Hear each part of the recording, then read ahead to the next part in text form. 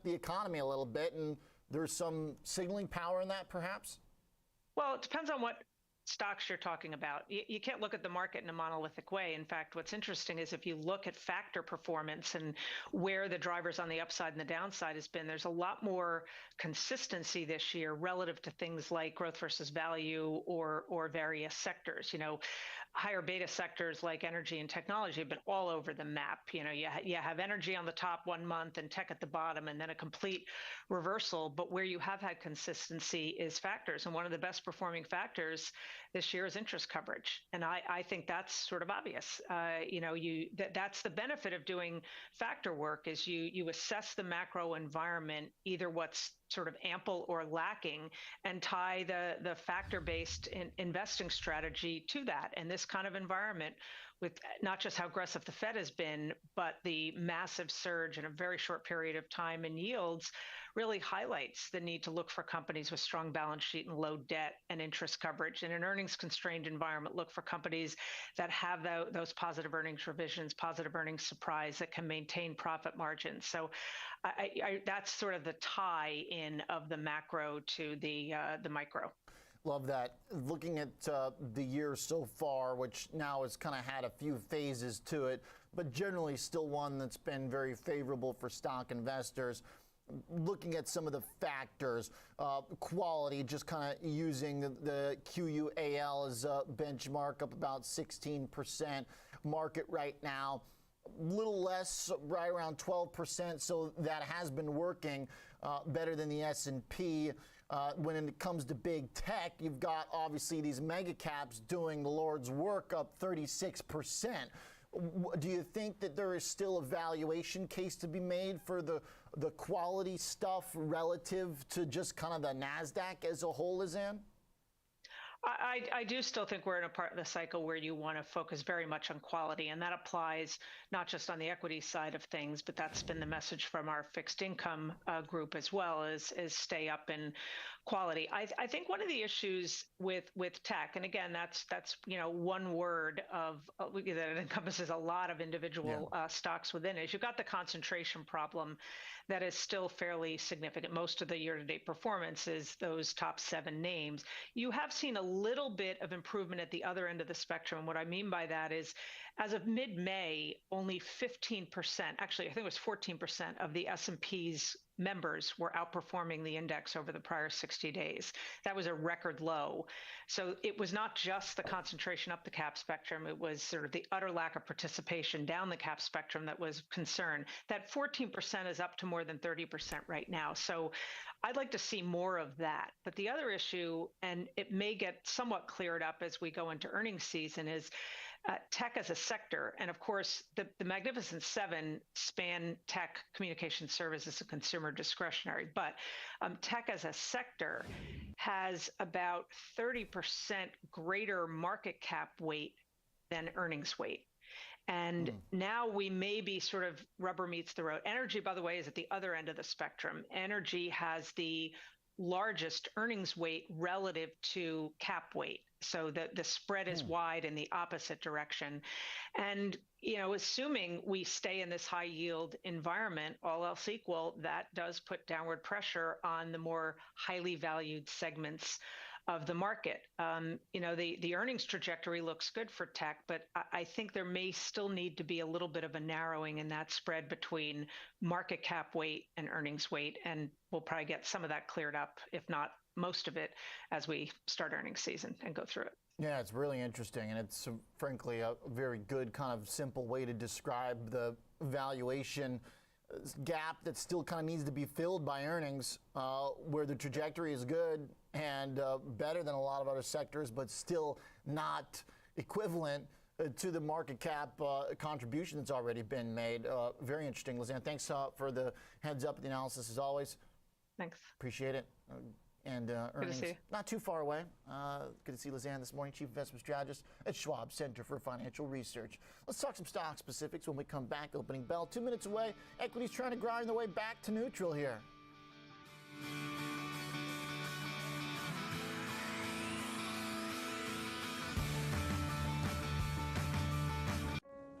You know that tech stock we talked about?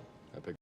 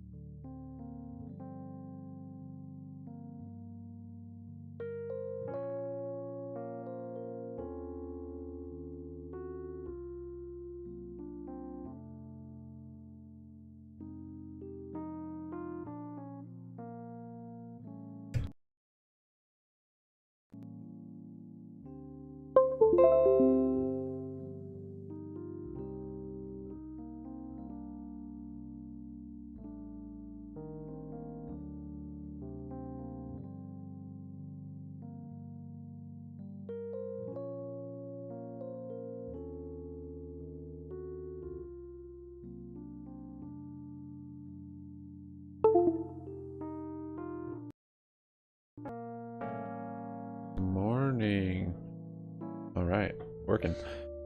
We are streaming stocks, options, futures trading today. Market just opened. Will be the stock market channel for the day that you should be tuning into. It's October 5th. Welcome. Sub up, like up, comment down. Happy money sticks around. We're watching SPY, GME, AMC, GNS, maybe barbecue if it ever comes back. I don't think it will though. Thanks for joining. Sub up, like up, comment down. Happy money sticks around. You can follow us on Twitter there at Happy Money YT, and we have a Discord server. Link for that is in the description as well as in chat where I pinned it. And market has opened pretty flat on the SPY. On AMC, GME is already down 1%, but basically flat.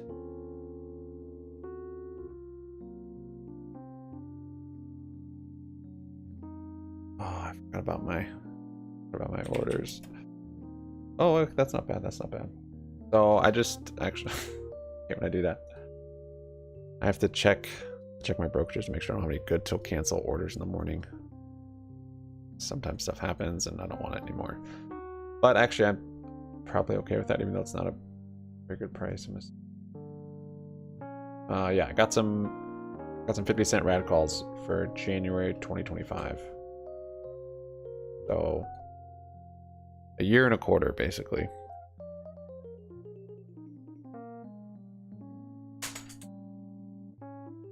I'll put them in Discord.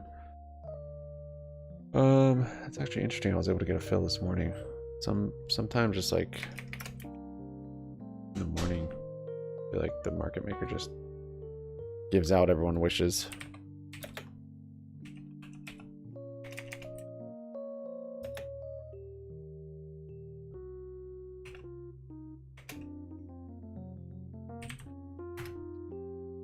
All right, there's my trade. I put it in.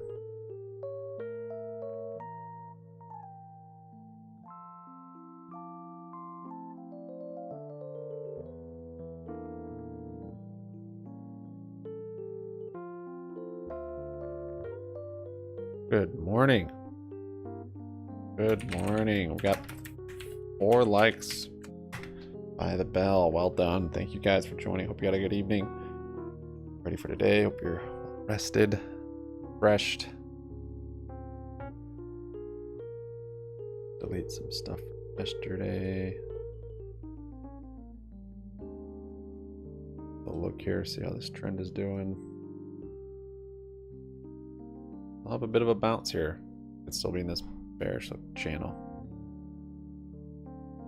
Have a little potential. But I think we might be going to bounce. And maybe even out of this channel and gap fill. I'm getting more bullish, basically, for a rally. Didn't quite fill that gap to the downside, didn't quite hit the 200 moving average. But it doesn't have to happen on this go.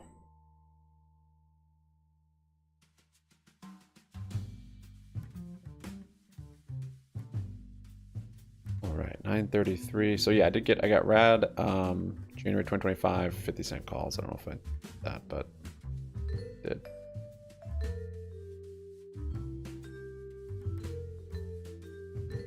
Rad is potentially going to file for Chapter 11, but I haven't yet, and I think they could emerge out of it.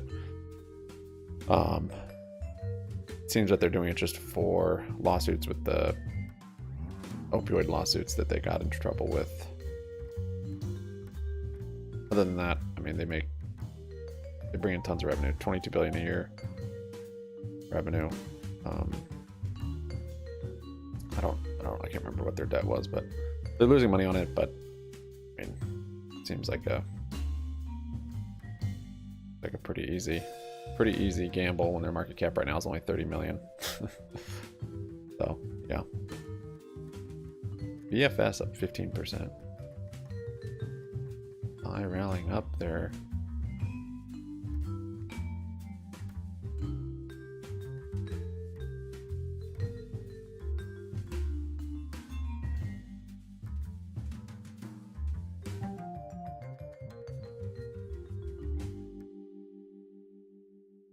Here we go. Top is up. S is up. Overstock. Tupperware.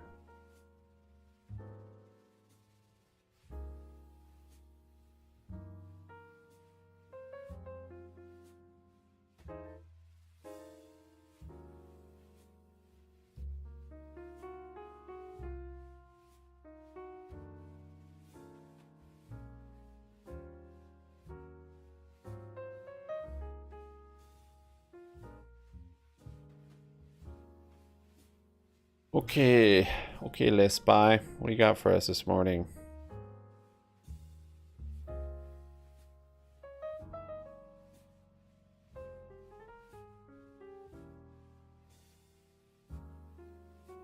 Up 0.12%. That pre-market high as well as yesterday's high. Possibly look for a little put position here. But I'm probably gonna be pretty slow about trading today. Be very cautious, just wait for the best setups.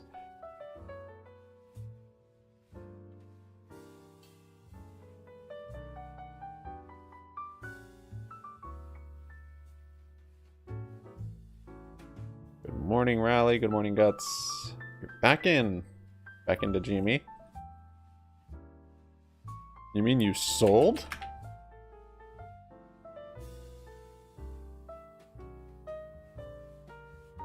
How could you?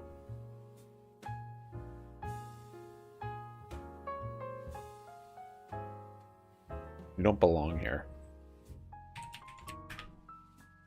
How's Groupon up 2.5?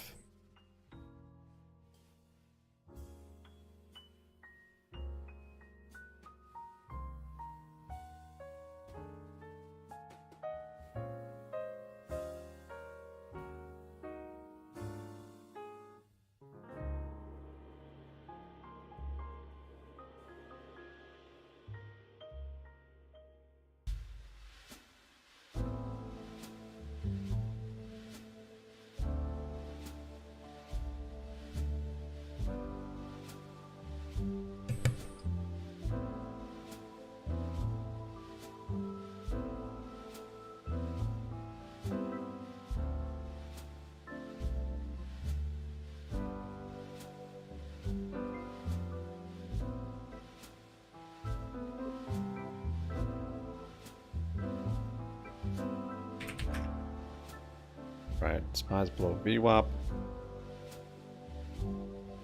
Break even on the day. GME's down 1.7. Got AMC's flat. Still above that breakout though, so that is good looking.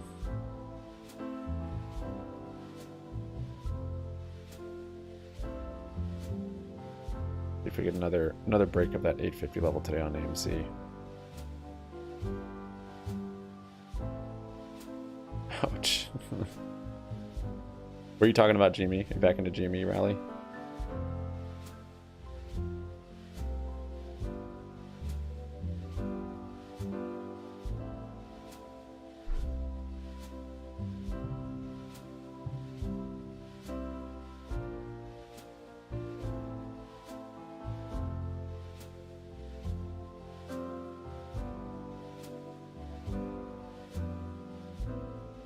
Nice.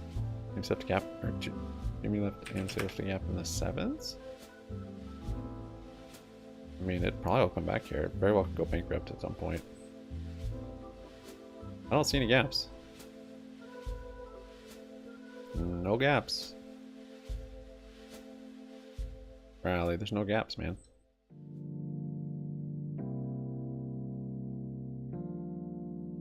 And down to the 5-minute, which don't even usually look that low. You're gapless.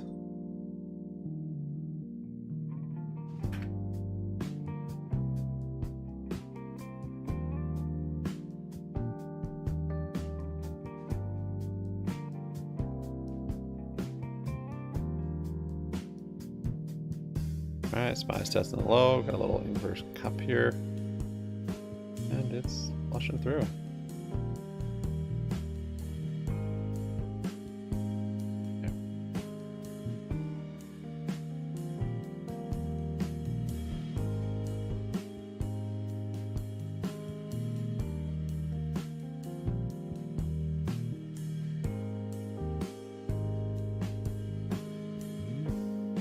gap was closed yesterday, Monday.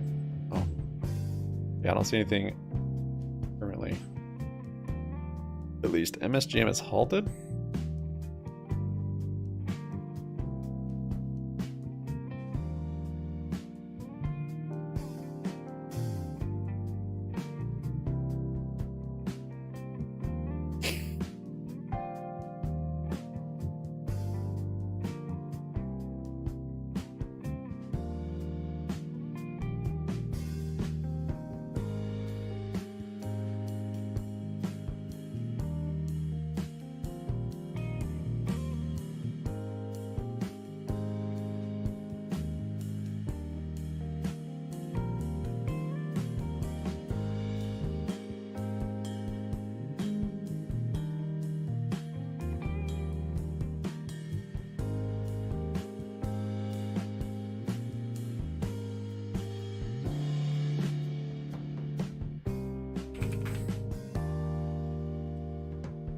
Let's see.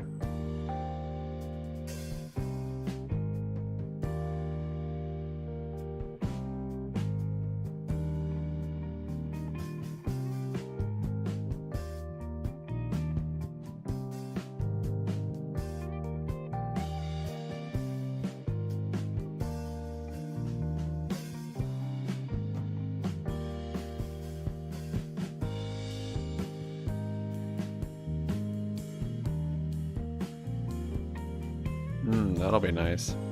Show trading records. Yeah, I think I want to move my fidelity to this to Weeble. Then I don't have to mainly go through. You guys can just see.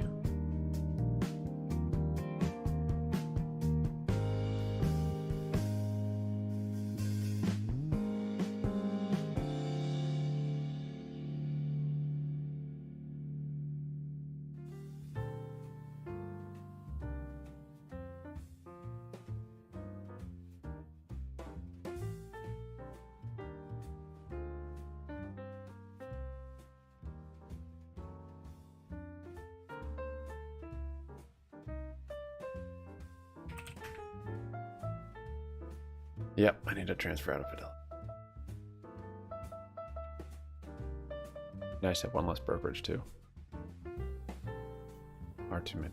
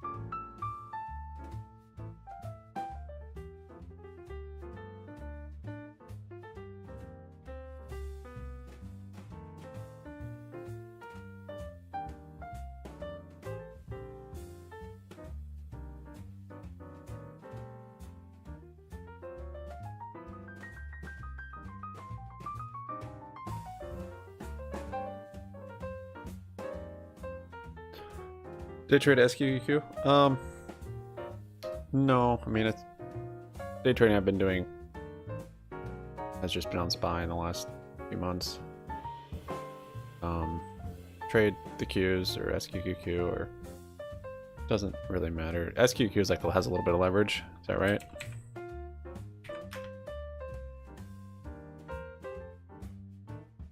So I mean, I'm not just like, I don't just need to go up, so I don't have to trade an inverse ETF.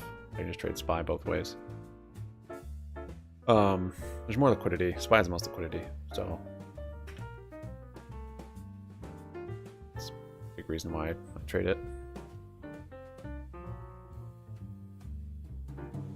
It's inverse to the Q, so inverse to NASDAQ, more specifically.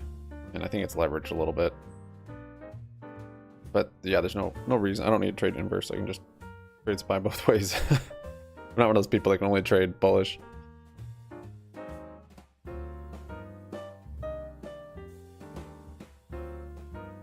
talk to J Hard about that in Discord.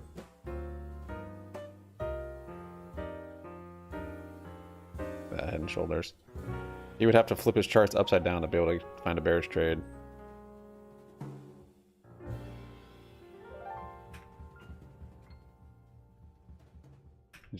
He just brain would not allow him to see stocks going down, which is better than the alternative of not seeing them go up, because stocks, you know, if you're trading large cap stocks, they pretty much just go up, more likely going up than down. So better that than just always seeing them go down. All right, see if SPY can hit the low, the pre-market low here. See if we get some kind of tapering down here. Play the reversal. All good things.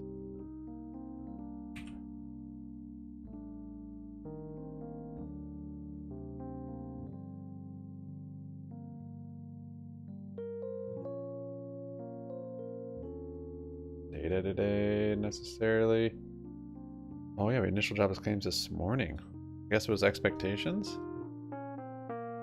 Oh, it's kind of bearish. Bearish here. Right here at 8:30. Not crazy though. US trade deficit 9. We have Mester speaking. Could be moving the market a little bit right now. 12 is Dally. Then Bar 12:15.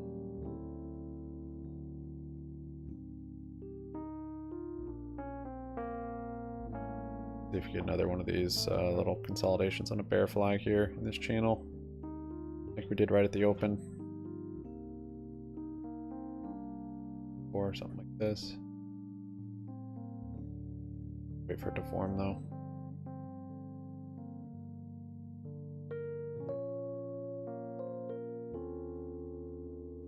Flat. AMC is green.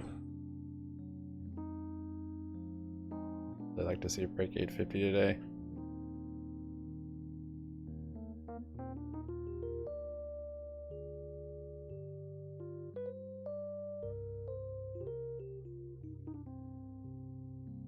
Bottom of the list. ISPO, Geveron, Golden Sun, Rivian. Yes. Yes. Did you offer share?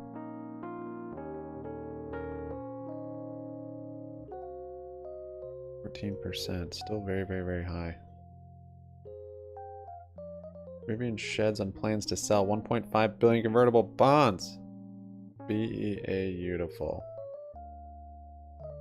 It's not a very big reaction really from it. 14%. Come on, you got more than that in you. I also keep seeing these articles about how they're losing like $20,000 every vehicle they sell.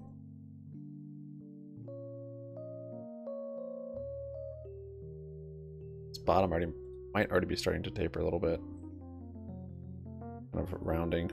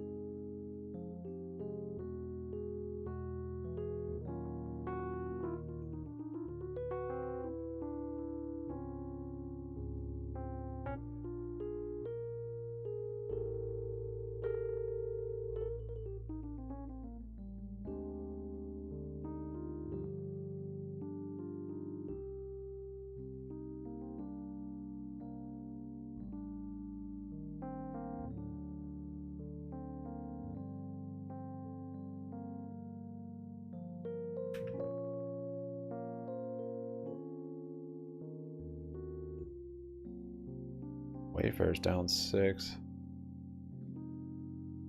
Their Head and Shoulders playing out.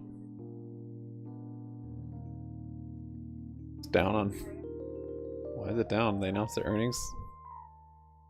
Third quarter earnings. Investors are so scared they just sold it off. Wait, they're gonna announce earnings? You can't have that. Little bounce on SPY.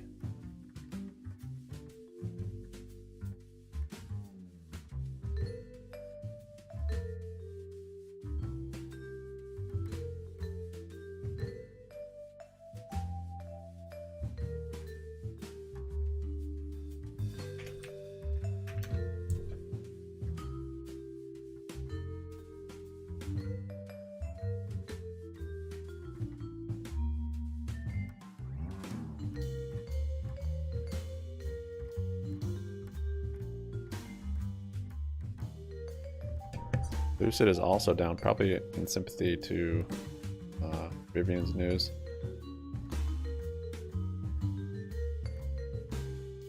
That's down 4 1/4. Yeah. 1/4. They'll bounce off the lows there for Jamia though.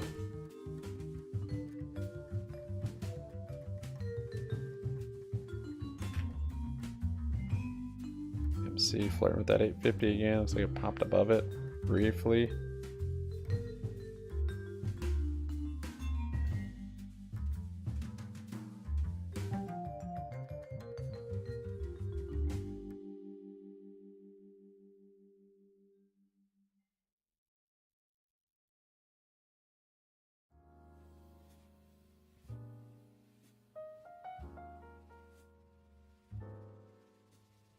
Nicola's down. Carvana, yes.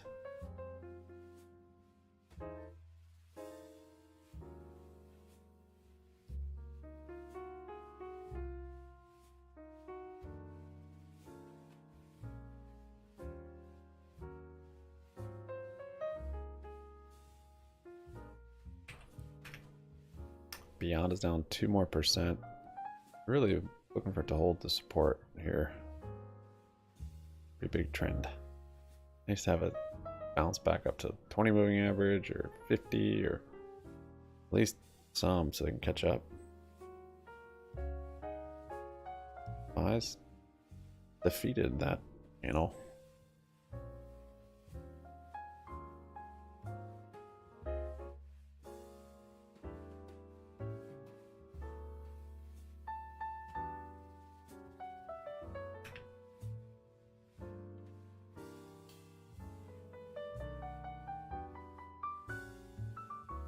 There's AMC flirting at 850.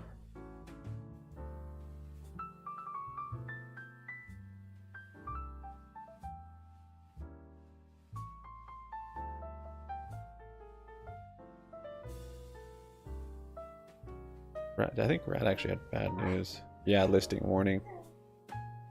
Non-compliance notification from NASDAQ. Rad. That's pretty fast. They've been below $1 for like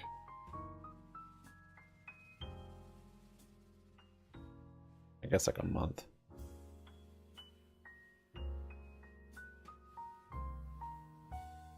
I want Ryan Cohen to come save Rad. Help me, Ryan Cohen. You're my only hope. GME is consolidating down here for a bit. I think we could see consolidating or even a little bounce back up to this resistance. The horizontal resistance of that 1540. And or this trend line that's been set last earnings, 2 earnings ago.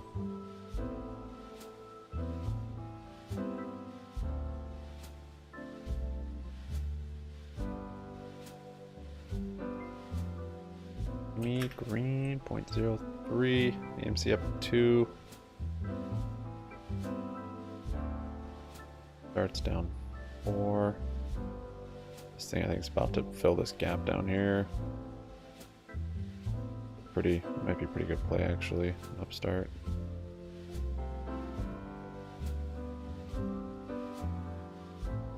See if SPY will complete this cup.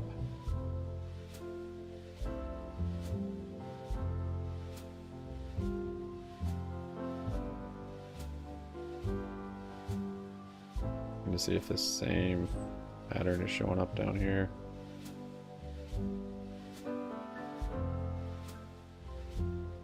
And if it rejects the top of that channel, or if it breaks out, but that'll probably be by VWAP anyways.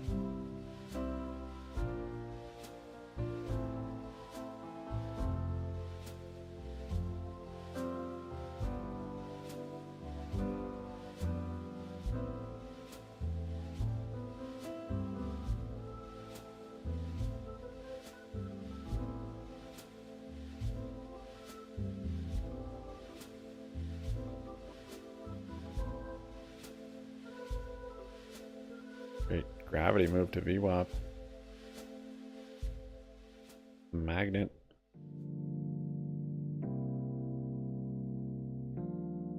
Firm is down 4. Indoors down 4.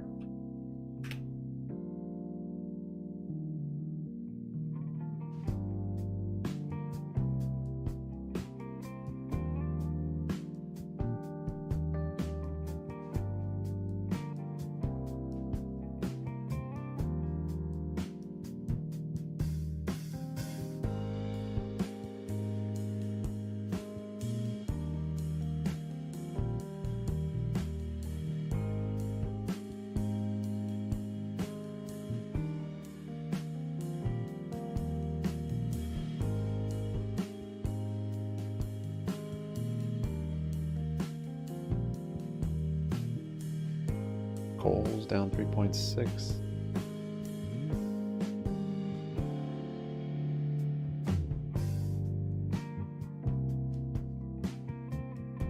If you to break this channel, probably grab some puts.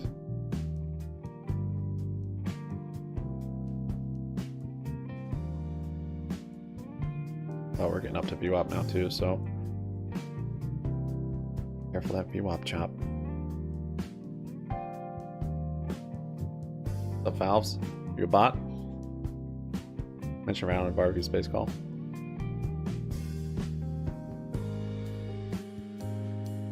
They say that's our next bankruptcy target to lose all our money in.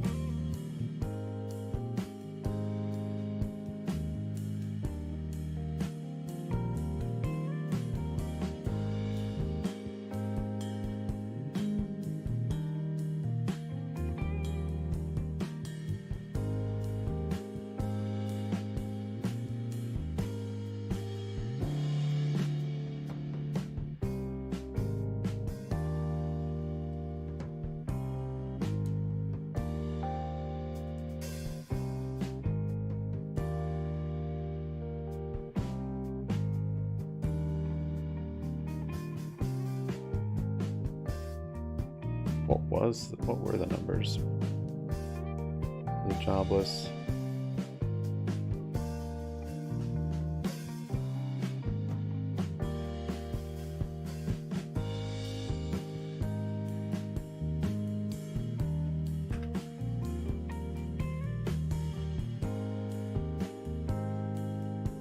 So let's see. Initial jobless claims forecast was 210, actual was 207,000. So yeah, pretty close to expectations.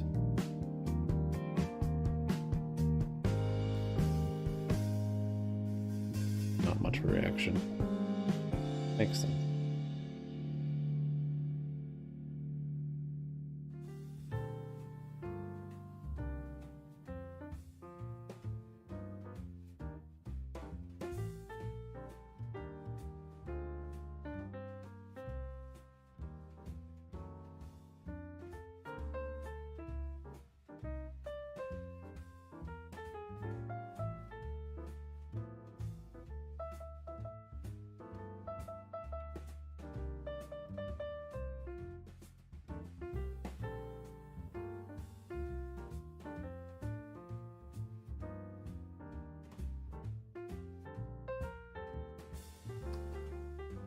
So I at the top of this channel.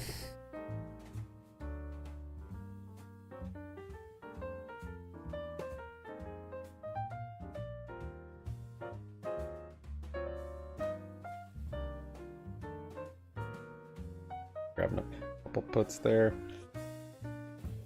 Maybe you should wait for the candle to close, but I'm a maniac. Maniac.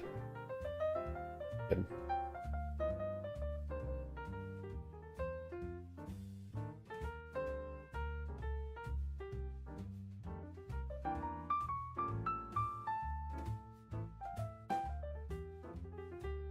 AMC rejecting that 850.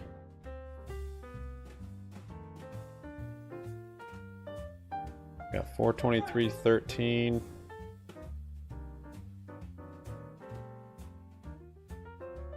That's the thing. I don't know how much downside there actually is from here.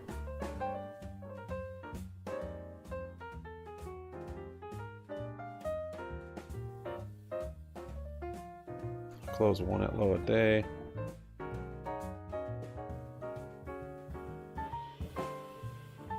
That is also like right near the support from.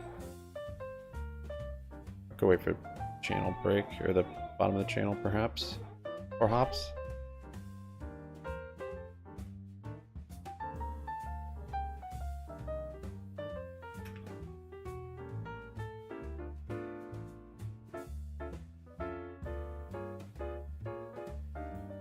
There's new low on SPY.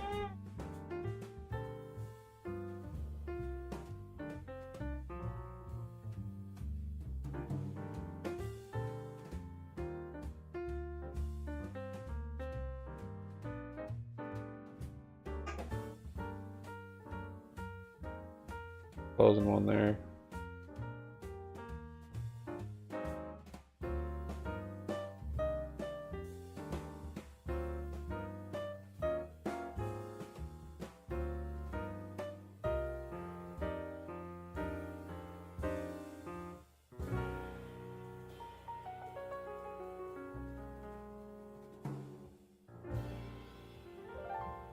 I'm gonna stop, break even on my other one.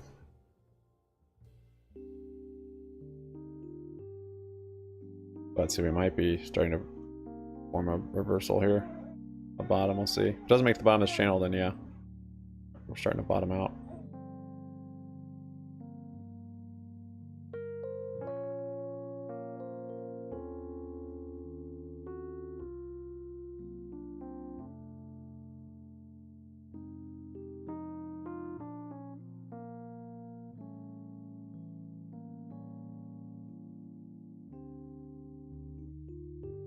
So waiting for 426 puts in the money high day. You're gonna wait for high of day and then you're gonna buy 426 puts. Oh, is that how I should decipher? That's gibberish.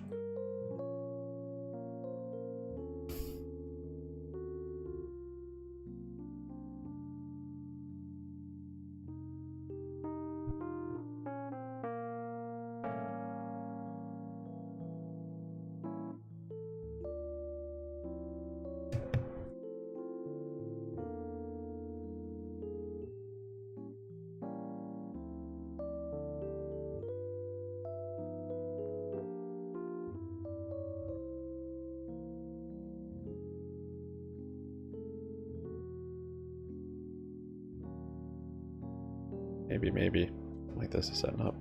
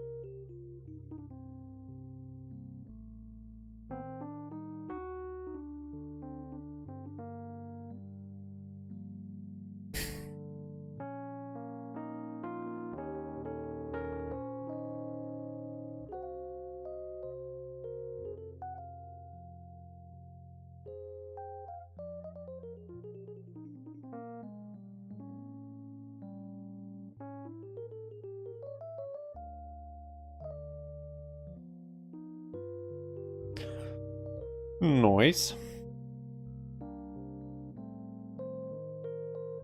That data 0 says there's an negative gap below 784. How big of a gap? I'm not familiar with data 0. I think Weeble's been pretty accurate.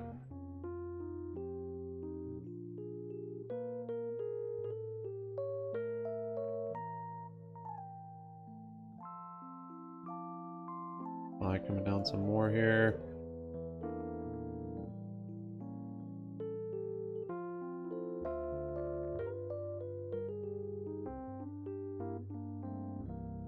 Close this last one, bottom of the channel. Might just leave it. No signs of reversal yet.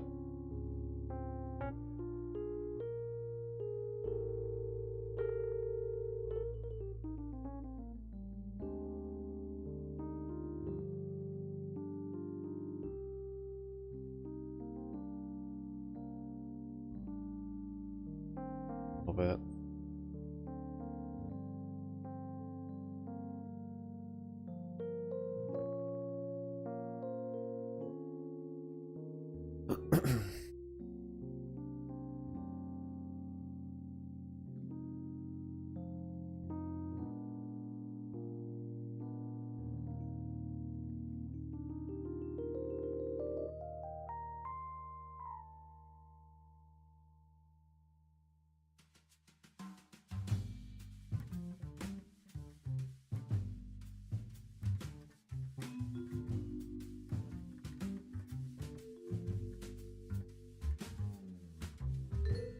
Yeah, because even on the 5-minute, I go all the way back and there's no gap. It's very, very visible on Webull. It's a gray bar. Try the 1-minute. But a gap that small is within the margin of error to me.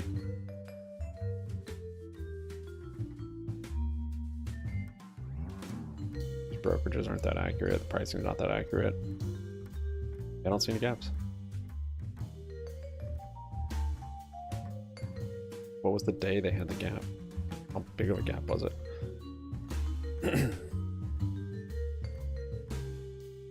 10-4, 11:03. Oh, yesterday? 11:03. That's not a gap. Can't be in the middle of the day.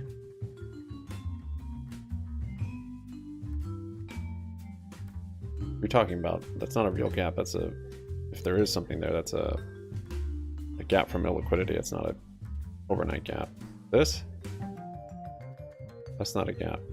I mean, it is a gap, but that's not, you don't count that as a gap. That's not a gap to close. That's from lack of liquidity. Look at GME, there's gaps all over the place. Or penny stock. They have gray bars everywhere. The gap is from close to open. If there's a gap in there.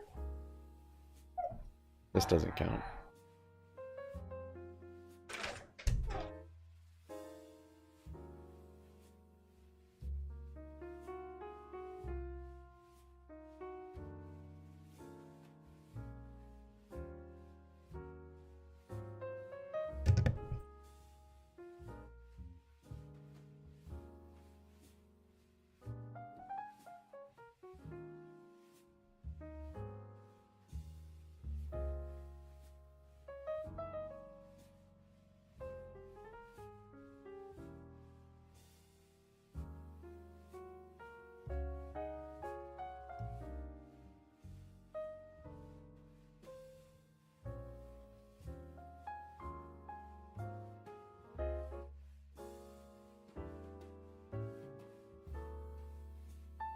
All right.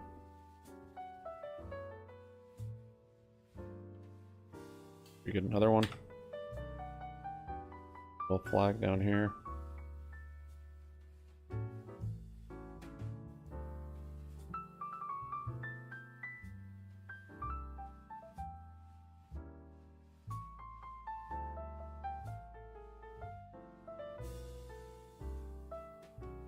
And 10. You know what time that means? Time to thumbs up the stream. Thank you guys for your 12. I appreciate it.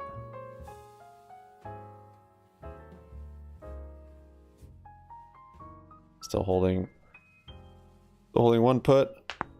To have a little smaller position sizing in the morning. If we get another one of these bear flag breakouts, I'll probably add to it.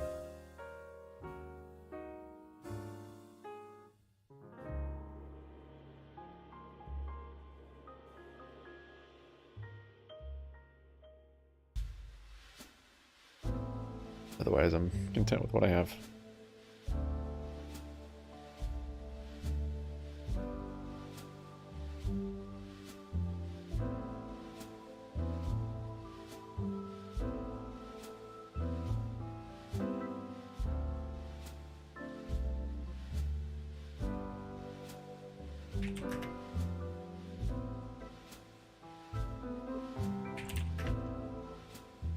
Oh, Rivian. Yes. Keep selling. Got a gap at 16. I've got options way out of the money. $2.50 strike. You see a lot more offerings than that. That was actually not a stupid play. Unless if I got like another year of time, maybe.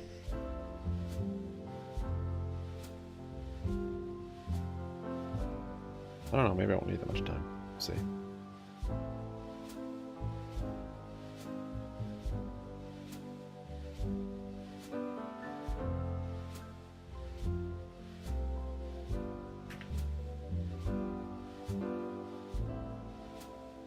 Oh, AMC is above 850, up 3%. There's 860. Nice. See if SPY tapers bottom somewhere. Maybe yesterday's low. Start a reversal for a nice cup on an uptrend.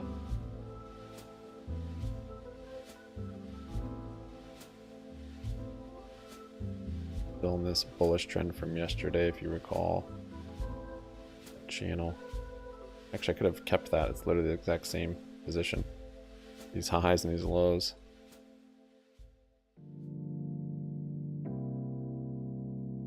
Probably should have.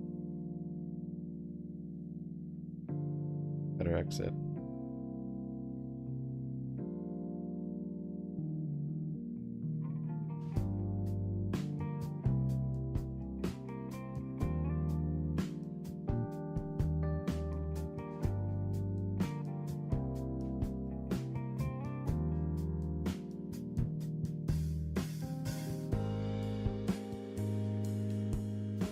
$3.5 on AMC. It's above 850. Next, a little resistance there at 870, but really $9, I'd say $9.10. Next on the chopping block.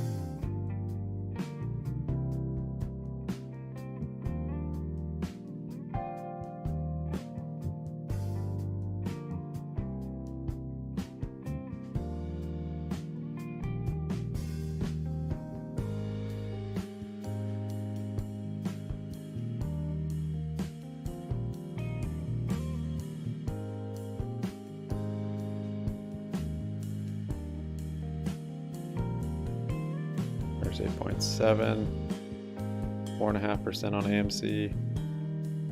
Some volume in there too. Highs rallying up a bit. If it breaks out of this channel, I'll be flipping from puts to calls.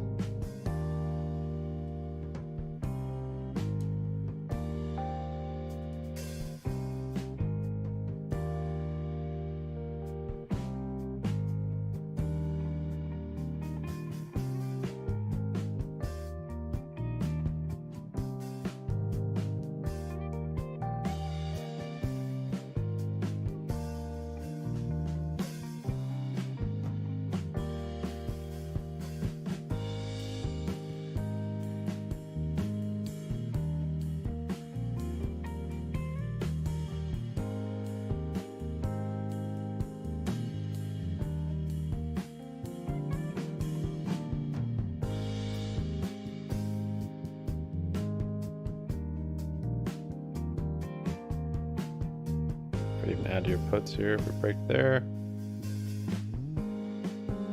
Probably not going to.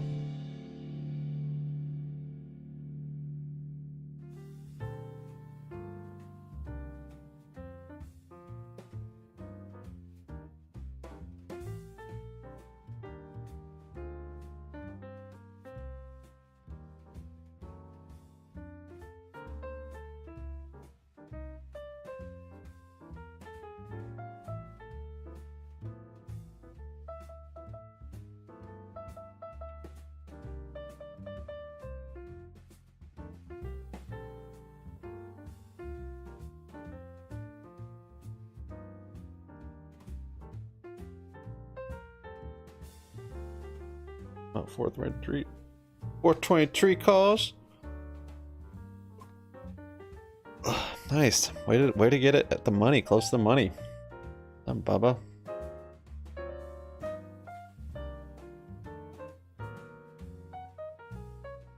Wait for a channel break or some signs of it rounding.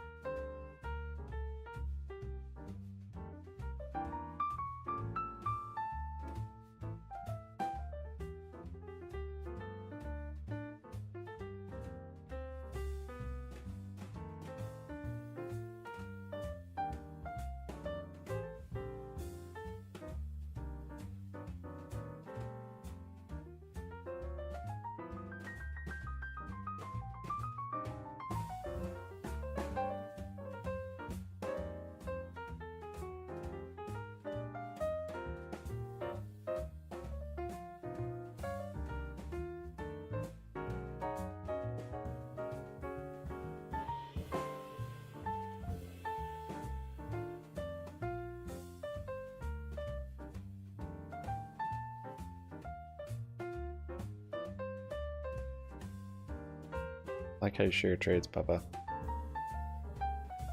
Good. Starting to break this channel a little bit. Maybe.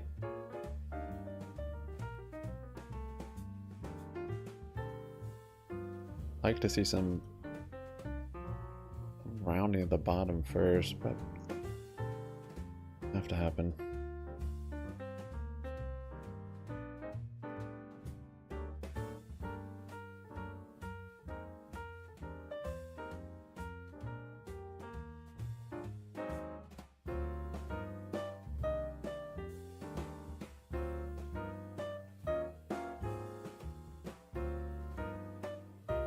AMC up 4%.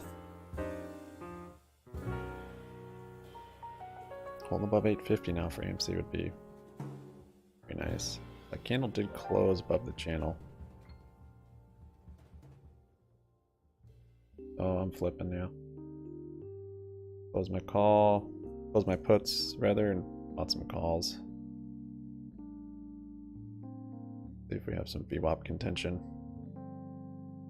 Could very well get another low down here, creating more of a rounding bottom.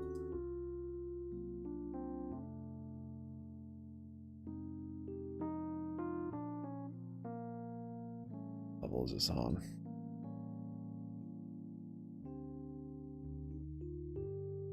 Last yesterday, the pre-market low.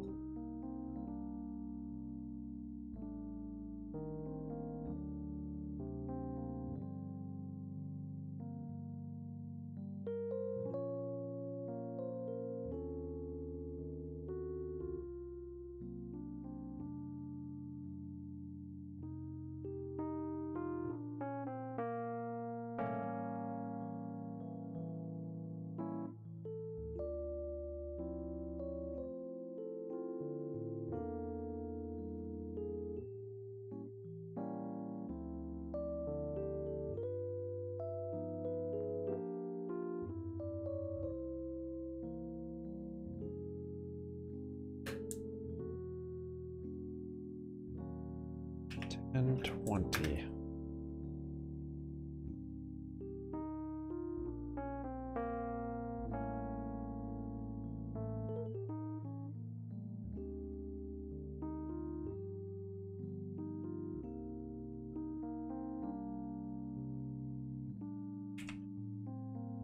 exhausted my trading account's buying power. Oh. Went heavy on the calls. Like the upside there. Here you go to AMC. Look at that thing. Back to 4.5, 8.7. We can get to 9.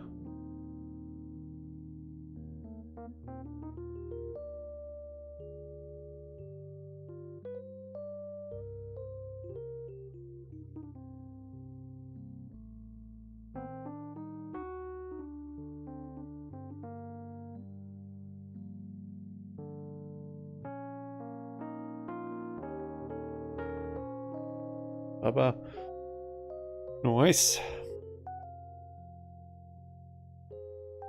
Almost 5% on AMC there.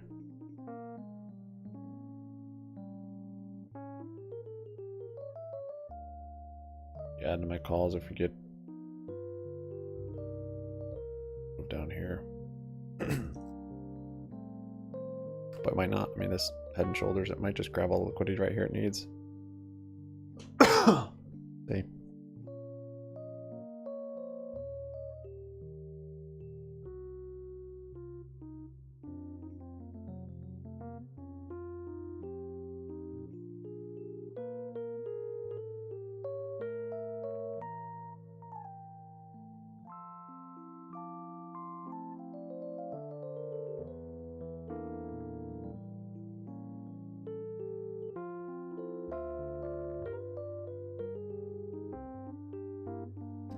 I guess you could say there was some tapering here, maybe. There.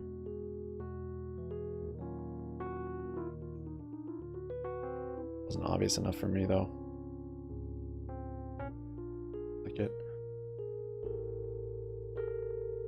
5% on AMC.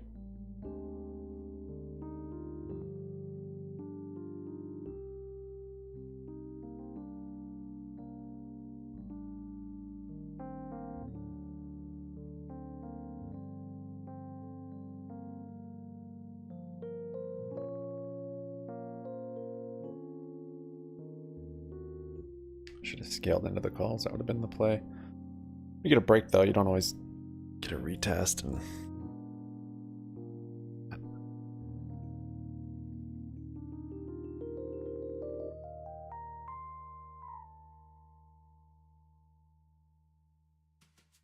Okay, SPY's coming back down here a little bit. See if we form slightly less of a low on this next go around.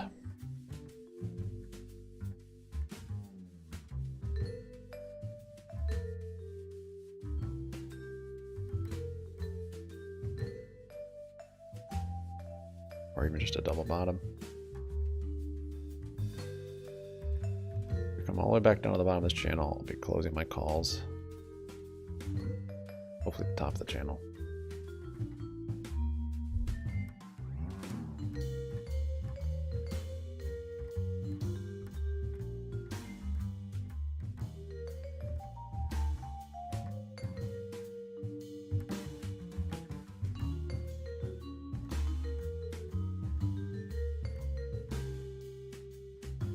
Head bad at moon.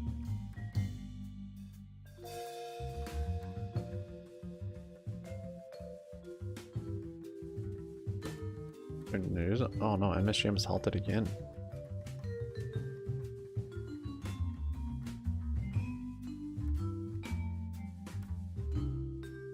iRacing acquires NASCAR team.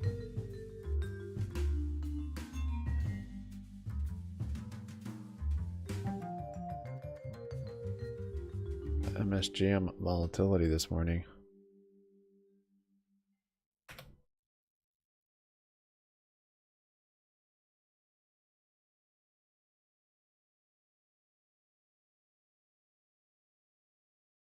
That has, lower volatility, that probably isn't going to be energy. Still, still should be subsidized by bonds. But I definitely like to triple. Might be a little double bottom here on SPY. As an asset class and an allocation that can really tilt the odds in your favor over a longer period of time of owning more areas of the market that I think have return drivers. Got it. Okay, so you still need to be aware of the ups and downs that come with being somewhat attached to oil and energy, right? You're going to get some swings here, even if the companies do offer big dividends. Okay. how about the home builders, a group that could do no wrong for basically all of COVID, through Nice. it, the Like a amazing little double comeback bottom, maybe. this past year. Or we're just gonna Now start under chopping some around. pressure with rates moving. Is that a red flag, yellow flag? What do you think? No flag, actually. I don't think it's any flag right now. I can kind of walk through that. But, you know, right now, I don't think that anyone has really gotten on board with home builders. We've been liking it really since May of 2022, and we've continued to keep our overweight to home builders throughout that entire time period. But if you think about home builders, everyone thinks of them, you know, we just talked about energy, but as a commoditized market. But given the current environment, I think now that they're starting to take market share and they have some type of competitive mode, you can get some type of valuation expansion in the story. So let's walk through those two parts there. They're taking market share. Well, obviously, no one is really selling their homes right now. In a cyclical, you know, strong period or historically strong seasonal period, I didn't add to my calls there. inventory on the used market side, you know, no one's really selling. I don't like using because my they've secondary been count golden this handcuffed, early. because about 80% of homeowners have an interest rate below 5%. I've got enough on so the they're not trading gonna go account. out there and pay 7.5%, almost 8%. You know, we haven't seen a 30-year mortgage this high since 2000 to really sell. So what they're doing right now is you're getting some type of market share gain in home builders because there's no used inventory. So they have to go to the new market. But Oliver, I Holding think the the most 420 put? intriguing part about home builders, because we still remain You're down on overweight it? here, is the competitive You didn't moat close that it? they Were you now up this have. morning here? I just mentioned that we haven't seen a 30-year fixed There's a mortgage move on this high since SPY, 2000. I up think it's to like VWAP. 7.2% as of this morning. But there was something that actually started by Lennar Corp. I think my favorite remains Pulte right now, but Lennar Corp Nice. about a year and a half ago came out with something which ended up becoming an industry standard, where they're doing VWAP these move. mortgage rate buy downs. So they're able to give mortgage rates of about 5.25%, almost 2% below what you're seeing on the active market right now. So that's giving them some type of competitive moat where new home builders and buyers can actually get, you know, buy Missed down an 2 exit on points that. on Oh, well. their interest rate, which is substantial over the Oh, well. 30-year loan. You mentioned only if in case Lennar. there's You a think this is chop a or- group that will reward stock picking, or are they cut from similar enough cloth to just buy one of the ETFs and stick it in there? You know, I think rid of they this are one. pretty much cut from the same cloth. I mean, I think you can create some of the larger players versus some of the smaller cap players like a KBH, who tend to be a little Selling more some of your speculative position on at that VWAP side. is a I do think that usually Pulte's good- going to be of the good highest strategy. quality. I typically try to, I just Lennar's wasn't definitely prepared. up there. DR Horton also too. I guy think likes those are some Pulte. of the highest quality names to own there. All right. Dave Wagner, thanks very much. Like the deep dive. Good stuff. GME movement? Absolutely. What do you Joining mean? us from Aptus It's price action? Capital Advisors. All right. Looks like it's consolidating for a little bit. In the portfolio. And up a bear flag. Still underappreciated by its market cap. Kind of what I was saying this morning. I think it could consolidate and even bounce a little bit. Retest the 1540, which was the prior support, We're going to take a look at some of the charts. or also the resistance over look here. at language coming from we Fed have. speakers, the bond market still firm. Doesn't have to just keep the selling off dollar a little aggressively. soft, But I mean, it's definitely still in a nothing too downtrend. disruptive, but equities are still taking a little bit of a hit break. this morning. We're going to talk Break about these. Costco leading the retail group when we return for a conversation that also includes auto parts maker O'Reilly finally breaking a little bit in the last 2 weeks. AMC And hit a new high Tractor there. Supply, which has been breaking for 2 quarters. Be right back.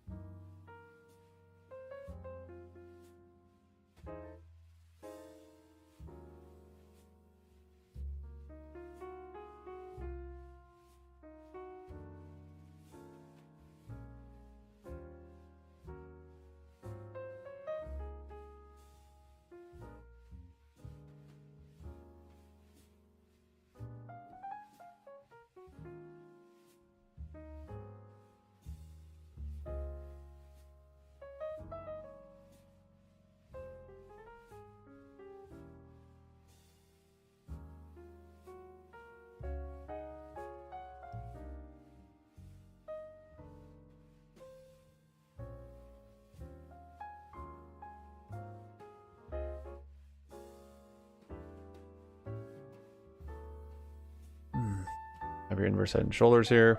Here's your neckline. Break of this channel. Look, this is signifying the rounding bottom.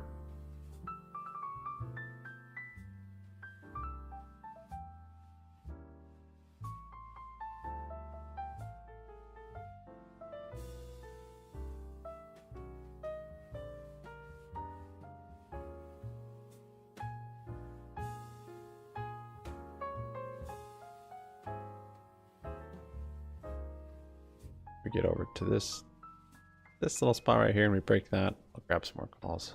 I don't know if I'll be so fortunate, but or if we show any sort of support on this channel.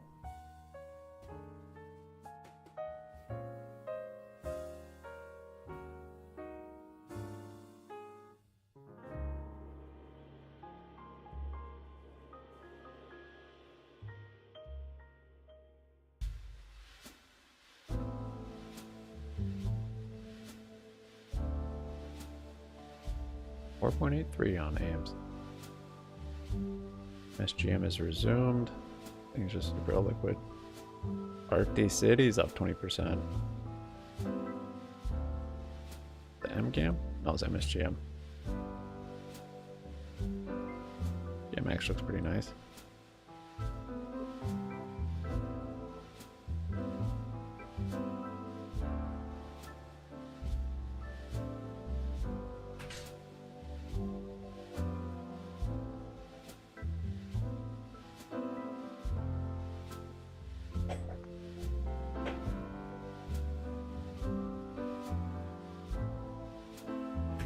I think JNS was rallying yesterday on the anticipation of the live stream that they're doing today. I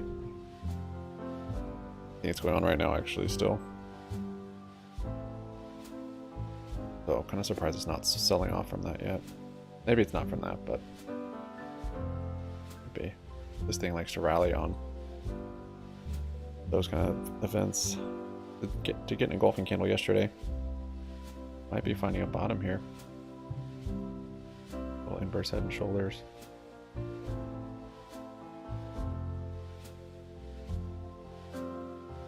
Yeah, good. Grab it here and a stop for like down here somewhere. Break of 80 cents.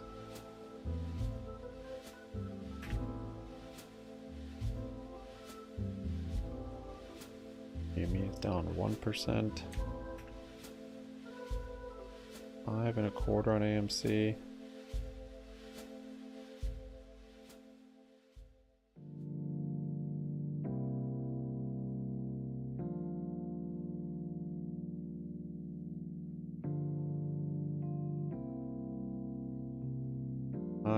AMC 5.5, 880. That 910. 910 out of the way.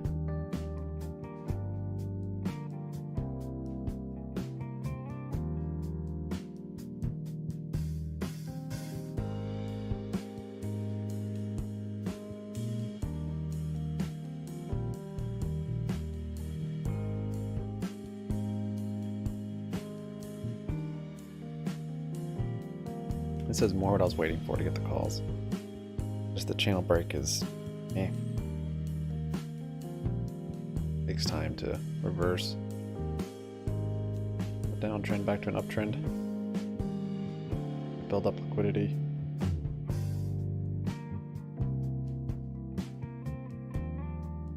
Yeah, I sold barbecue a while ago. I tried to buy back in actually after I went to expert. It was like 8 cents, then 7 cents, but I didn't have any luck, so I'll have to just live off of all of you barbecue shareholders' donations once you're all billionaires.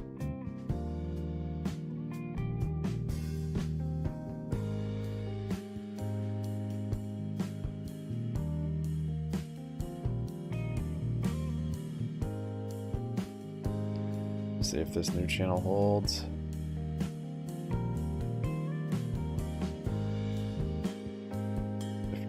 Looking for this one.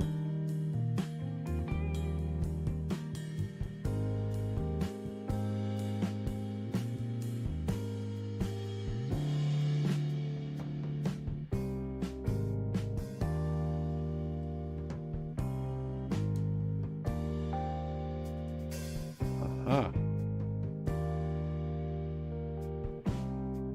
Aha. Buy flush in there. Flushy. New low.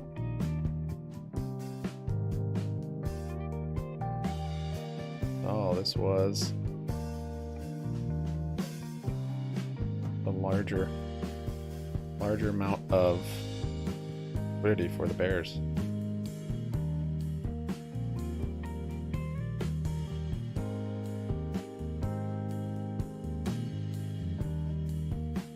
Closing out of those calls.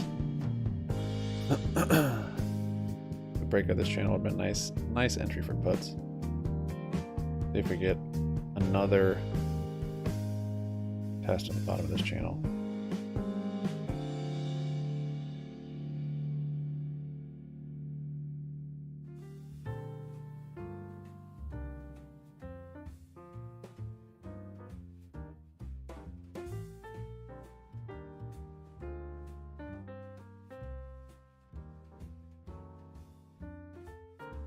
I'm in a good place to close those calls, so well.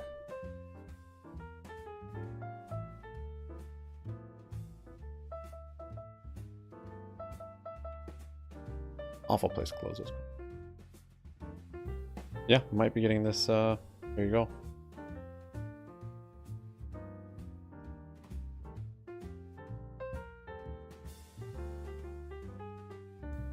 We hold higher than this one right here, right? Something like that.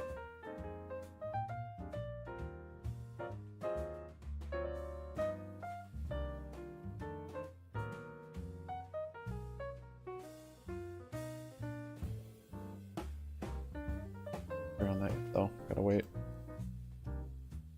See, coming down a bit there as well.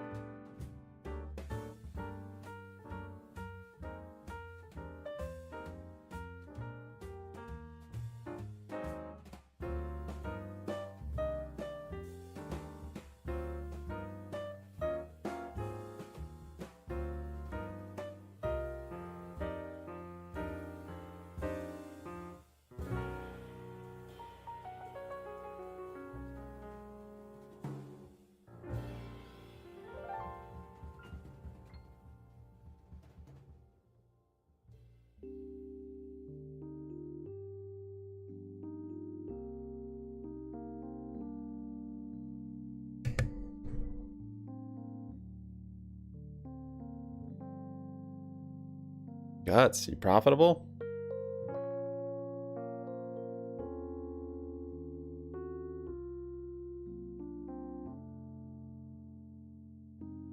I'm gonna grab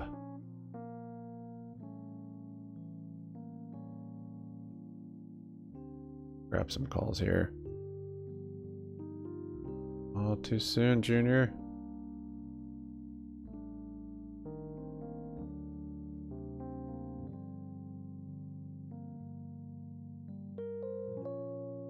Why am I trying to time the bottom? Shouldn't have done that.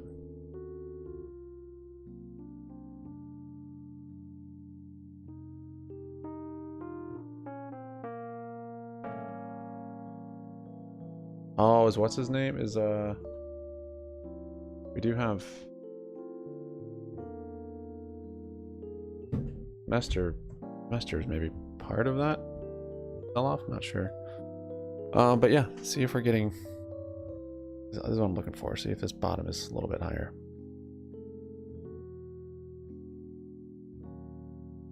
Did you step away, Bubblicious?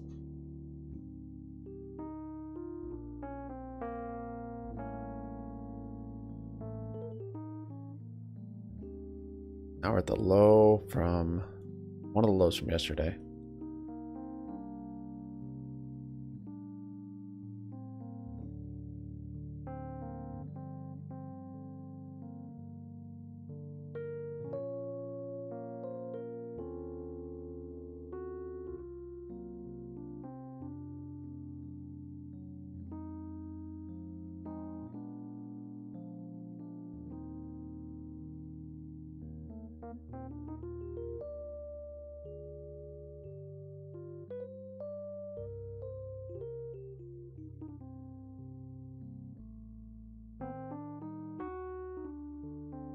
Out of this channel.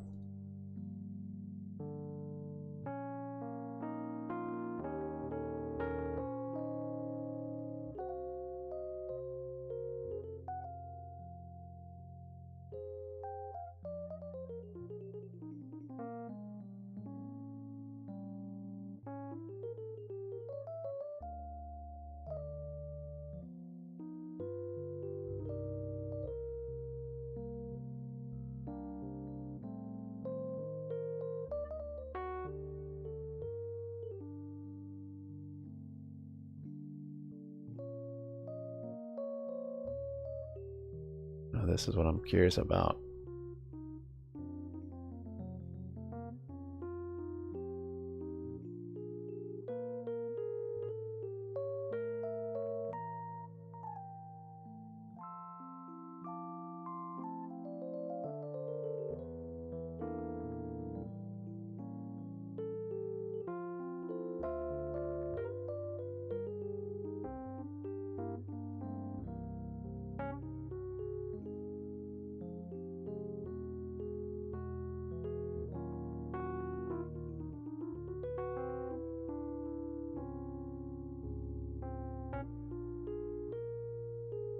So there's this steeper pattern. Now we have this less aggressive bear liquidity building pattern.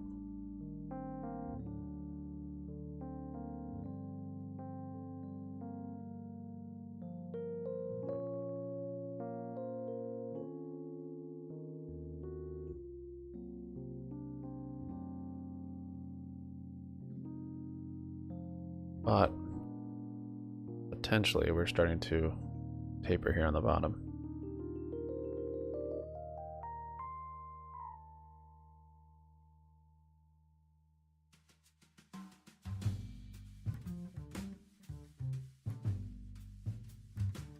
AMC didn't like it either. Still above 850 though, and that's good. VWAP's above 850. One baby step at a time.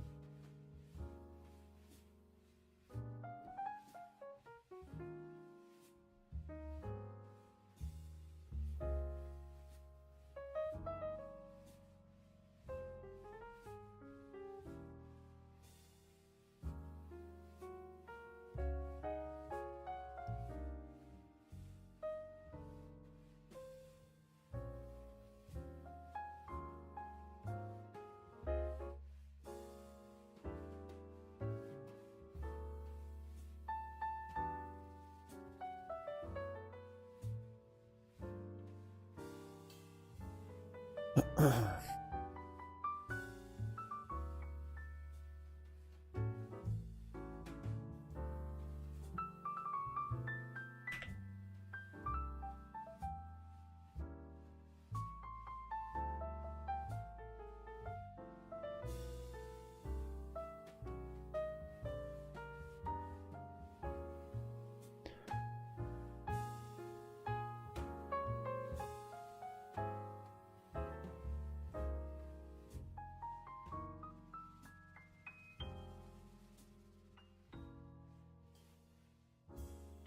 I'm out of those calls. Oh, wait. Need more confirmation that this is actually starting to taper down here.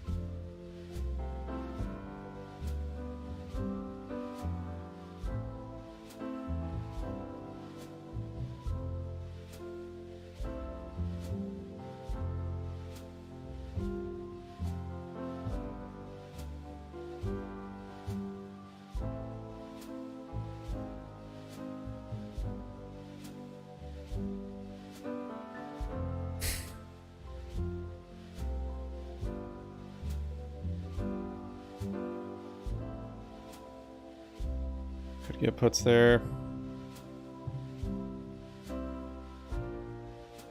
Hold off though for a bit.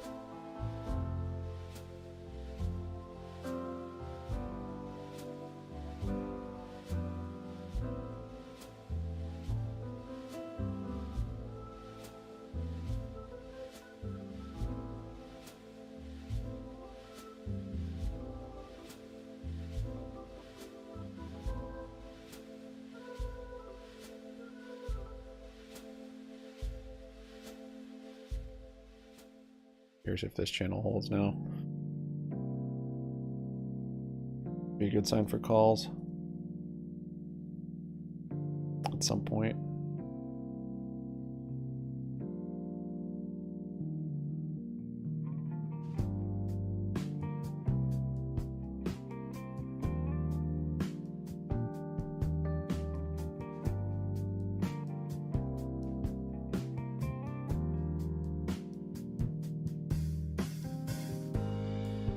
Maybe setting up this same pattern right there.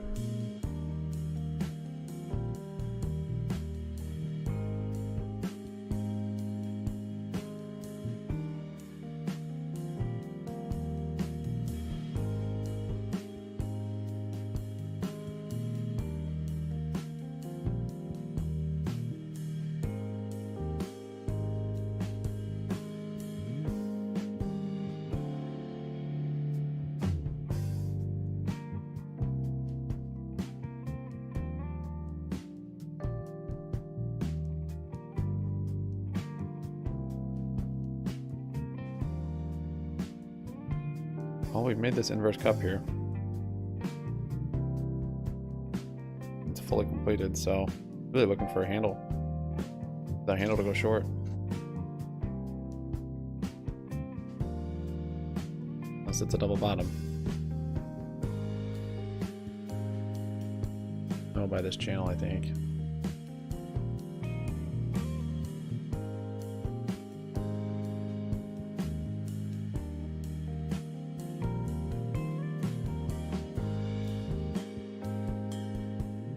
Plenty of downside.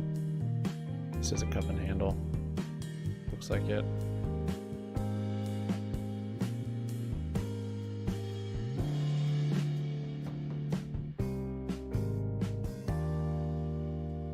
However, this bottom, this low, and this steep, so that's where it's like might be starting to reverse.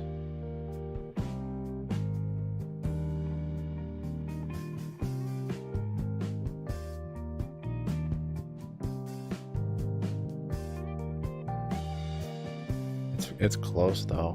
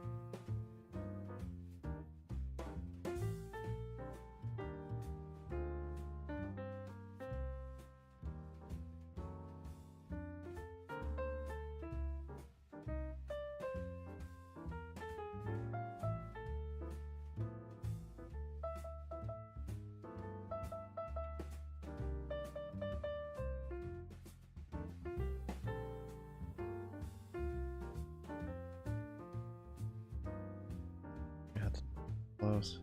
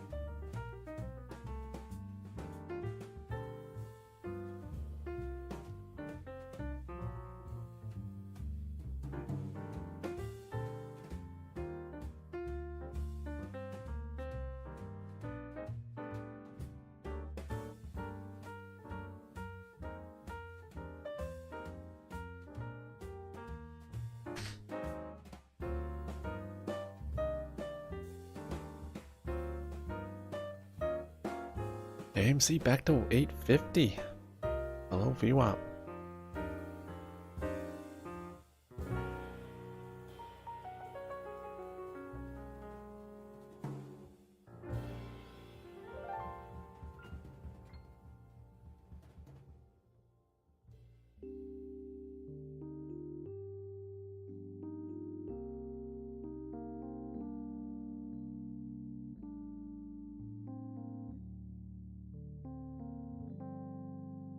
Should have closed the call and VWAP. Should have closed one. Closing the call, setting the stop loss. I missed it one time. Yeah. That was my first price target. Wasn't prepared, I guess. If I just closed one, I naturally probably would have put a stop on the rest.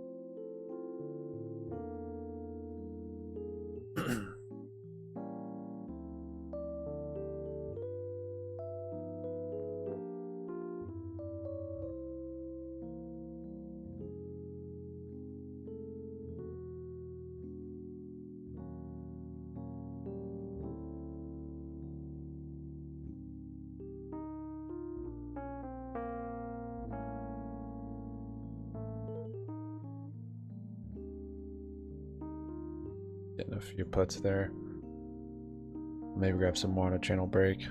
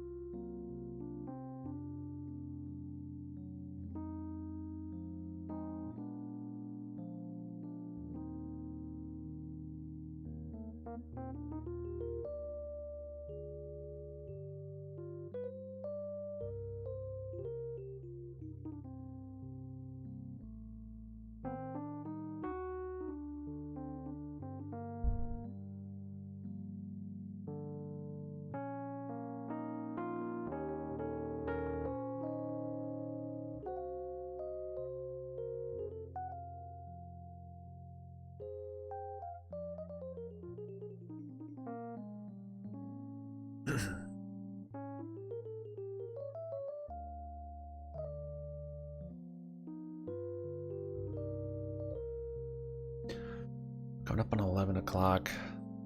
You close in 30 minutes. Starting to get into some chop too.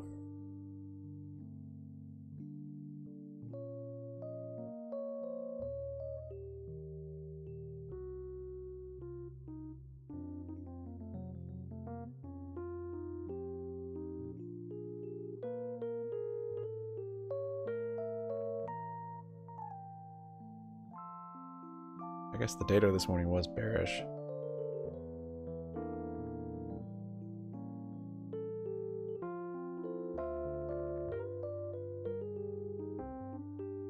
Just slightly though, it's pretty close to expectations.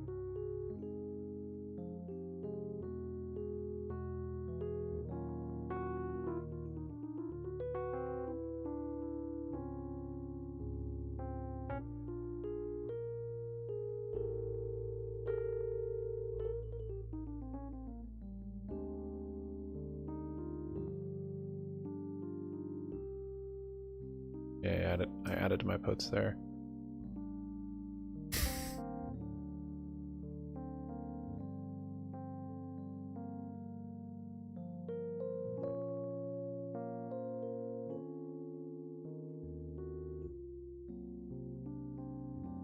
Here goes.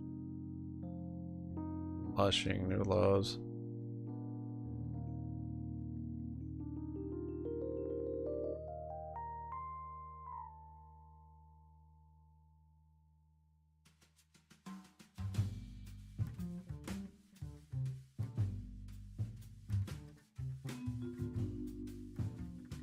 Retesting.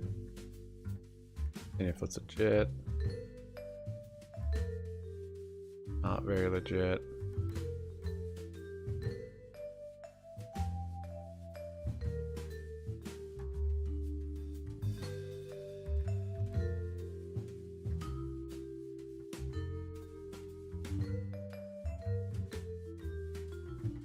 Closed a couple. Choppy hours. Potentially.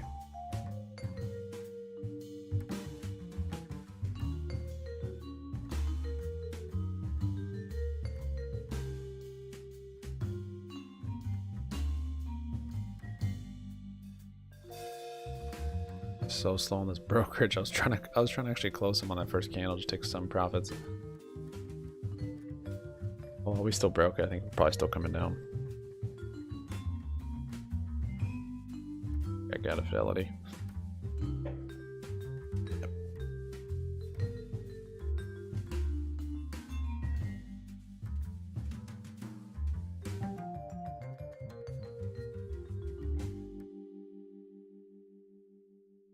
Remember, this is a pretty large inverse cup, so might need more of a handle than just this little bit. I need to see a bigger retrace.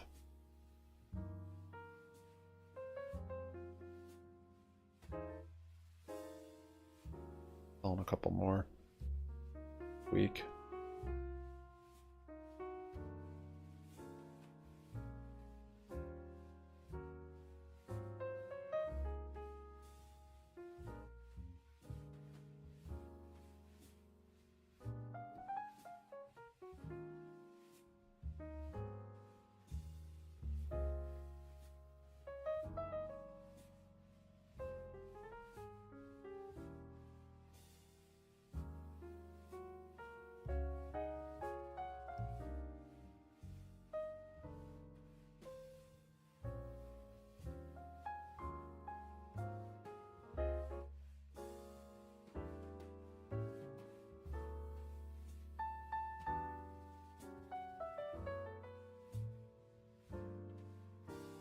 more.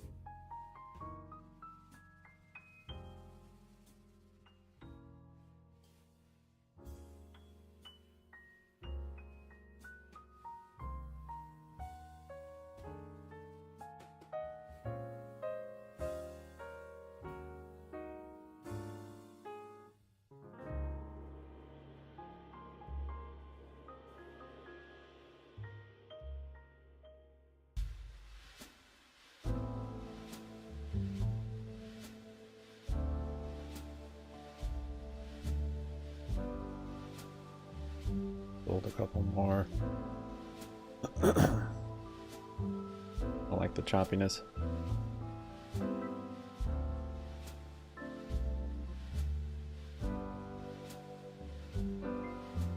A break of this the same way it did here. Here we go. See if it starts to move now. Wanting something similar type reaction.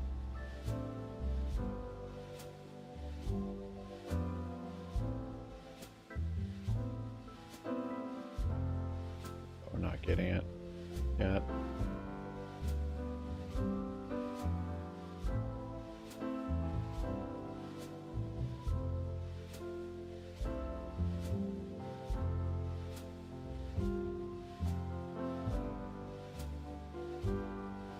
Just gonna put a stop on these last couple.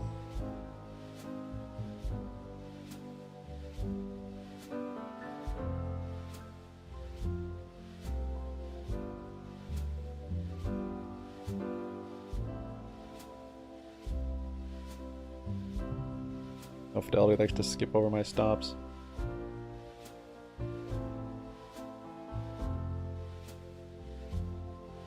Cancel that stop. Okay.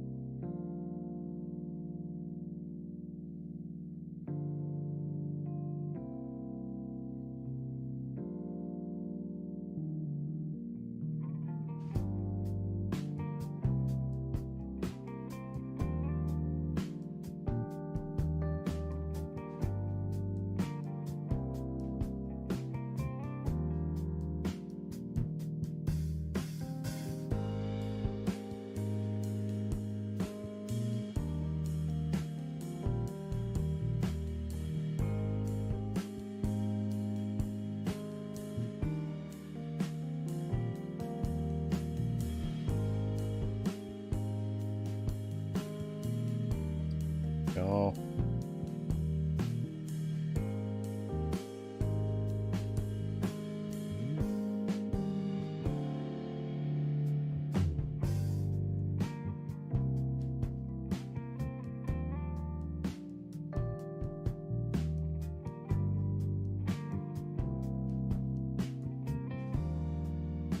Right, our 2% rate.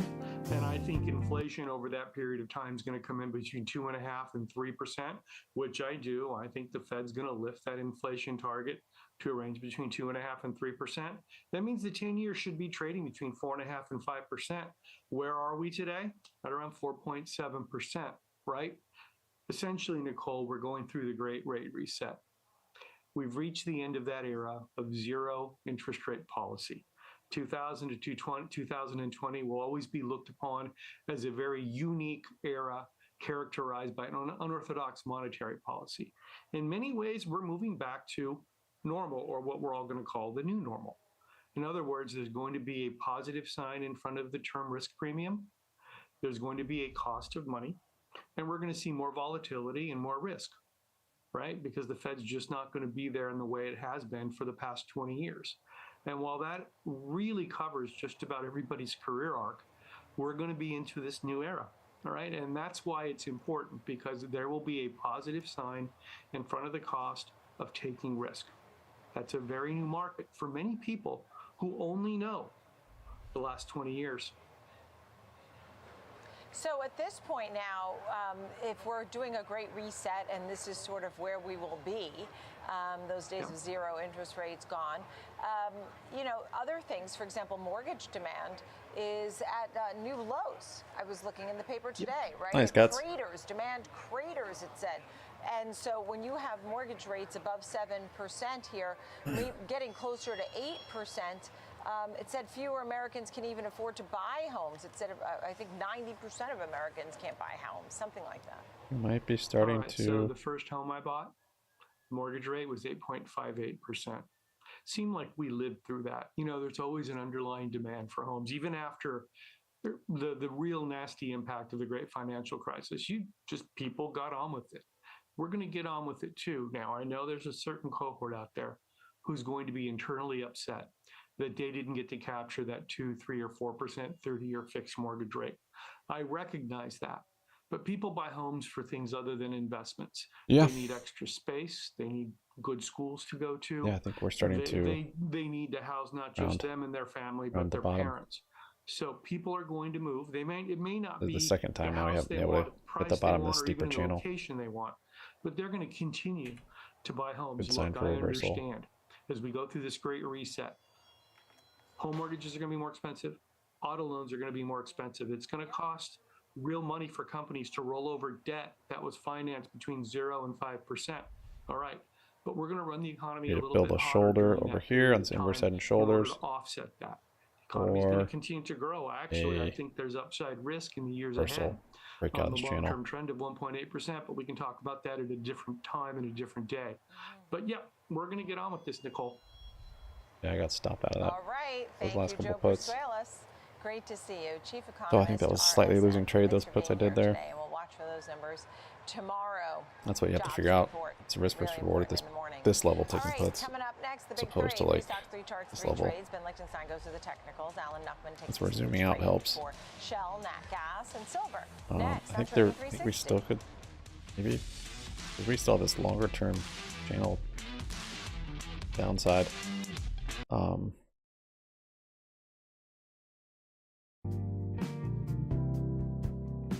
However,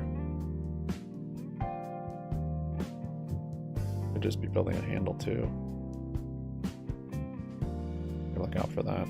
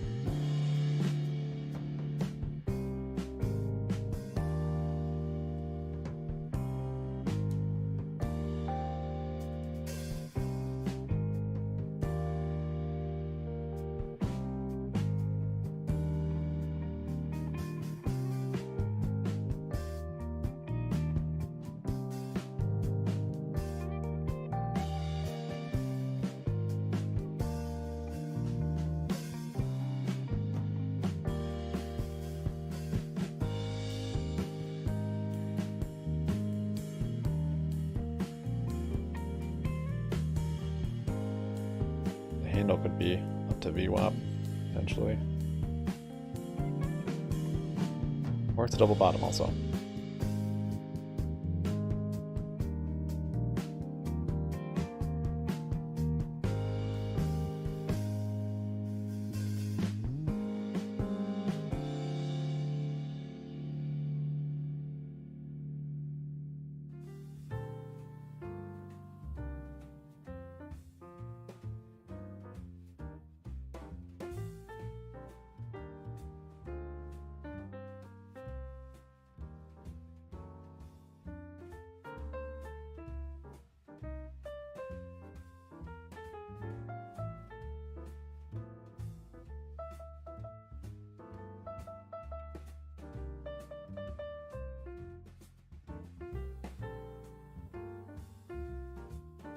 Okay, I got some calls. Little starter. Get some more. Retest. 11:15 though. It'll take some time to turn this thing around.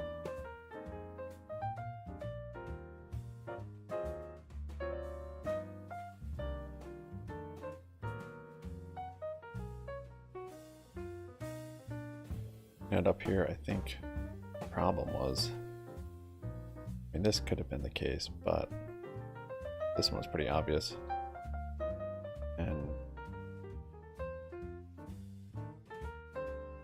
drawing it wrong. Top the resistances instead of the support.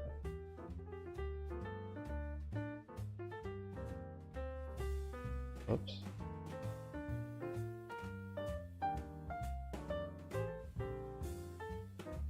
It's still not quite the same. A different one.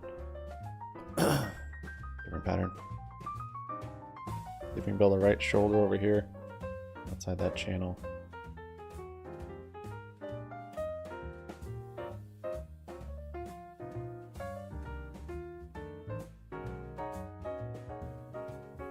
Today, so a name like Shell here that we're watching, what jumps out at you, Alan? Well, what jumps out at me is the energy sector, obviously, has a lot of positives. And we could talk about the dollar index.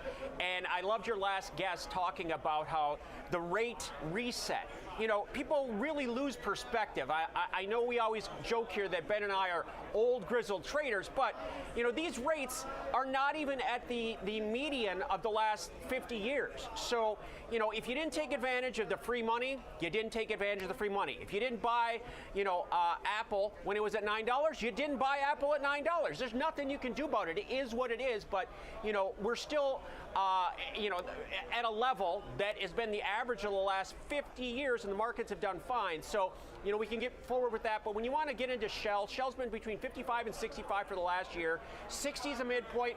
Let's see how that level holds. It's got a PE of 6. The market in general is 11% off the overall high, so I'm looking at this as a trending stock with a pullback. Want to buy the April 55 call. Again, that's the 1 year. Actually, green on those puts. I didn't realize that. That option's trade for about 9. It's 750 in the money. So it's a deep in the money option that's going to act like the stock. And you want to use the good old buy low and then sell higher. We all know that one. Ben, your thoughts? Well, what I'm seeing right now is weakness in terms of price activity. You can see the chart behind me, a well-defined trend lower. This is on the intraday time frame, though, and I'll show you what's going on in the bigger picture. But first and foremost, let me direct your attention to, again, top left corner to bottom right. You've got a very well-defined downward trend here, and I did go ahead and identify some of the areas of consolidation that have formed. But taking a look here, you can see from 66 recently down to this 61.20 level. Alan was talking about how the market reacts at key levels, and right now we are starting to see a little bit of a bounce off that lower extreme here, but still holding below a key area right now that was established on the way down. Let me show you what I'm talking about in terms of these areas of value that form at lower and lower levels in this instance, because we're trending to the downside. So we have 65.80 to take note of, 64.60, 63.40 is the area I'm looking at right now. Why? Because we're currently bouncing around 61.80. So the idea here is that continuation more likely than change, but if we're looking for some upside momentum, that's going to be the first area that comes into play. The bulls got to get above 63.40 before you see any real indication of a change in terms of that momentum, which we have been seeing to the downside. Now, that's a 5-minute candle chart, right, or a 15-minute candle chart. Here you can see that this is a longer-term trend up, so we could be in a situation where we're pulling back and providing another buy opportunity in that longer-term trend up. So again, the bulls are kind of patiently waiting right now, waiting for a trade to get back up above 63.40, looking for another breakout to the upside and continuation of the pattern we've been seeing with value forming at higher and higher levels. Now, this chart here, one thing I did notice, again, just kind of getting back to this longer-term daily chart is, again, longer-term trend to the upside, but mostly just kind of a grind, right? You don't have that real well-defined staircase type pattern that I look for. Just recently dipping down below the 50-day moving average, but holding above the 200. RSI is kind of limited in providing a lean one way or the other. I think the real structure here in this instance, Nicole, comes in that daily time frame, that trend up that we're seeing, but still in a short-term trend down. Right, understood. Okay, so you have this short-term trend down. Final thoughts on this one, Alan Nuckman. Again, like every week, it's about risk reward. I'm leaning on the 60 level. I've got 6 months of time. I've got an in-the-money option. The range breakout target 75. We get to 75. That's still below, off the highs that we've seen over the last decade or so. We're seeing oil come back, and it's about the dollar for me as well. But we'll talk about that with their next two plays because these are all dollar related. All right, well, you have nat gas at 731 here. The dollar has been at recent highs, though is coming off a little today. Your thoughts on UNG? Well, again, a commodity play. It all comes back to commodities for me. What we're seeing here is if we look at the stock market, it's come back to its 4,200 breakout. If you look at the S&P, the VIX, even though the S&P has made new swing lows, did not make new swing highs, and we've remained below the 20 level now for more than 5 months. That's very much a positive sign. If I look at UNG, now this is the ETF that tracks natural gas. Natural gas has been absolutely positively stuck. Now, obviously, we've had a lot of weather variations, but the summer heat didn't really move this much. What I'm simply saying here is, over time, this is an undervalued asset. Genius. How to play that? That's maybe my intuition, but I also see up a little bullish bit. Yeah, looks pretty good. here, I mean, meaning it made new lows, kind of bounced on implied volatility. That's how you see a this sentiment support shift. back here. So the way to play here is I'm buying a January 2025. Good. I know. I thought about it yesterday. 470 days. I'm They have buying like a conference thing going on, low in this is $5.97. or they did this morning. That option costs, Stream. what do we say here? Probably over by now. The break even on it's about They're 75 pretty cents short. above where we are right now. But yeah, that it's looking option's we're looking at that $5 For, call, which is again below that level. So we've got a lot of potential upside if you look at UNG, and you've got a lot of time. Those are two things I like. Now this, I'll tell Ben, and Ben's going to give me but no way. It's not look done for anything taking some yet, profits maybe on this but resistance. it's starting to set up for a potential breakout. And then next one will probably be that gap fill Understood. around $1. So potentially a breakout. Does the chart tell you that, Ben? Not as of yet, Nicole. We're still in this consolidation area. We're still in a downtrend. You've got multiple time frames that are suggesting that as well. Let's just start off with what I saw when I opened up this candle chart. First and foremost, we're looking at hourly candles and we're going back to the move lower that we saw in the beginning of August. High conviction to the downside, and then you sort of lose that trajectory lower and go a little bit more sideways and rotational, right? Just taking a look again as you step back, you'll see the, again, conviction on the left side of the screen, right? The big move lower, and then you can see the balance that's been forming around 680. It's so now, liquid, it's kind of hard to as you look at the chart. left side of the screen, you can also see this pattern develops multiple times on the way down, right? These areas of consolidation that form, even in this bigger picture, kind of down momentum, sideways consolidation. Now, this is an hourly candle chart. Let me show you what's going on here as we take a step back and look at a 4-hour candle chart. Yesterday You're it going to see had the that exact nice same engulfing thing. candle. High conviction to the downside. This was in the Support, beginning of the year into maybe it's just a February. bounce in this downtrend, or Sideways break consolidation some, that's been playing out. Again, break this some is of a these big horizontal, or area. these 680 right diagonal now is what we're looking resistances. at. And then again on this 4-hour candle Profit chart, you're going to targets. see a similar pattern playing Somewhere out around here in here, terms and of then these dollar. situations or these patterns, these conviction to the downside, the vertical, horizontal, the wash, rinse, repeat aspect associated with price It's always playing out again multiple a sucker times for a here. good So GNS rally. It's just one thing that Maybe I not a tend sucker, to but notice as I look at the always price catching 'em. activity. And then I did want to show you what's going on here lastly in terms of that bigger Sure, picture, yeah. right? Even the same Yeah, thing. This I goes put it on all the Discord way under out to, Happy we're DD. talking August of last year, Nicole. So we're All right, talking I'm on getting the some more calls there. more intermediate, the bigger picture time frames. We're seeing trend lower here play out. I kind of 680s figured it would balance sell area off that we're today on because right now, usually as long it's as a we're below $9, buy the rumor, sell the news on still GNS, but in a downtrend good to see it's holding in it. shares of And maybe it UNG. wasn't rallying from Okay, so still anticipation in of a that downtrend, not really meeting anyways. seeing the same thing you're seeing, Alan. Not yet. We're not seeing it yet, but a 6 to 8 range. A breakout of that target's 10. It's a chip down. The low is 5. Is like 5.97. We're looking at a $5 call, trading for about 3 right now. It's $2.25 in the money. It's just math, and it's 470 It's days. just so math, set up a guys. watch for Ben and I for 470 days from now, and I think he'll be buying. All right, so not yet. We'll just have to wait and see. Last but not least, you're looking at silver, SLV, today at Here goes 1909. boy. Your thoughts on trading silver Doing today? it. Well, again, it's the same kind of play. In the dollar index, we've talked about the terminal rate. If you look at what the markets have been telling us, and you know the markets have had it right, the dollar, there's less than a 50% chance that the dollar is going to get another rate increase. Okay, so that means without rate increases, it's going to be hard now for the question dollar is, to strengthen. Yeah, we bounced up above 106 after we get a being in this continuation 100 to and 105 range for a long time. like a full cup Let's see today, where we are in the next or is couple this of a weeks. handle format inverse So cup? any dollar decline, any dollar dive helps think all VWAP of will be these a commodities we've talked about that all good decider. have price pop potential, and I love the risk Take some reward in profits silver. there. Silver here has been between 15 and 25 for the last 3 years. So this 20 is an important pivot here, and I look at things on a weekly, or in this option example, more of a monthly basis. I'm looking at buying again the January of 2025, 1 year and 3 months. The $15 call, low end of the range, trading for $5.75. It's about $4.25 in the money, so the expiration break even is $1.50 up above.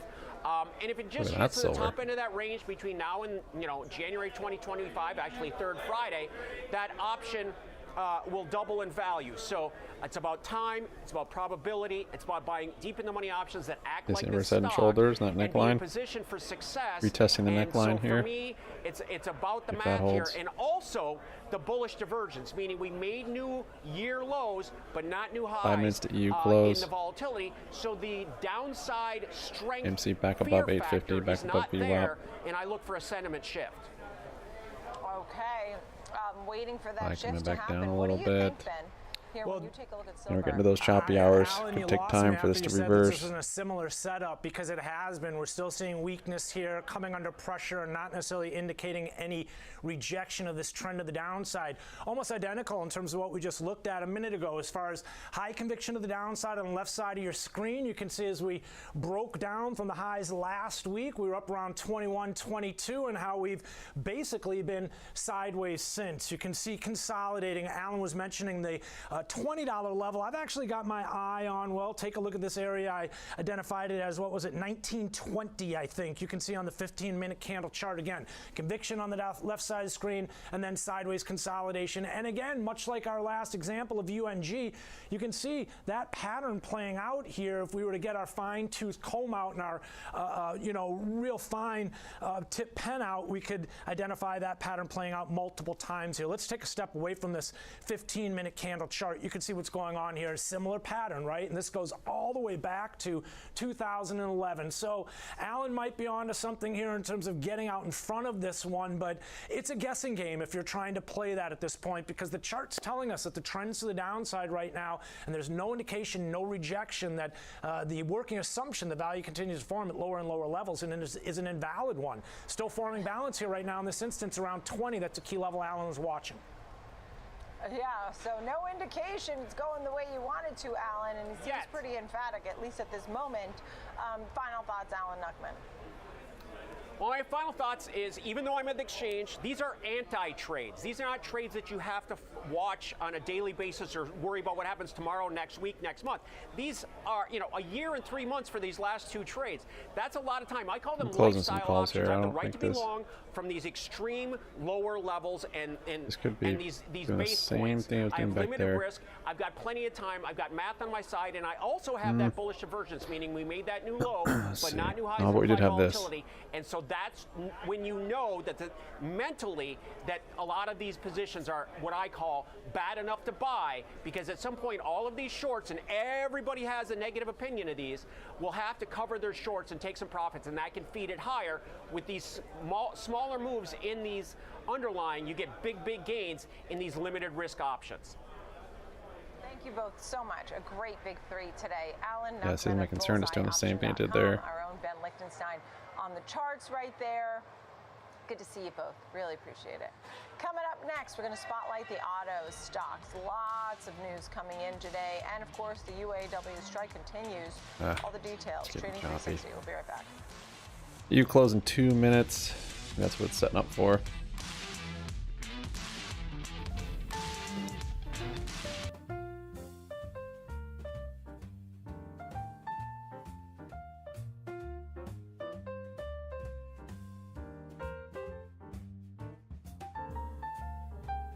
Could be our handle too.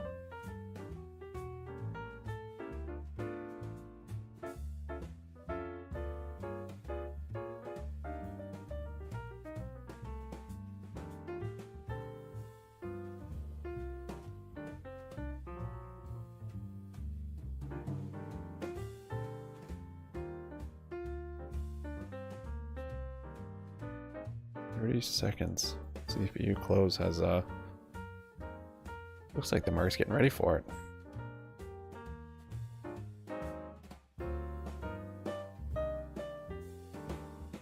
Start playing poker on Discord. Do you have a bot or something for that?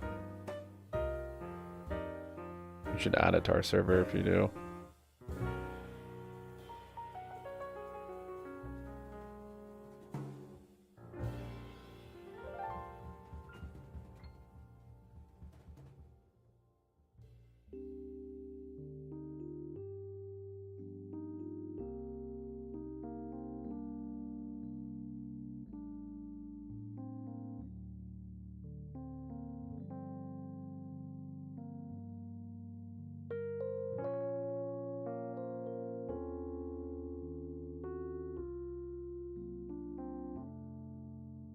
There's EU close. A volume spike.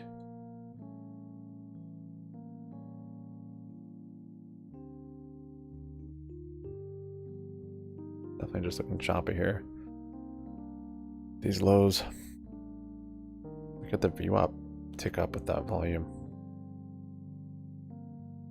GME is down 0.7.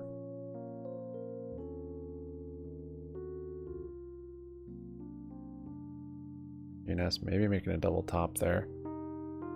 Cosmo Kramer. Not good, Cosmo. We're seeing it's going to cost more and still going. Any progress when it comes to the negotiations? What are you watching? Yeah, so we are actually seeing Ford actually submitted another proposal yesterday afternoon for the UAW, and it hopes to really try to stop this particular strike. It's been going on for around 19 days now, and it has had an impact on all three of the major automakers. Now, this new proposal does suggest a 20% increase when it comes to wages, as well as trying to enhance the 401k benefits and also lowering the threshold for new workers to be able to reach top tier pay and moving that from 8 years down to 4 years. Now, obviously, the UAW initially focused on having a 40% wage increase. They have brought that down to 30%. So we're kind of getting closer and closer, Nicole, but we have not had a deal yet. And this is amid yesterday GM announcing that they actually had to get a $6 billion line of credit because of the impacts of this UAW strike. They've also had around $200 million in costs just because it's of under the voice strike chat at this point in time. And that's not out of the I've seen games there before. We I also didn't know know they that had poker. Ford actually did secure around a $4 billion credit line about a week ago in order to try to help out or to assist when with these shutdowns that have definitely impacted their top line and could once again impact their bottom line here. I see. All right. So that's an ongoing story. We'll have That Garrett right Nelson shoulder with us holds. shortly. He'll talk about a lot of this as well. In the meantime, Rivian, and that's under some big pressure. Tell us about that. Yeah, this is kind of like a two-step forward, one-step back type of stock at this point in time. That is Now, neat. they did announce that they are going to be issuing about $1.5 billion in convertible bonds, and that sent the shares to the downside, almost down 20% in the session. Now, these convertible bonds, as you know, Nicole, they're a product that could actually allow those bond holders to be able to convert into stock at some point in time. And when they do convert into stock, that actually dilutes the amount of shares that are outstanding, and that also reduces the amount of shareholder power that current investors have. So that's why we actually see this type of reaction from time to time when convertible bonds are issued. We are also I can't show you then, though. You'll be cheating. Revenue numbers from Rivian as well. They are looking at revenue coming in between 1.29 billion and 1.33 billion. AMC below VWAP again. Full year guidance when it comes That's to $850. the amount of cars that they want to be able to produce. They had that sitting at 52,000 right now. They've been on an upward trajectory when it comes to the production numbers, but once again, we are seeing these the cash strap markets when it comes to some of these EV players outside of Tesla, and we continue to see these issuances hitting the marketplace and impacting the current share of stock when it comes to the stock price. Right. I mean, and I know Lucid is down about 9% today as well, along with this. So we'll continue our conversation pertaining to autos. A great setup there. Kevin Green, Senior Markets I put an invite in Discord. So as we look if you guys at want these to play poker. auto stocks in the group overall, Garrett Nelson, Vice President, Senior Equity Analyst at CFRA Research, is here with me now. Let's start off with General Motors. I mean, they're basically looking at this new credit line. We know that the cost of the strike is on its way up. What are we on 19 days? Are they talking about 200 million? What does it all mean, and where do you see this whole thing headed? Sure. Well, thanks for having me. It just means that they're taking steps to firm up their liquidity in the event that it goes on for several more weeks, which is certainly a possibility. Now, the UAW seems to have made a lot more progress in negotiations with both Ford and Stellantis than General Motors. And General Motors was heading into this, with less cash and liquidity than either Ford or Stellantis, and far few vehicle inventories than either of those two companies. So, GM had about 25 billion of cash as of the end of June, and so we think, it's just them being cautious and taking steps to secure additional credit line in the event that this goes on for some time Looking good. It's longer, looking for a and reversal. the UAW continues to ramp up their targeted Like strikes. that it held the shoulder there, the So reverse at shoulder. this point, are we concerned about GM? Are we going back to 2007? Stick with what I have. If you get another test down here, I'll grab some more, but because that was my calls. there's been talk. Elon Musk, for example, said if they give in to a lot of the demands of the UAW, they're marching their way straight to bankruptcy. What did you think of that when he said that? Well, we agree there are concerns about the automakers, the Detroit Three's ability to compete longer term from a labor cost perspective, and also in the EV market. If you look at these three automakers, Tesla's labor costs are already 35 to 40% lower than the Detroit Three, and that cost advantage is going to widen significantly when a new labor deal is eventually reached, which will be a matter of time. So, there are some major concerns. We still have a sell on GM here. We think there's a lot of red flags surrounding the story, and we have holds on both Ford and Stellantis right now. So you have holds. I mean, what did you think about when the president said that the executives are getting these big pay? For me, it's hard to, I don't go through all of the details in the same way that you do with the experts of CFRA. I mean, are the UAW requests come way down. reasonable? Falls volume since the U closed. They're very aggressive, that's for sure. These are requests that definitely more aggressive than what we saw 4 years ago in 2019 when there was the 40-day strike against GM, and probably the most aggressive demands that we've seen in a generation or so. So, but that said, the two sides are coming closer together. There has been progress made. The UAW hasn't announced whether or not they're going to launch additional strikes tomorrow, which has kind of been the trend. Every Friday at noon, there's an additional walkout. So it seems that they've made some progress. The problem is there's a whole host of issues on the table. It's not just wages, it's retirement benefits, it's the treatment of temporary workers, it's tiered pay, and it's also guarantees regarding future job security with the growth in EVs that's planned over the next decade or so. EVs require about 40% fewer workers to build them than traditional internal combustion engine vehicles. So the union is very concerned pretty crazy. about that. I thought about that.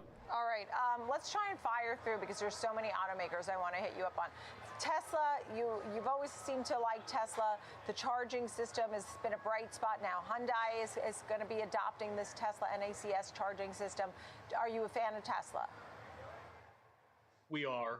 They're the Nice, biggest Ace. winner from the UAW strike. Noise. The stocks You can had a also nice like pullback add friends since on they WSOP reported what I earnings, play on stream. in mid to late July. And while it still had a big run up year to date, we really like how the story is playing out longer term. We think this is a company whose earnings could potentially double over the next 2 to 3 years. So it's not only the best earnings growth story in the auto industry, but it's you'd be hard pressed to find a better earnings growth story right now, looking across the entire stock market. Yeah, and right now it's trading at $258. Do you have a target on Tesla? Yeah, it's $310. Okay, and then Rivian is crashing. It's down 20% today. Go. And so also Lucid's down about 9% AMC below that today. 850. What do you Just think barely. of we gave the Rivian news. Your thoughts on those names? Yeah, I mean, these Fill the gap. companies we think are going to have some major liquidity issues here. You see this Mm-hmm. convertible debt offering from Rivian, Mm-hmm. and the bulls had been pointing to, oh, well, this is a company that has plenty of cash, $9 billion of cash. The problem is they're burning through about $1 billion of cash a quarter, and they're nowhere near Right. achieving mass production yet. Their production should be Rivian's made just over 50,000 thousands of units vehicles. this year. So, and auto manufacturing is a very high fixed cost business. So, really, they're all in a similar boat in terms of cash burn and being nowhere near turning the corner to positive cash flow or positive net income. So we have a sell on Rivian. I like it. I like the you have a calls. sell on Rivian. Okay, so the only buy that we talked about today was Tesla. Was there any other buys that I missed? No other buys. We also have a hold on Lucid. We have Fisker at a strong sell. Yes. Wow. Okay, good to know. I'm glad you threw that in there. Garrett Nelson, CFRA Research. Thank you. Thank you so much for being here, Garrett. Coming up next, the disruptors. Even Elon was selling it. Keep you safe inside your car. It's funny. George is Alright, see if we can move at least to VWAP here on SPY. Autoliv. Got a lot of upside if we do reverse today. All the way to high today. 425 or so. 425 and a half. Plenty of time.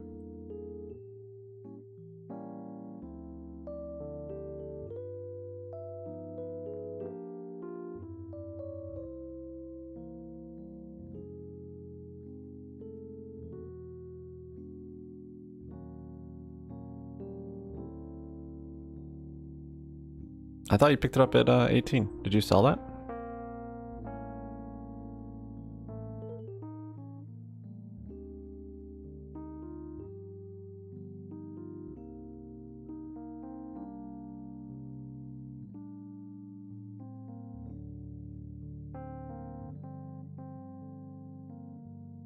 AMC. They want to hold above 850.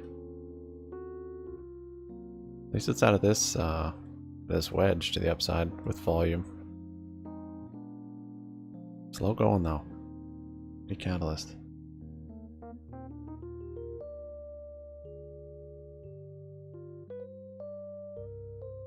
Pretty heavy these SPY calls. And I don't like my entry as much. I didn't get it down here. I got it. But if it happens, it'll be great. Sold.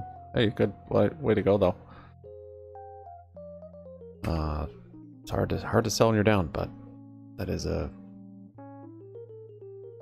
fundamental step in becoming a consistently profitable trader.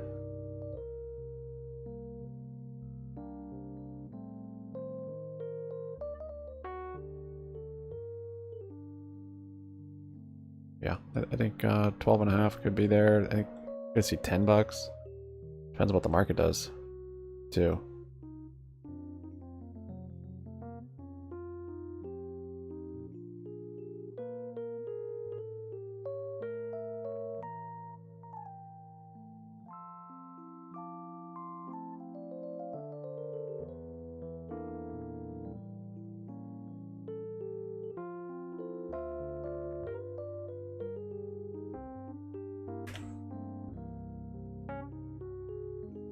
My stop is... What should my stop be? I was thinking it'd be this, but... It could even be this one.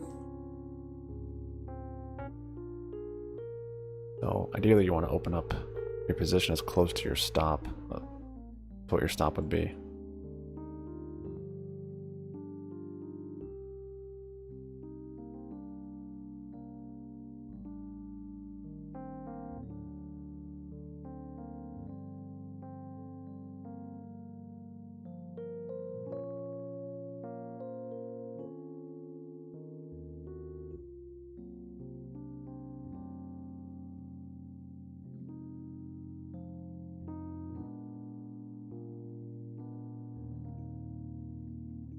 With that 15-15 last time.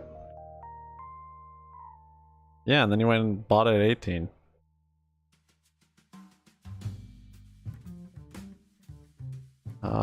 acquiring something, not necessarily a drop. We saw it a lot this last year where the acquiring company actually rallied. So I don't think it's just as straightforward as the acquiring company drops. I think it depends on what investors think. If they like it, then it might cause it to rally.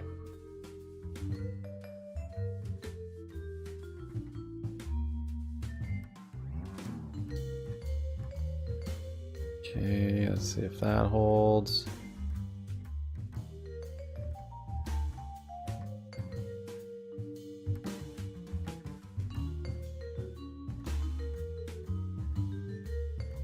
That doesn't hold. This is... I gotta stop out after this. That's definitely a handle on that inverse cup, I would think. Not necessarily, actually. We could even retest this level. That wouldn't look very good. Not patient enough. Yeah, I mean, just set alerts and look at something else. You're not patient enough to trade one stock, which is... Swing trading one stock is typically, yeah, very difficult to do. We've done it with GME because it's been very volatile in the past, but kind of abnormal. We have a lot of stocks to watch. Just wait for the right setup and then get in it and don't look at it and find another one. For swing trading, at least.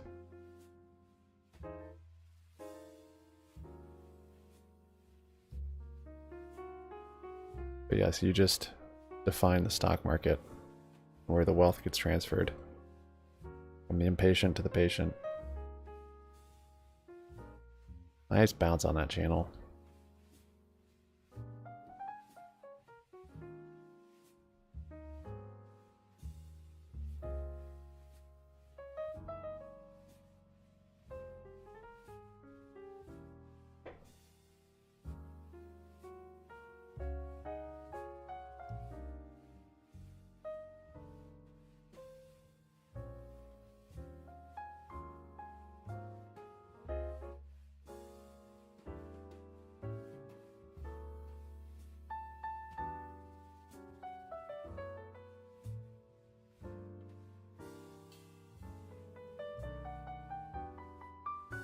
Today, George Sillis, thank you every day. Coming up next, our panel taking a look at the Magnificent Seven, names like Amazon, Nvidia getting some positive calls, Apple. We've got you covered next.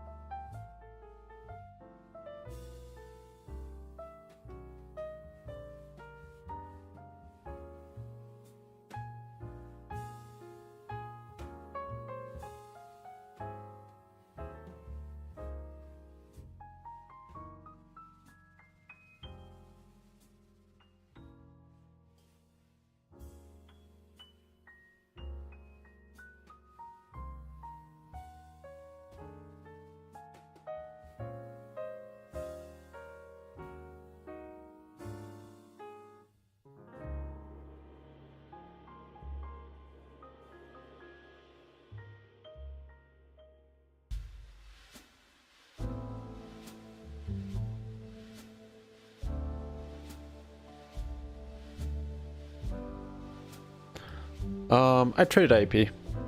I sold premium on it. I never bought it. Not in it now though. I just sold cash cured puts. Did well.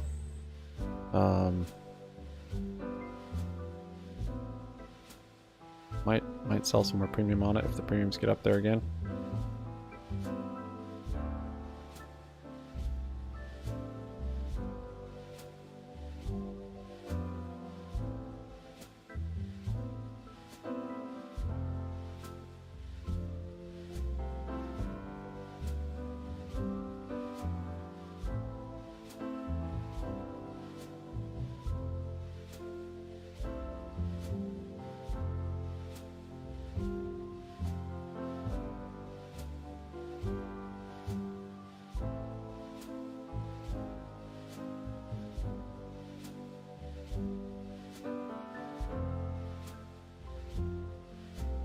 Is the premium.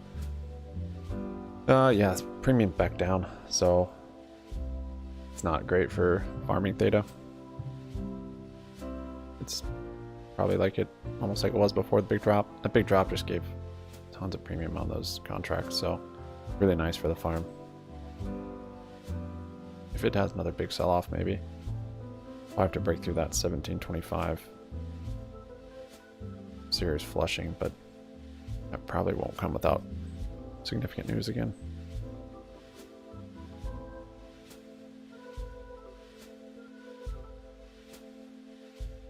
AMC. It does the same pattern every day, like head and shoulders. It's not like a trend up, but it's still the same deal.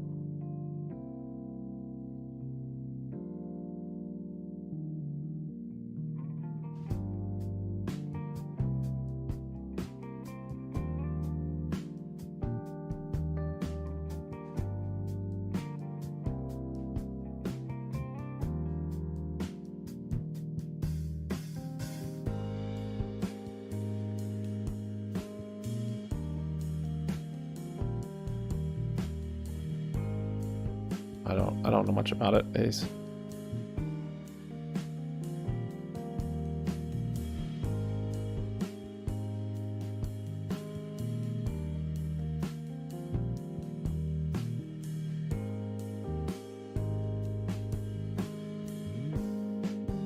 you been able to cross the border easily, like you used to?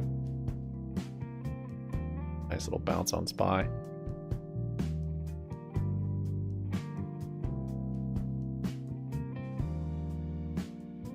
Wake up those buying algos.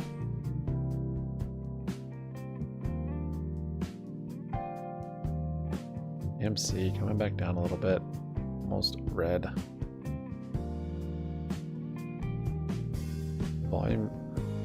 Volume continues to increase though on these green days, so that's a good sign.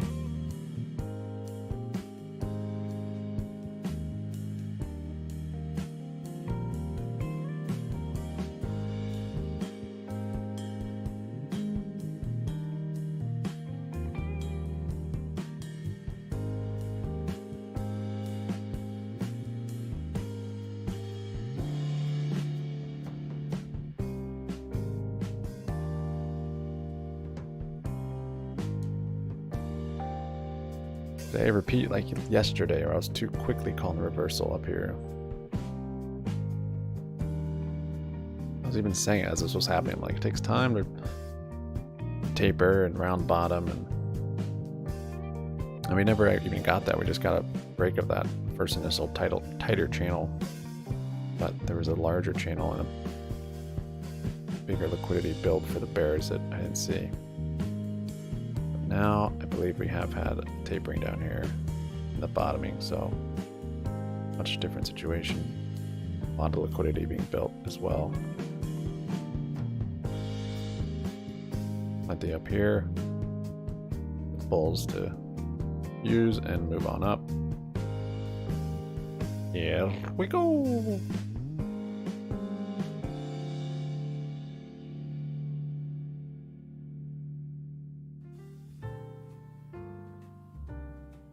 An 8-hour detour to the office. It was 2 weeks they closed it? You didn't drive 8 hours. You just didn't go in, right? I mean, what'd you do? Work remotely? Somehow? There we go, SPY. Alright, I am going to take some profit of VWAP this time. Especially with the position size I have is pretty heavy. I'm down on my trading account though, so I need to make up for that.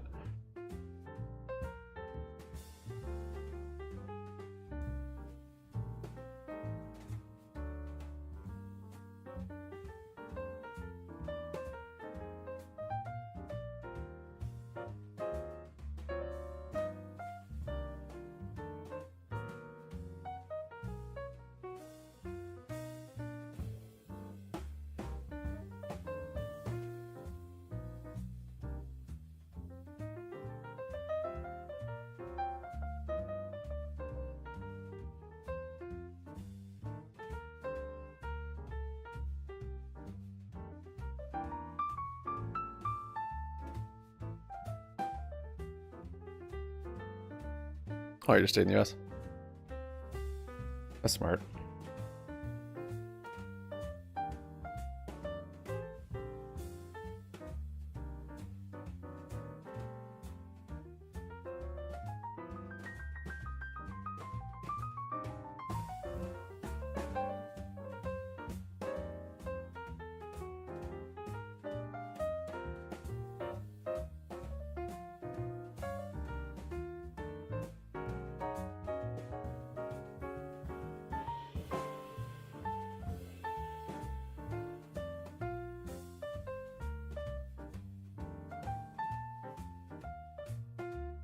Thought about getting some longer term calls actually on SPY to swing trade.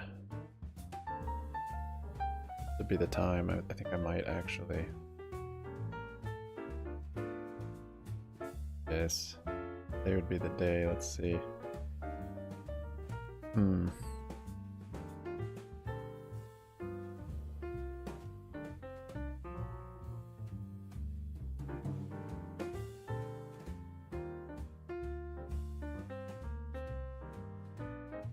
I'm going to.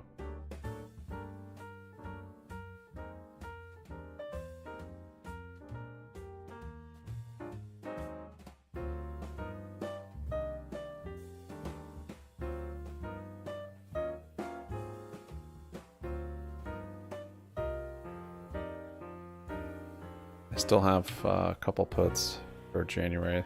I left open. I closed like 90% of them though.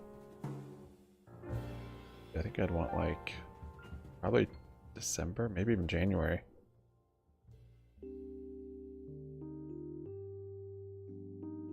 Just give myself plenty of time.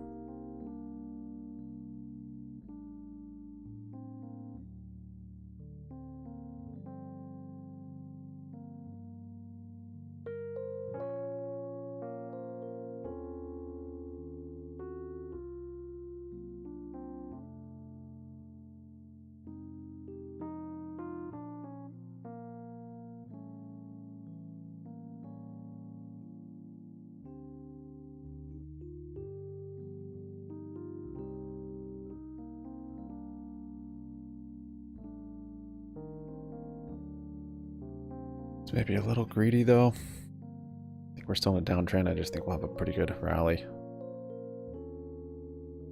Potentially before January.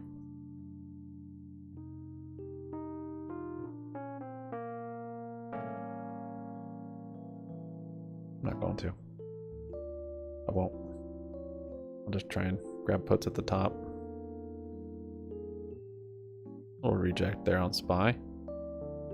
So still kind of chopping around. We're getting to the noon chop hours.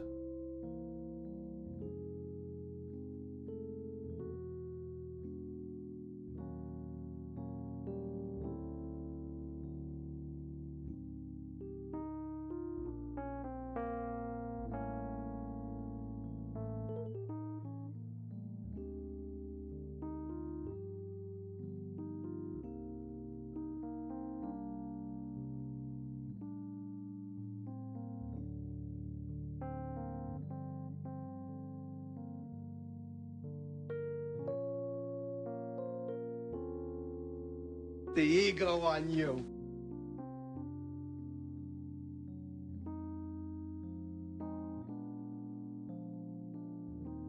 Nice, Ace. Well done. Thanks for the gift membership, sir. Mr. Invest. Well deserved. It's only well deserved chaps now in chat. No more randos.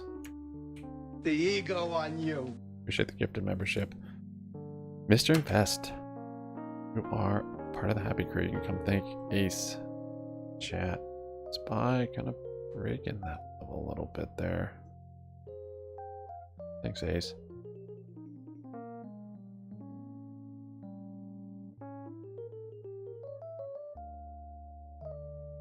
Brings us back to, is this a handle?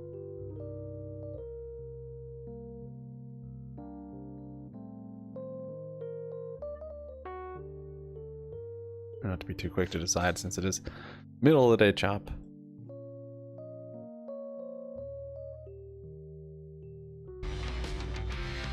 Hello everyone, and welcome to the Schwab Network, and welcome to Fast Market, a Thursday. I didn't take any profits on those calls. Fast Market. I'm your host, Kevin Hinks. I guess I I'll be could have. taking you through the next hour. We got a great show for you today with an airline. Still thinking this is theme. reversal, not a Airlines are one of the groups, bears building liquidity. along with banks, that start off the earnings season. We got a great show for you today. We've got Nathan Peterson joining the show for the entire show. We've got Jenny Horn, we've got Landon Swan, we've got George Tillis, we've got Ben Lichtenstein, all stopping by to give you not only education, but a look at the markets that we have today. Let's go through the markets before we get to our first guest. Let's go look at the 4 major indices and see where they sit at 11 o'clock Chicago, 12 o'clock Eastern time. The S&P 500 down 0.7%. 29.5 points to 42.33. The NASDAQ 100 down right at 1%, 145 points to 14,630. The Dow Jones Industrial Average down about 0.5%, 180 points to 32,950. And the Russell 2000 down 0.5%, about 10.5 points to 1718 and some change. Now, I want to bring in my first guest of today's show. He's going to spend the entire hour with us. We're lucky to have that. He is Mr. Nathan Peterson, Director of Derivatives Analysis at the Charles Schwab Center. These two channels are kind of wedging here. Research. Nathan, we got a pretty interesting day setting up here. I need to break out of this. These markets are jittery going into a payrolls number tomorrow. Dollar's not really hurting the markets. Yields aren't hurting the markets. Crude oil not hurting the markets yet. This Halloween rally? More of a Santa rally. Number, Nathan. Your thoughts? Yeah, absolutely. A lot of people still have right here, and I think barbecue. You're exactly right. It has to do with tomorrow's jobs report. If you look at the initial weekly claims, you know, Kevin, over the past 3 weeks, we've had 202K, 204K, 207K, all of them below estimates. Those are more of a leading indicator. And I think markets, what they really want to see is probably a soft jobs number that's not too soft, because we're kind of in this predicament. If I was trading dailies, you know, I this think would have been a suck for my options. So if you come in above estimates, let's say you come in at 200 or whatever the case may be, I've got tomorrow, so it's still decaying, but not nearly the same. Some of this angst that the market has been feeling around the trajectory of these rising yields. On the flip side, if you come in too weak, then it might begin to concern investors on the economic front that maybe the Fed's aggressiveness is taking hold on the economy, and therefore potentially that could translate into lower corporate EPS growth. And the problem with that is that inflation is not at the Fed's target. And so I mentioned this last week, Kevin. It's not that stagflation is here or anything like that, but we do want to make sure that the Fed isn't being too aggressive. And the Fed's very aware of stagflation as well, and they know that that puts them in a tough bind. So they're not trying to break it. Never heard of her. They are trying to loosen up the labor market and get inflation down by demand destruction. So if we get a number that's somewhere between that, you know, I would say 150 to 170, 140 to 100, somewhere in there, you know, ADP came in below estimates. If you can get in there, that could provide some relief for us tomorrow. But in the meantime, it just feels like, well, do I want to get in front of that right now? Yeah, the whispers on some of the payroll data is right around 180,000, trending a little higher than some of the consensus. But the wages data, the wages month over month expected to go from 0.2 to 0.3. Year over year expected to remain flat at 4.3%. You know, we have a fair amount of Fed speakers today, but the biggest headline may have been made yesterday by Austin Goolsbee when he said, and I quote, Nathan, "the mother of all soft landings." Now, there is something that will be in economics books later down the road. That's a tough one. I'll take a couple of these calls off. Now, Nathan, we have, you know, economic data on the labor market coming out throughout the week, and 2 of the 3 By a couple, have I been actually mean stronger than 2. expected. You mentioned the ADP Plenty. came in a little soft, but hold on. Before we do that, before we get to this discussion, let's go to Jenny Horn in the Schwab Network newsroom to talk about another one of the topics that's going on right now, and that is the Amazon Microsoft antitrust trial. Jenny, it's not a trial yet, but what are you seeing from this news story? This is frustrating for me to read a story like this. Yeah, I agree, Kevin. So I'd say it's like antitrust accusations at this point because we haven't gone to trial yet. We are hearing from this British competition regulator that is accusing Microsoft as well as Amazon of being somewhat of a monopoly over their cloud services specifically. Now, this is coming from a referral of the Office of Communications, which found that Amazon and Microsoft had a combined market share of around 70 to 80% in the UK last year for their cloud infrastructure, which was worth as much as $9 billion US.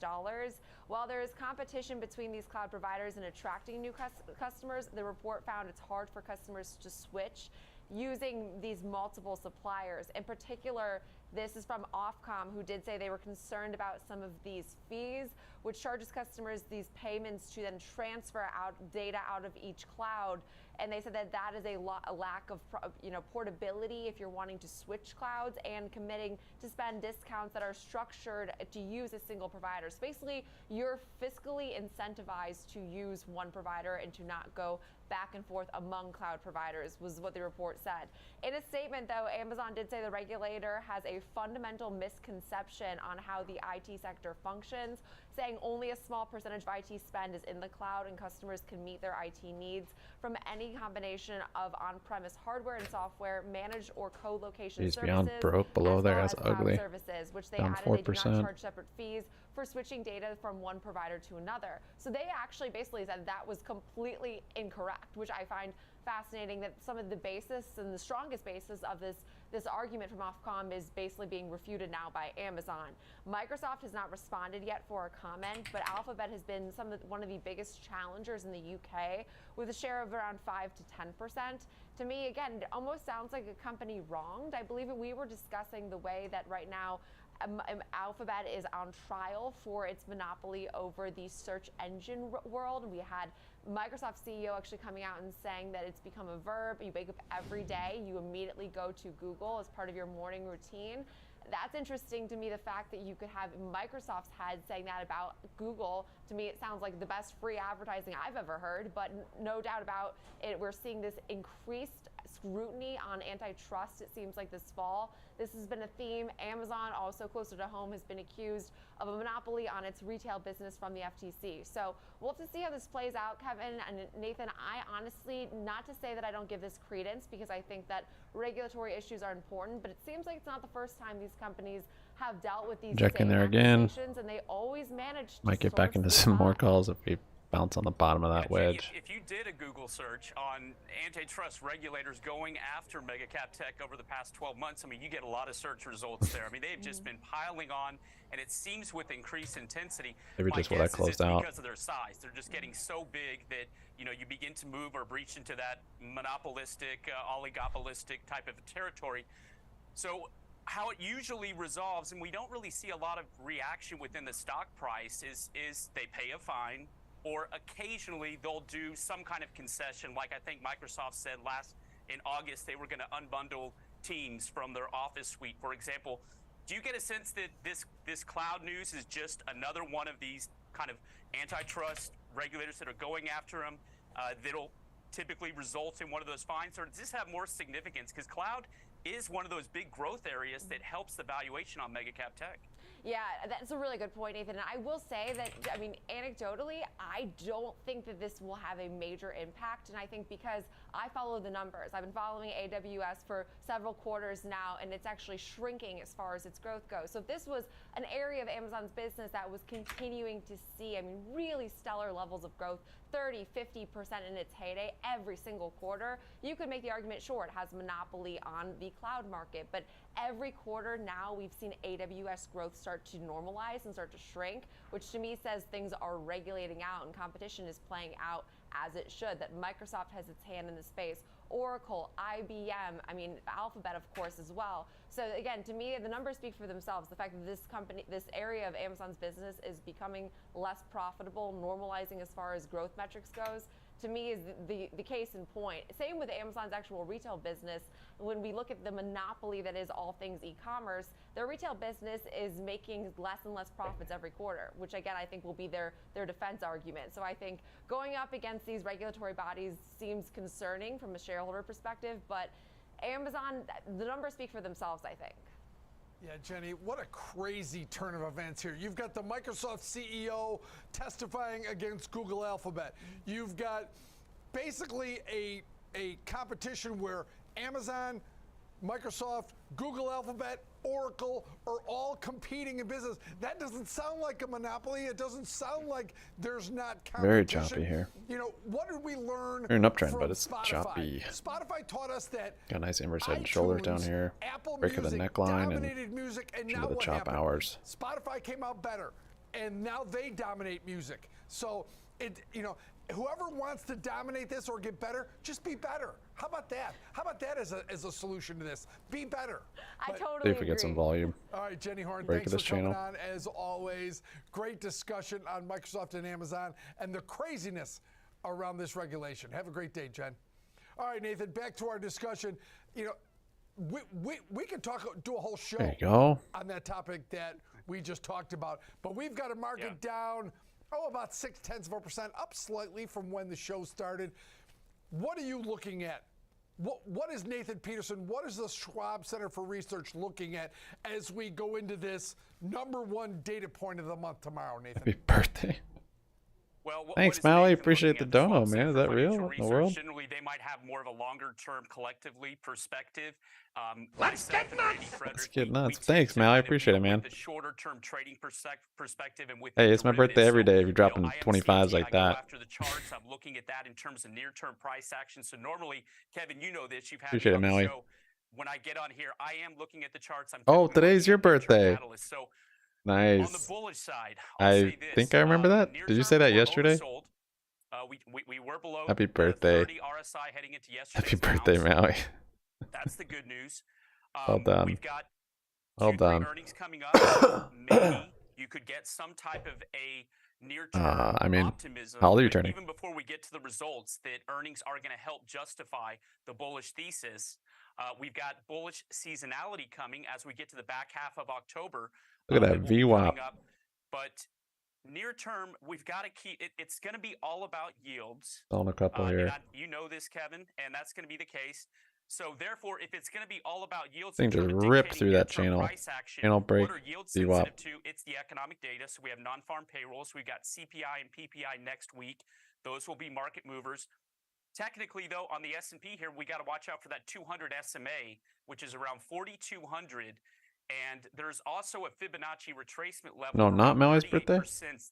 38% from the October low. You said it's to you. July high that coincides. It's to me? There's confluence. Oh, it's my with that birthday to you. 4,200 Okay. level. Thanks, So man. my eyes are on that 4,200 Appreciate level. it. If we get a hot number tomorrow and the market sells off or rates go up or, whatever the case may be, and we breach below that 200 SMA, It's like apparently it's Mr. Invest birthdays. down to 4060. Happy birthday, Mr. Invest. The measured move of the Figured it was yours someday. Nailed it. How did you do it? Keep an eye on that You just happened to nail it right on the day. The S&P 500 at 4,200. Well done. That's also going to coincide essentially with roughly 1,700 to 1,650 on the Russell. Thanks, Maui. Those are the respective Appreciate it, near-term man. support levels for small caps. Yeah, I noticed as you. Mal, you still have barbecue, I right? was hitting up exactly that topic. The Thinkorswim platform has the 200 SMA at 4,205. Traders round all the time, so 4,200 is a really good number to talk about. But you've got the NASDAQ not even close to its 200-day SMA. That's interesting because of what makes up the NASDAQ. You've got the Russell and Dow Jones through the 200 It's not Jimmy's SMAs. birthday. So I think that's an important. Jimmy's in a downtrend. I think 4,200, Pretty severe. 4,205, whatever you want to do. Jeez, man. In the S&P 500 Thanks, is Maui. a key number For the to look at kikes? tomorrow. And do we go through there and hold? How do we look Oh, my little How do we kiddos. trade into that? I think That's what kikes is, right? That's a great point. One last thing. Let's talk about crude oil. Let's finish this segment with a brief discussion about crude oil. Farmer, Because earth worker? What? What you're seeing in crude oil is catastrophic in terms of that move. And why? I think It's from the data we got out yesterday that showed Thanks, Mally. Appreciate it. collapse in the Guts. demand side of the ledger. It's not my actual birthday Supplies are today. relatively consistent, right? We Thanks, know what Guts. OPEC Plus is Children. doing. Yeah. We know what the overall Appreciate it, man. Got to be in chips, but the market brought the dip. inventories are doing, but No worries. It's riling back up. gas inventories and a collapse in demand, Nathan. That's why I think you're seeing. Thank you, Maui, a again. I price appreciate action it. in crude oil. I want to know your Nikes thoughts. will be though. stoked. Yeah, absolutely. I think, we know that historically crude oil is one of those economic barometers. Kyoki. We know that the supply has Oh, been wait. limited. We Kyoki? know that Oh, I typed oil it in has wrong. been on a tear basically over the past 2 months, but I think this is related to concerns around Oh, okay, yeah. I typed in Kyoki, the earth worker. What the heck? For all my workers outside, all my landscapers. Those at home, if you could put up a candlestick chart, go back to Kyoki. September Baby your child. 28th. The little one. And what you'll Cool, see man. Appreciate is it. a nice green bar that was on September 27th, and then you get what's called a dark cloud cover. You gap up above the bar, and then you close below the 50%. It's a happy day for me. We're doing good. Bar. That's a bearish reversal Kikes are doing pattern, good. and We're it is stoked. called a dark cloud cover. Little Look at what the Kikes had chart a has done since lemonade then. So stand that's one of yesterday, those- actually. Technicals don't always work, but that's one that stands out Kids to me. clean that, up. It looks They do like better that than me in the was stock market. a kind of a textbook kind of confirmation. We compare. Bearish near-term pattern. So I think it's going to To depend whomever it may mostly concern. on, what happens in Thanks, terms Ace. of Appreciate the it. economy and earnings and Nothing how like a much little demand is Thursday tremendous out donut there. train. Kevin, we got the consumer that's getting hit quite a bit out there as well, not just from rising rates, but also All from right, now stop distracting me. Spice coming down. the student loan repayment that's coming into play. So a lot I of don't that like can that speak reject to, on demand destruction and therefore BBBYQ. impacting the price of crude oil. Some of the most entertaining part Closing a couple of more technical there. analysis are the terms for the moves. I just love the Remember how terms. this could be a But handle? Nathan, let's take our first break. Let's come back with our first trade of the day. Remember, this is an airline theme today. We're going to look at United, we're going to look at Delta, and we're going to look at American Airlines with Nathan and I, with Folio, with George Tillis. Everyone's working But given the middle of the day, Let's low take our first volume, break, come you back can in get 2 minutes with more Fast just Markets. chop See you then, anyways. everybody. But yeah, see this? Thanks for the donations, guys. I really appreciate it. Very generous. Very generous of you, Ace, Guts, Maui.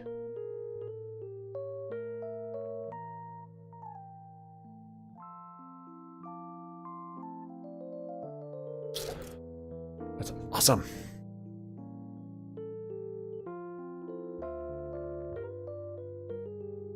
Let's get nuts! It's also kind of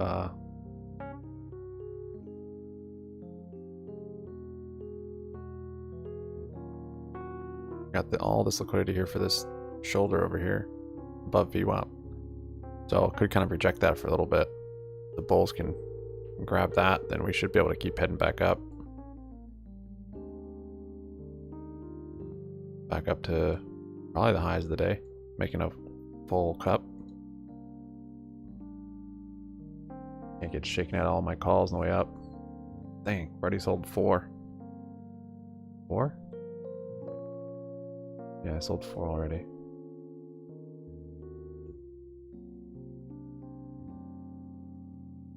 Kaiki. Kaiki reminds me of Pipiopi. Oh, what's your name? Wait, no, let me guess. Pipiopi.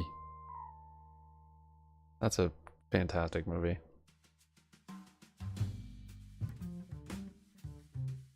Blackberries down 9? Wow. Good thing I didn't grab some short puts on that. I almost did it this line. I'm like, I'll leave it. It might break. That stemmed from their earnings, it looks like, huh?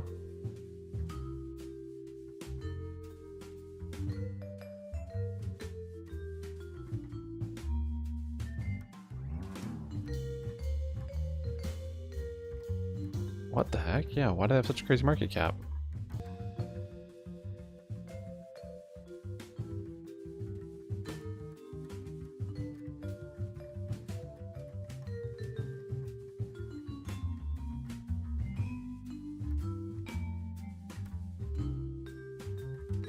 Okay, so I'm gonna get rid of this one. Seen that happen already. We saw that. Was that first initial steep one turned into a less steep one, then even a less steep one, and then a break of that. Uptrend, we had a break, which now still pretty relevant. Well, this is that longer term. Oh, it's that one. Okay.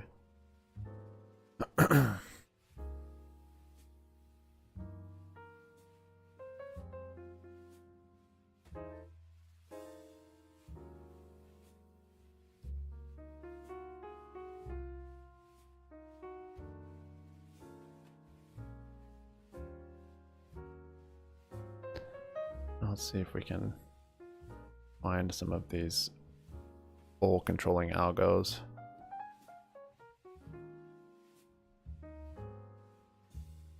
Too choppy down here.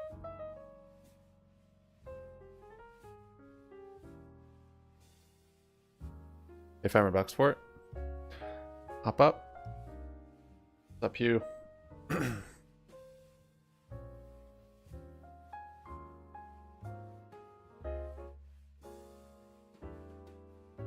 Oh, really? Reaction rolls? Get a reaction. Get a roll by clicking on the rules. I thought that was already set up on my channel. Someone set it up where you have to like. I thought when you entered my server, you had to hit a thumbs up on the rules or whatever, or to be able to enter. I remember that being set up.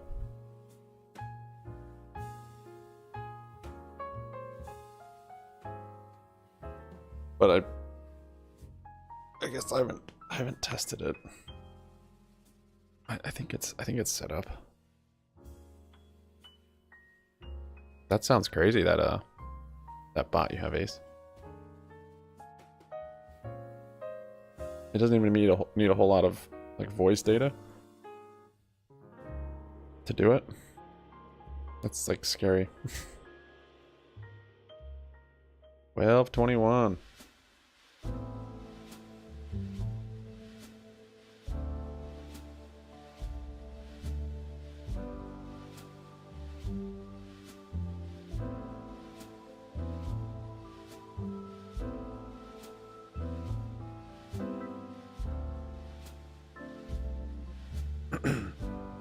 The ego on you. Sharon, I appreciate it, man. Thank you for the membership. You guys are just all sorts of generous today.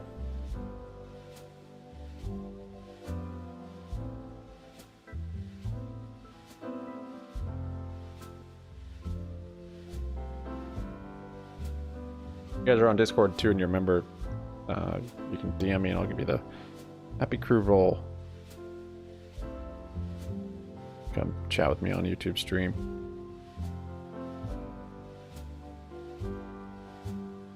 Chat, but I gave it 200 words to describe him, guys. I know, but the voice, I'm saying, don't know where it sounds like him. Doesn't take a whole lot of voice data to get it pretty accurate. What I'm saying, which is scary. Unless Kai's has a ton of, I guess, I don't know. Maybe you have a ton of voice you can use for him.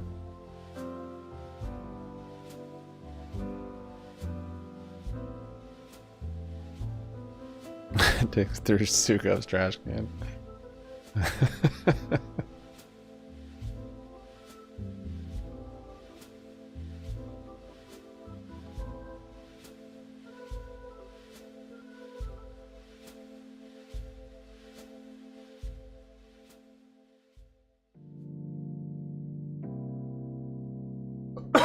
Excuse me. Toppy here around BWAP.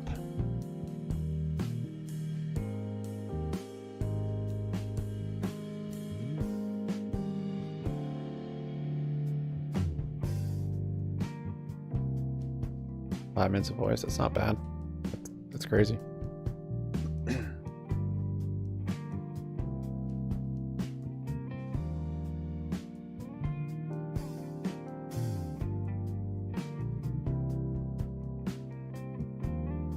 I'll post on Twitter for you being sued. I think, did you share one in our Discord the other day? I feel like I watched one of yours from Pulte.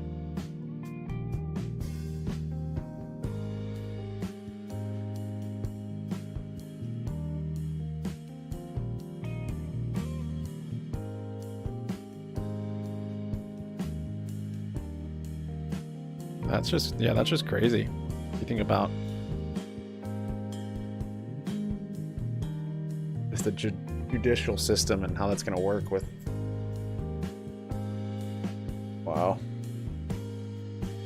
Testimonies, and I mean they use voice for evidence. Not uncommon. Phone recordings.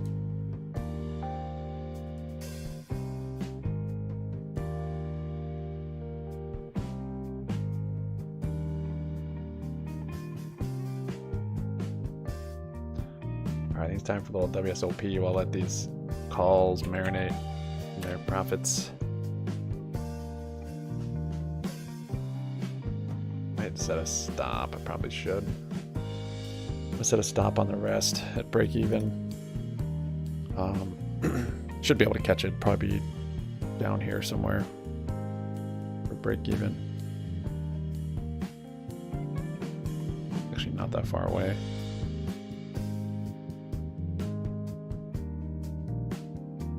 Nice peace of mind.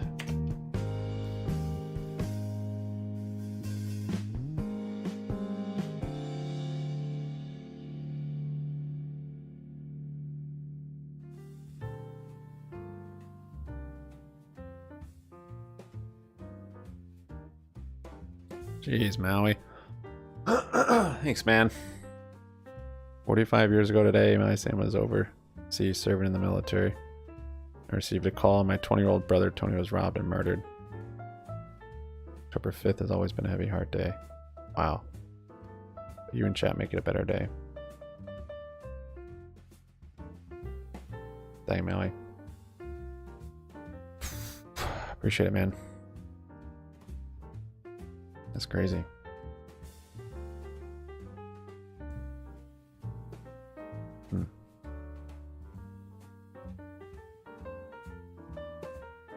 Man, that must have been tough.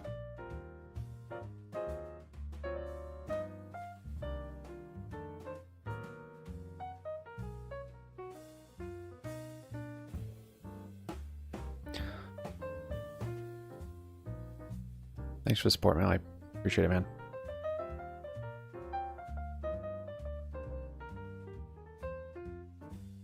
We'll have to go sailing sometime. Let's get nuts! Go catch some sharks.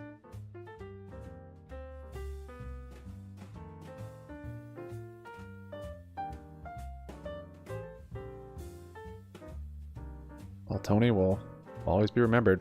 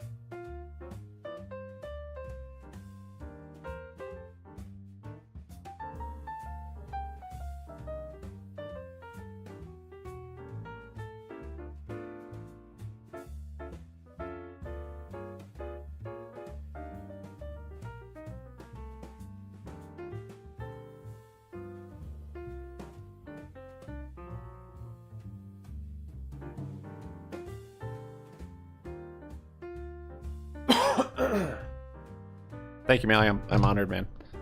Honored.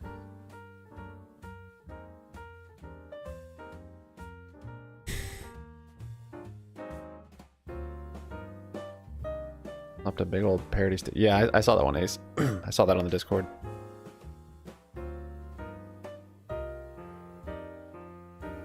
But hold me through the 29th barbecue. That when they went to expert? I don't remember. 20.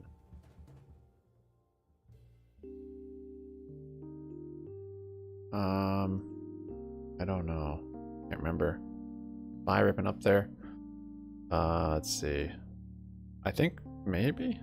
No, I'd sold. I think I sold on the break of this. I think somewhere up here I sold.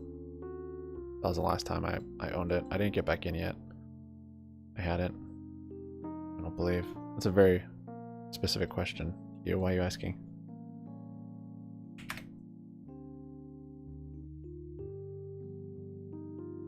Yeah, AMC doing the same thing. It does this head and shoulders, and then it like breaks it and rallies back up.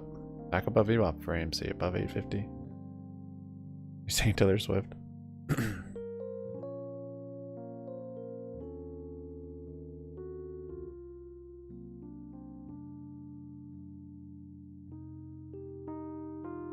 No, yeah, I don't think you buy anymore. I tried on Moomoo. I actually got Moomoo and put money in it to try and buy it. For some reason I couldn't do it. I was hearing other people could, but I couldn't. I don't know why.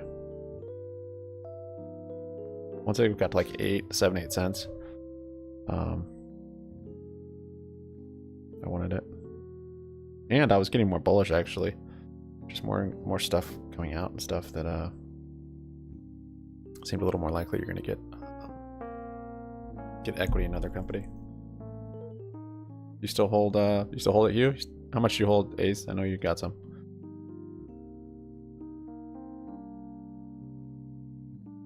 Wow. Absolutely, Maui. Also lost his 19-year-old daughter in an auto accident. Sydney and Tony were of the same feather. All those that knew them loved them. Absolutely, man.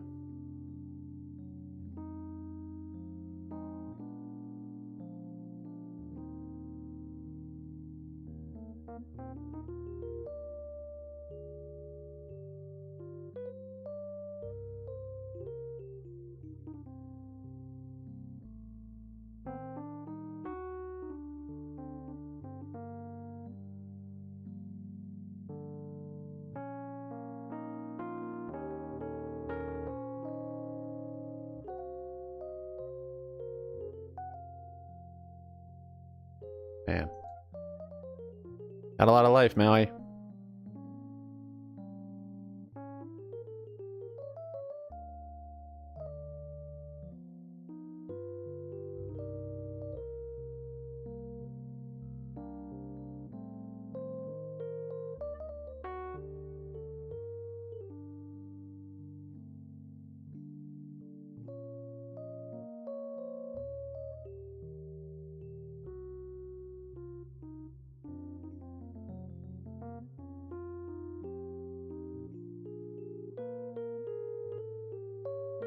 I appreciate that, Maui.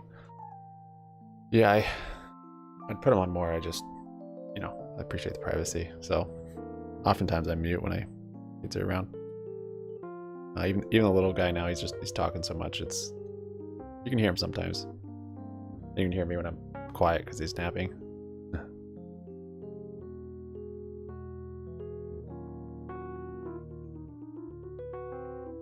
Yeah, we'll have to link up, man. That's crazy. Are you still up in still at, like, the Great Lakes or whatever? You're in Michigan? I can't remember. I mean, Maui's much more appealing to me, but Michigan's cool too. A boatload at 9 cents. What's a boatload?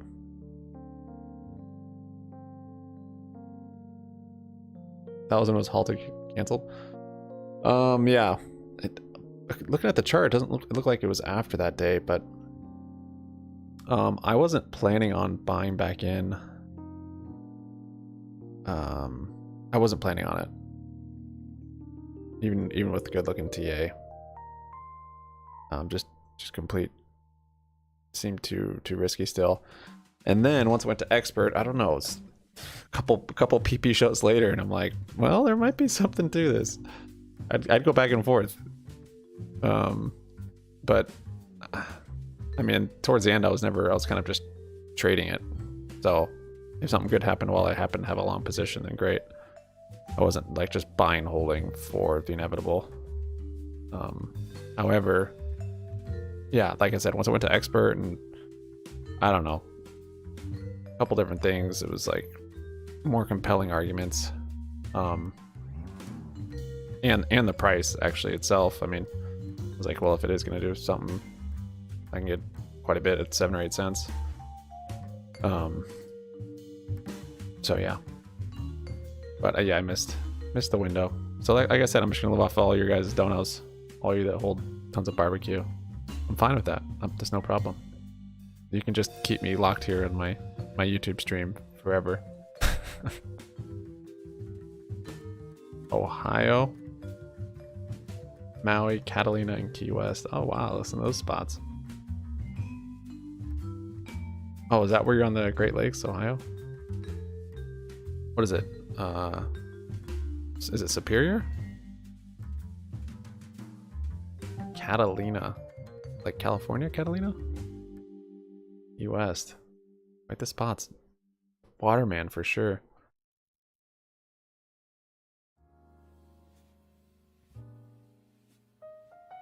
You know, halt the show? What?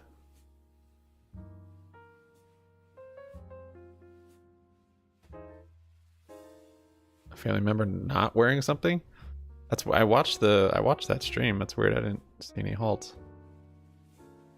Oh, Lake Erie. Okay. I don't have barbecue. No. I tried to buy it, but I wasn't able to. So I'm not optimistic that I'm gonna have an opportunity to buy it anymore, fortunately, until it's potentially a new stock, and probably if that is the case, then it'll probably be worth much more, and probably at a price I don't want to buy it. I'm gonna close more of my calls. I don't like this little Head and Shoulders up here.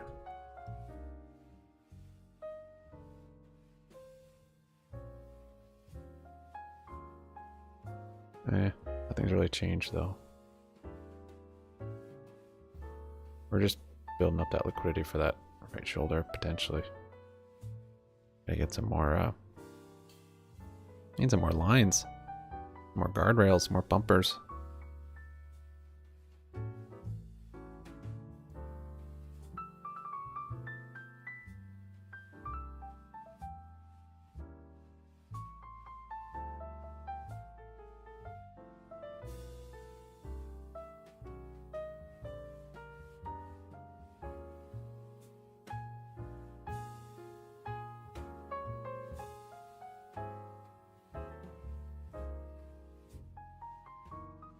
Sydney was born on Catalina? Wow. Is Catalina, is that the island where it's just golf carts?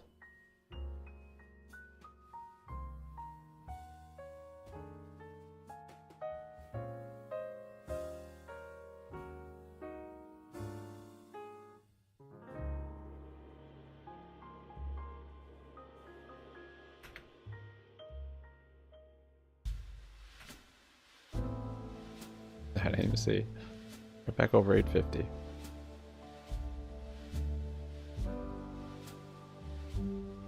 Think I'm gonna get more calls, but see if this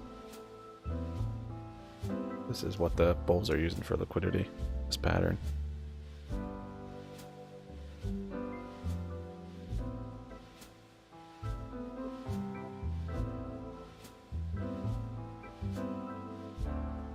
Nice. Quite the place to be born. I guess they have hospitals and stuff out there, or like a home birth.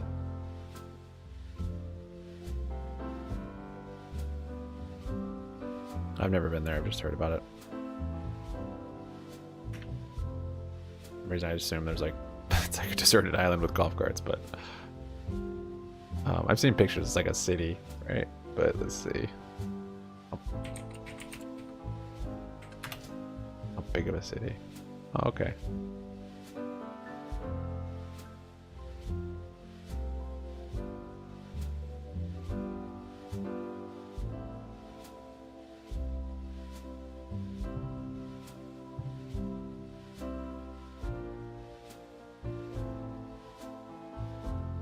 There's Catalina.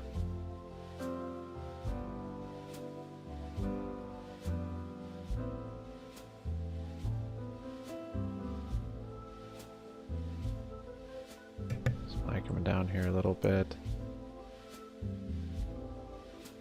Let's see. Oh, that's below VWAP. That's not great. We hold that channel. Yeah, that is a head and shoulders up there. Do it.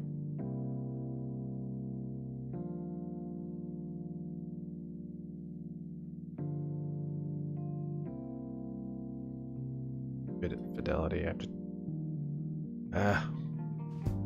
Let's swap my. I'm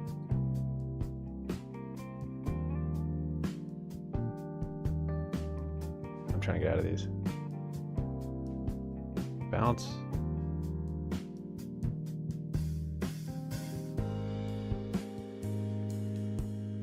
Okay, I'm getting out.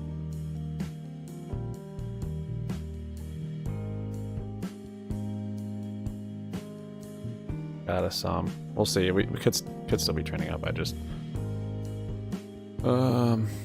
yeah, I don't like the head and shoulders. I don't like the round VWAP.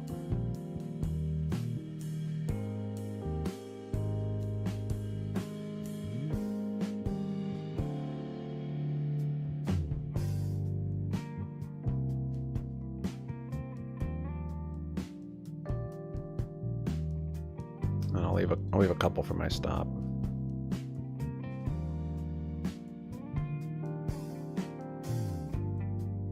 Couple little runners for my stop.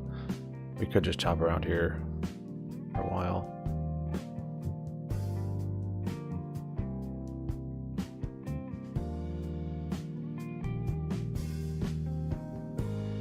Possible this should be more like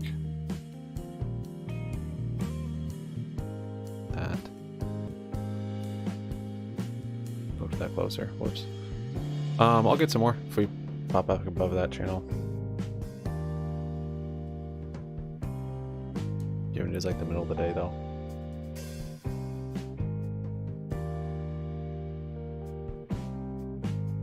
A couple days driving. Oh, diving, Catalina. Yeah, I saw some pictures of diving. That's pretty sick.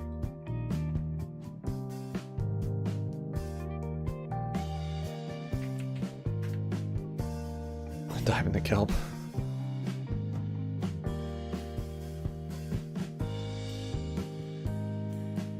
I guess you do enjoy diving in kelp, don't you? I just think of getting stuck in it. I guess it is pretty. When I've experienced kelp, it's when I've been surfing. It's awful. Like wraps around your legs and your arms while you're trying to paddle, and it like stops you. What's going on here? But yeah, it's pretty. Well, Webull does not recognize AMC anymore.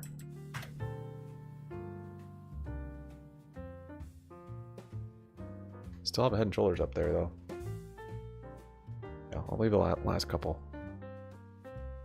Well, saved my small account once more. Eventually I'm gonna run out of cash in that small account. It's all gonna be just from gains in the other account. I gotta figure out how to trade that small account. Did well on this bit. And then was a little too jumpy on this because and then accumulated a lot of calls in here and sold. This actually was a pretty small move. Got a large enough position for that to be worthwhile. We still could have quite a big move to the upside if it wants it. However, could have a big move to the downside too. This could be a handle. It's still kind of what I'm thinking. I'm gonna look back into puts actually.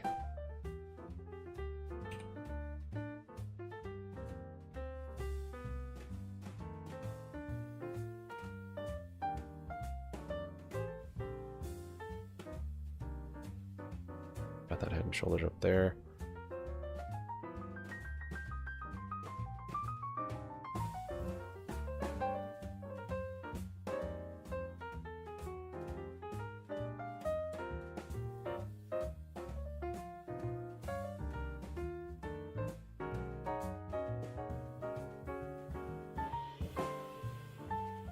The whole weekend, that's awesome.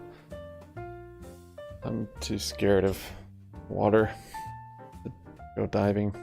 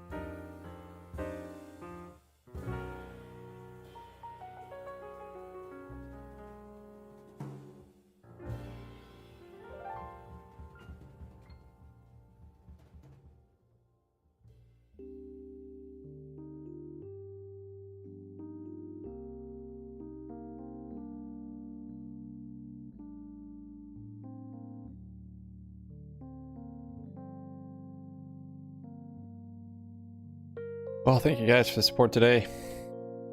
Appreciated. If you only supported with hanging out and give me a thumbs up, that's awesome as well. Navigate SPY. Really, it's somewhat of a tight range today. So, make it out green. Very pleased.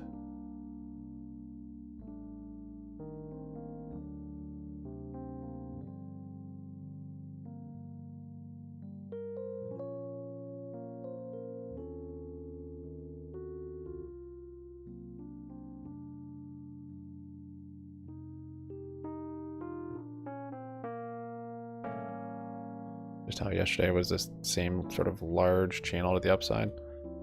We're doing the same thing to the downside. Yeah, I'm getting some puts.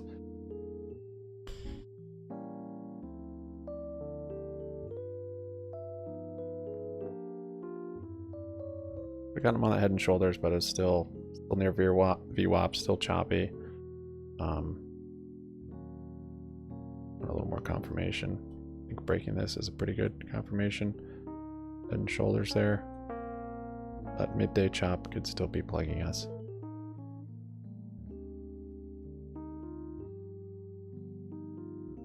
Call, I still have not stopped out yet.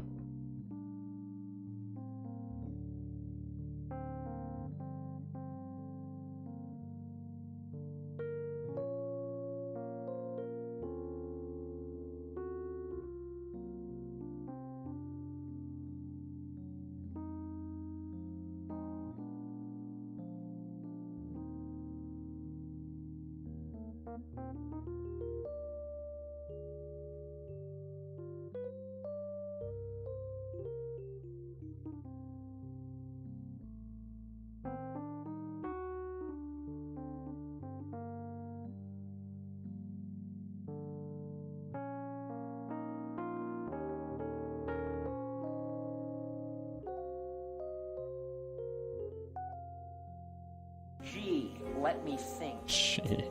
Sure. Busy Bee. Jumping on the dono train. Thank you.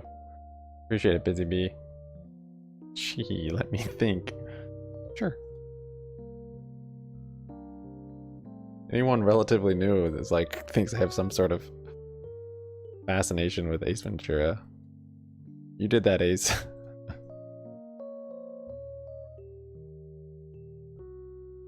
Thanks, Busy Bee. I guess it's my birthday, so.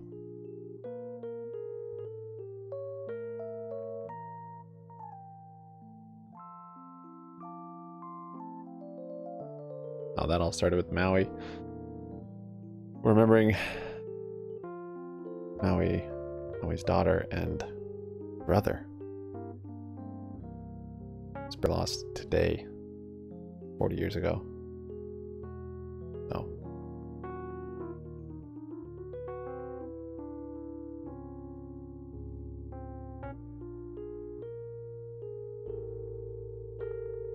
Thanks, Busy. Appreciate it, bud. Little bounce there. Got a smaller position on puts. I didn't go crazy at all. It's more than profit from the day, but not like the calls I had here.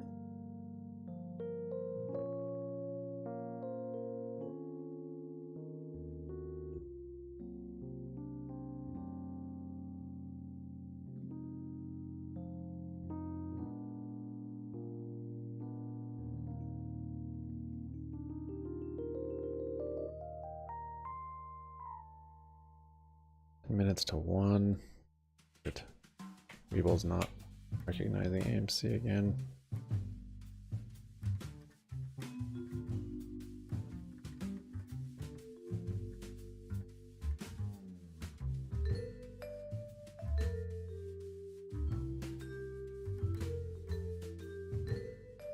Big bounce there.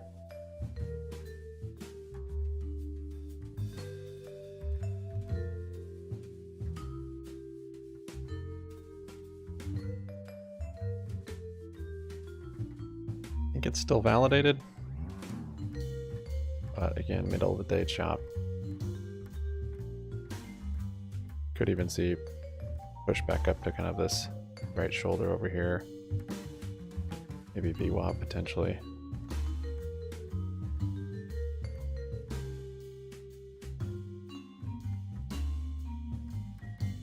Wow.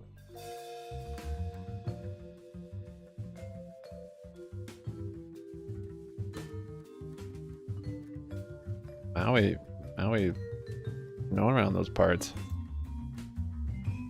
Oh, he's got some pull in Catalina.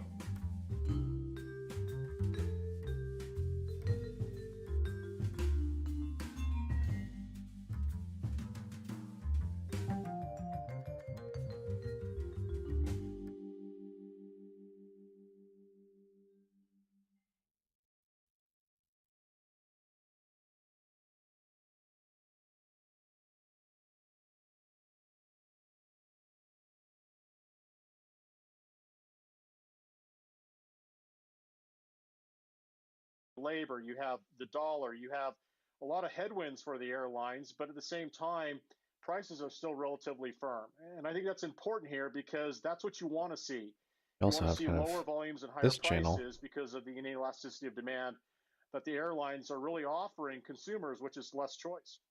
George Tillis, thanks for coming on and giving us the knowledge on American Airlines. George, have a great day. All right, now, Nathan, let's look at our final practice paper money trade of the day here at American Airlines. And George said a real interesting thing there, Nathan. He said this $12 level in American Airlines, you can go back 3 years and it's a pretty solid level for this company. So if you wanted to do something like that, if you wanted to use options, and my trade drinking has party about with Hollywood. 87 deltas in this option, and it's the combo. I went out to January, which gives me time, and I bought the 13 call. At least you know what they're called. Sold the 12 put. It's about 42 cents you pay for that, but it gives you 87 deltas, and it gives you that gap where you just lose a little bit of money if it stays between. But Nathan, your thoughts on the use of a combo? We got about a minute, Nathan. Sure. So sometimes called a risk reversal as well. You sell an out-of-the-money put to help fund that out-of-the-money call. Here, you're closer to that call strike. It is a 40-cent debit, so you got a 13.40 break even. You're giving yourself some duration, Kevin, to potentially get a bounce here. You do have assignment risk because you sold that $12 put.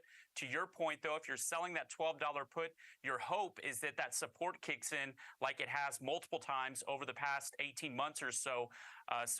This is a bullish trade. You have the assignment risk. You're willing to take assignment below that $12 price level, but you'd be looking for a rebound here in American by January. Nathan Peterson, the Director of Derivatives Analysis at the Charles Schwab Center for Financial Research. Thank you so much for coming on and spending the whole hour with me. Whatever you're making, 5 minutes to Nathan, 1 for the end of the day. Have a great day, Nathan. For all of us here at the Schwab Network, have a great day. Glad my calls didn't stop out. It's nice to have a little Jenny hedge. Horn and Alex Coffey are coming up next with Next Gen. Gen I. Have a great day, everybody. Next Gen I.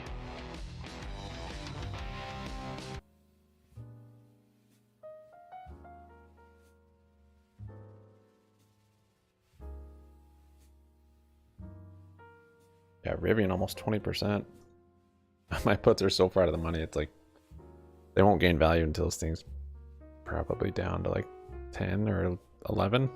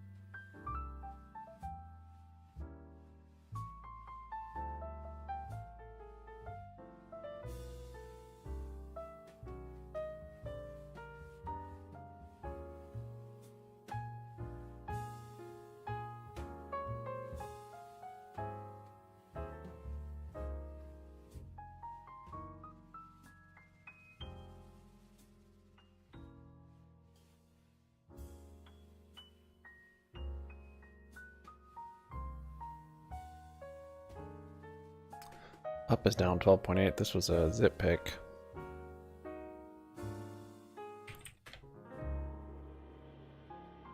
GME down 10.25.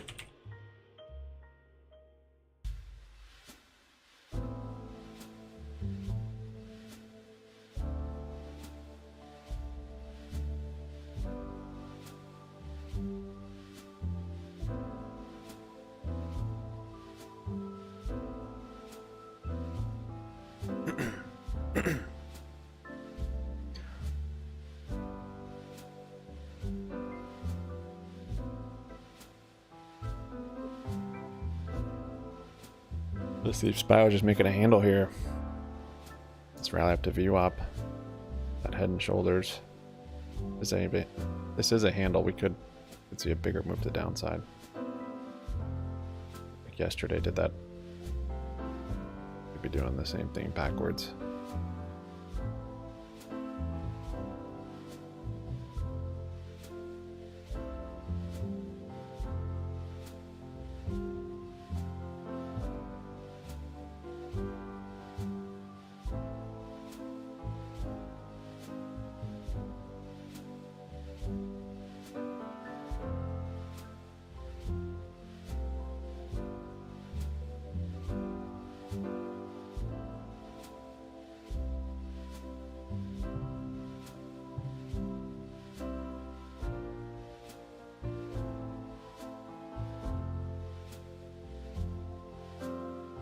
Maybe a little double bottom there.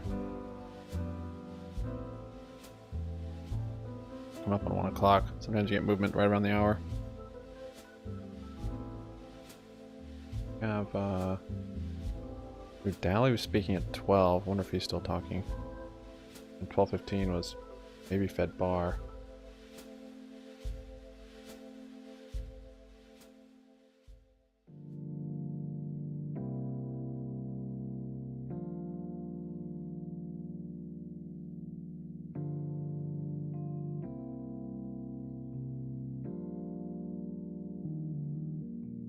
John, Michael, Vincent, Russ. John, Michael, and Vincent, Russ.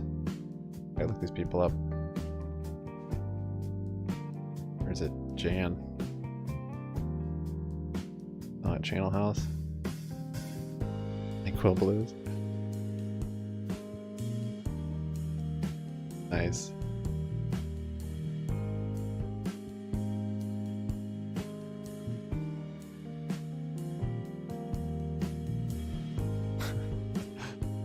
Sounds like some good times. Is that on Catalina?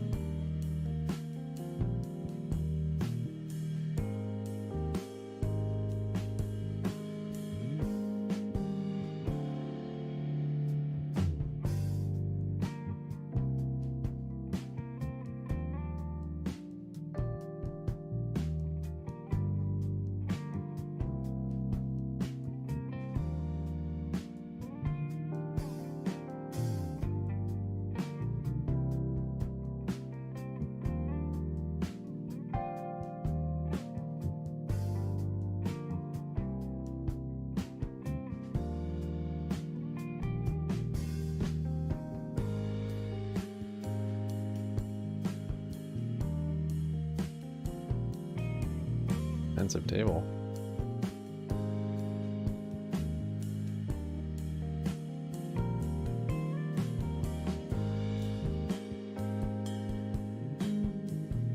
If it's just bears building some liquidity. Stop bears. Frick.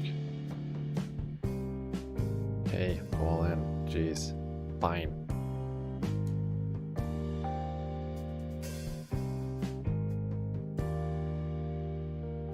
Fades. Fades. Ah. That was fun. Thanks, guys.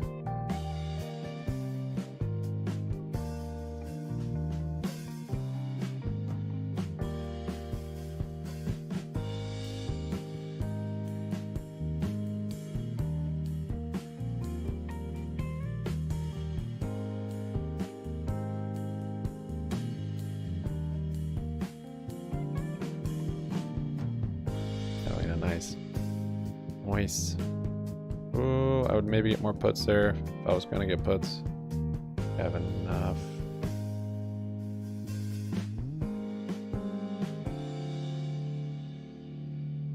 A false break. Might add to these actually. Wait. Didn't he kind of...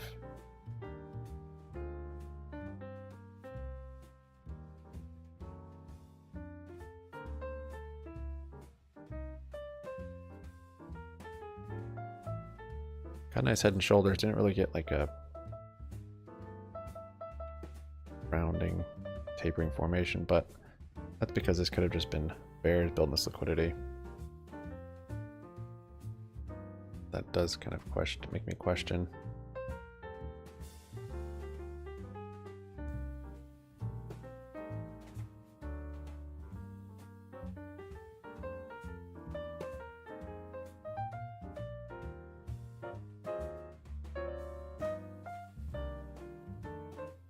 I think it's his head and shoulders still.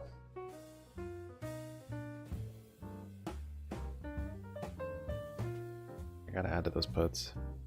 Yesterday I missed actually the best move that came in today.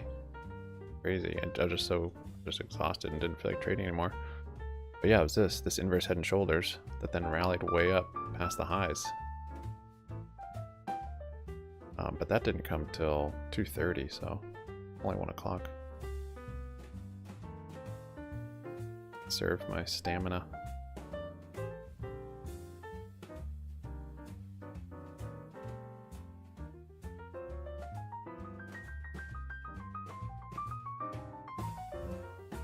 If I've stopped out of the call.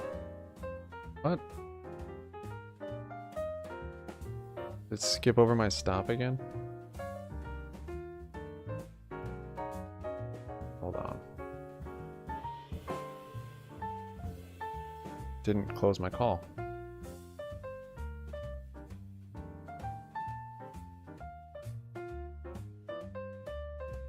There you go.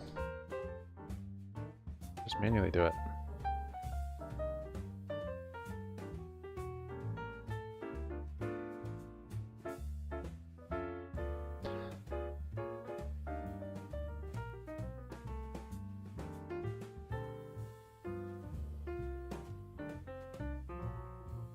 Eye coming down there.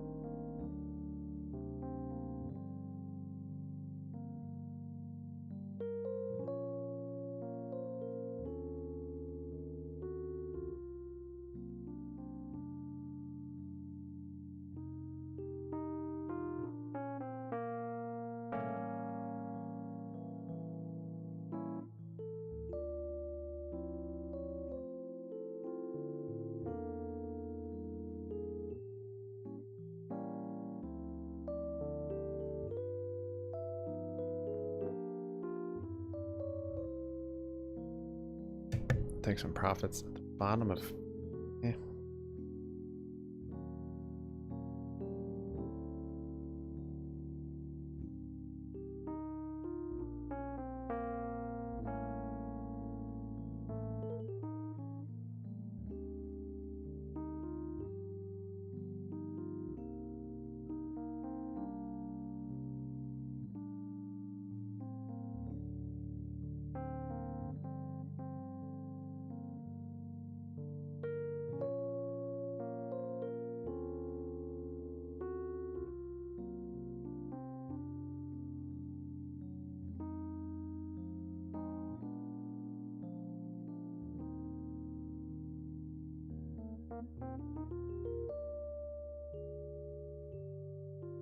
In September, they will be hiking their royalty fees for the first time in nearly 3 decades.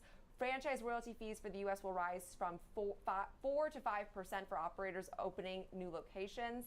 And as a result, actually, Wells Fargo upgraded shares, saying that they see this as an innovation engine firing on all cylinders. This name also has no outright bears, as far as I could tell, 30 buys, 8 holds. And the average price target does imply 28% upside at $327 a share. Even with the fact that McDonald's now has pulled back, it's down about 3.5% here for the year. You took all the words that I was about to say. This stock has quietly pulled back a ton. It's over right at, let's call it $300 a share, like $299.35. I think it peaked out, which was an all-time high. It's down to $250 at this point. So it's really, really quietly slipped alongside the overall market. And as you said, analysts not jumping ship, though. 3 and 4 still in the buy camp. Yeah, and it's amazing to see the fact that a lot of these names still have really strong conviction from those analysts covering it. So even with some of the weakness today, outside of course, Lamb Weston, analysts still really like a lot of these food-focused names. But we'll be diving more into our upvotes today, those being just the 2 that haven't released their quarterly updates yet. We hear from McDonald's at the end of this month. We hear from Wingstop first week of November. So we'll be looking more at both of those names, some example trades, as well as key technical levels. Stick around. Next Gen Investing. We'll be right back.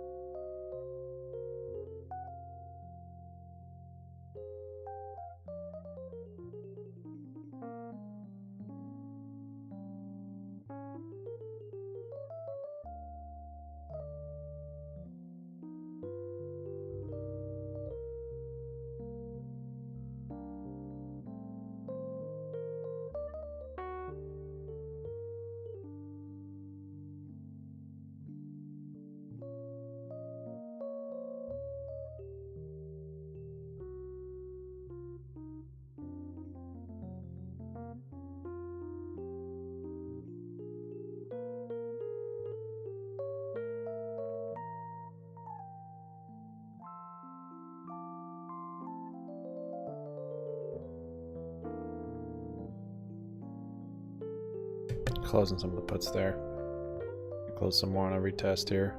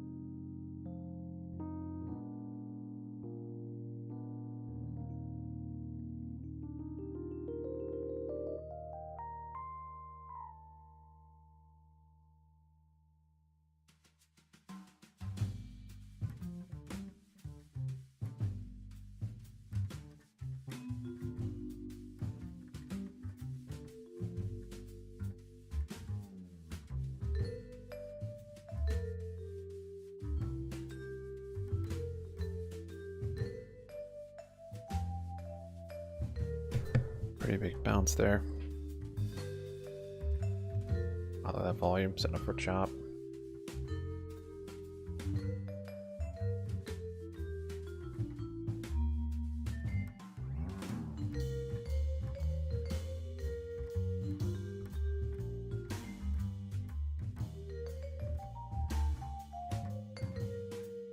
Wow. Alright, I'm out. Took a small loss on the rest of those.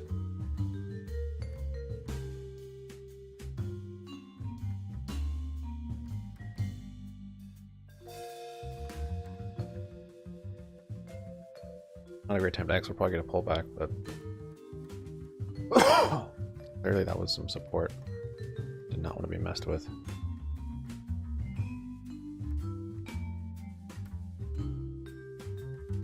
Right here.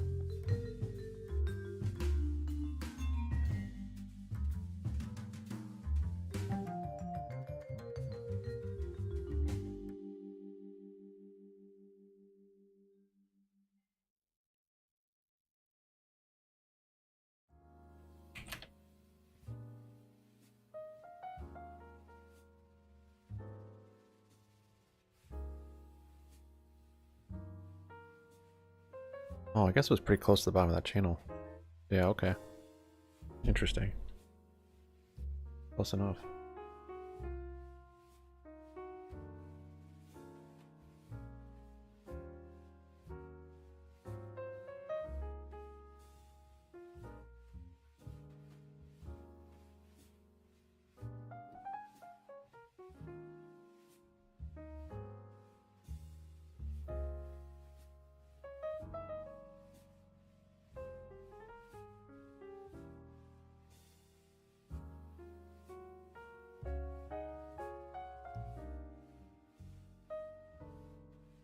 Oh.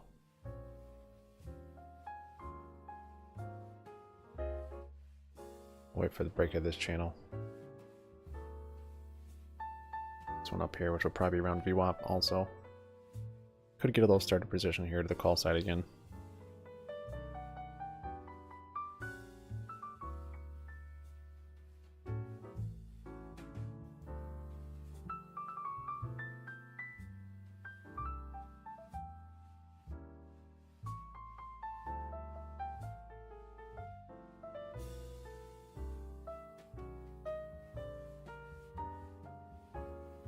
But I think I want more confirmation that this is going to keep going up. I want to see a break here.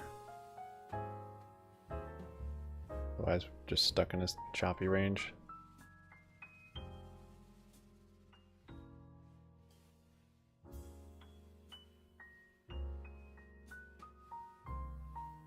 Bummer, man. Should close more puts down there. Another nice little trade on this channel break. Is that right here?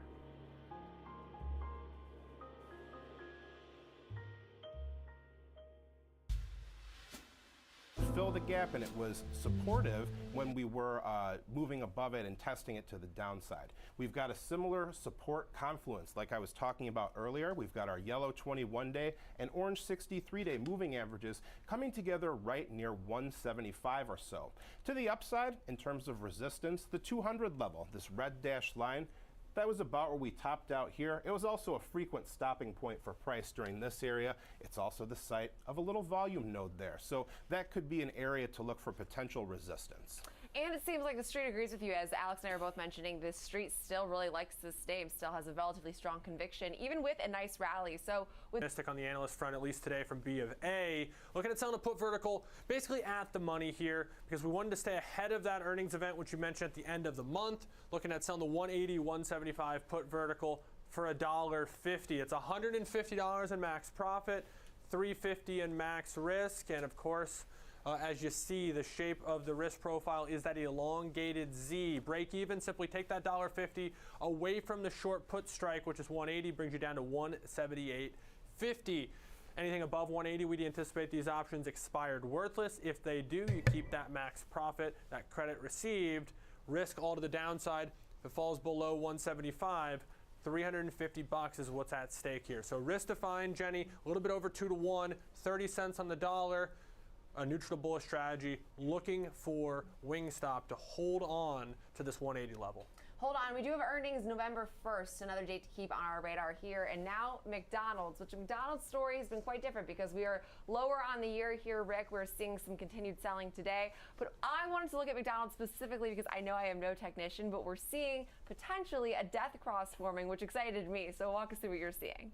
Yeah, sure. And if you'll permit me a little bit of artistic license on this one, we were trending upward for quite a while here. Then we formed the golden arches themselves, this kind of M-shaped pattern here, and you know, kind of this topping pattern near, we couldn't quite crack above 300. We topped out near 299 multiple times. And, you know, on the future show, Ben Lichtenstein and I have talked about this kind of M-shaped pattern. It's not good for bulls. You know, it suggests that we're seeing a repeated failure at a resistance level. And then it also gives us a point to watch to the downside. This 280 level, kind of the Melanie, thanks so much, man. Glad we could broke through that. We had an energetic have a little memorial here on here. So Happy Money you Stream. can see as well, looking at our trends, we had a more relatively steep Quota downtrend here. to begin with, starting with these lows. Appreciate It's you sharing and being accelerated open, to the man. That's cool. downside. It's much more steep now. your Remember, the thoughts more and prayers. steep something is in terms of a trend, the less sustainable it is. But for right now, it's holding true.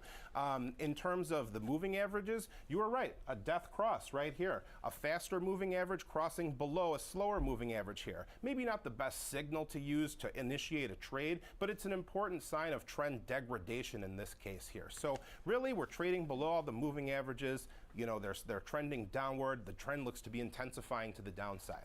Right. Typically, a bear market predictor is one that, you know, a lot of technicians use. I actually like the M shape a lot more than I like the death cross, though, because that speaks to, of course, the key golden arches. But as far as momentum of this trend, what are you watching? I forgot where to go short here now. I thought the RSI was pretty interesting here because I don't we even had know. two kind of snapshots of how the RSI can I know my long behave. target, but Look short, here. it's We had two to brief confirm that we're out of crossovers this into the chop. oversold area. This kind of matches the thinking that oversold means you're due for mean reversion, you're due for a bounce. It was true in both of these cases. However, ultimately, it was the precursor to eventually lower prices. Low and then new lows over there. So you can see that there's kind of two schools of thought. You can think, okay, we're low, we're oversold, we're due for a bounce. Or you can think we're low, we're weak, we're due for trend continuation, more to the downside here. And it's as a trader, it's up to us to decide which way we want to pursue it. But for right now, we can see that the trend is down. Inverse head and The shoulders RSI's there. trend is down I do like as it. I well. want to see We're it break deeply there, though. oversold. There's not really much signs of this trend being broken at this time here. So, Otherwise, I think we're you know, stuck- in addition stuck to in our this moving chop. averages trend being down, momentum looks to be trending down strongly as well. So as far as some key price levels you're keeping on your radar, what are you watching here for McDonald's? Well, I decided to include our standard deviation channels because our moving averages weren't really much help, given how intense the downtrend has been. And really, we're only down 15% off the highs. You could kind of argue that's not that big of a deal, but for a stock like this, it is a big deal. That's a big move. We've got potential support at our -3 standard deviation channel, which roughly coincides with the 249 level, which was some old highs back near you. Also the site of a small volume node right there. You can see to the upside, the 260 level. If you take a look over here, this was frequently a spot where, in addition to having a gap, price bottomed out near there numerous times. So we can see that's a point to watch to the upside.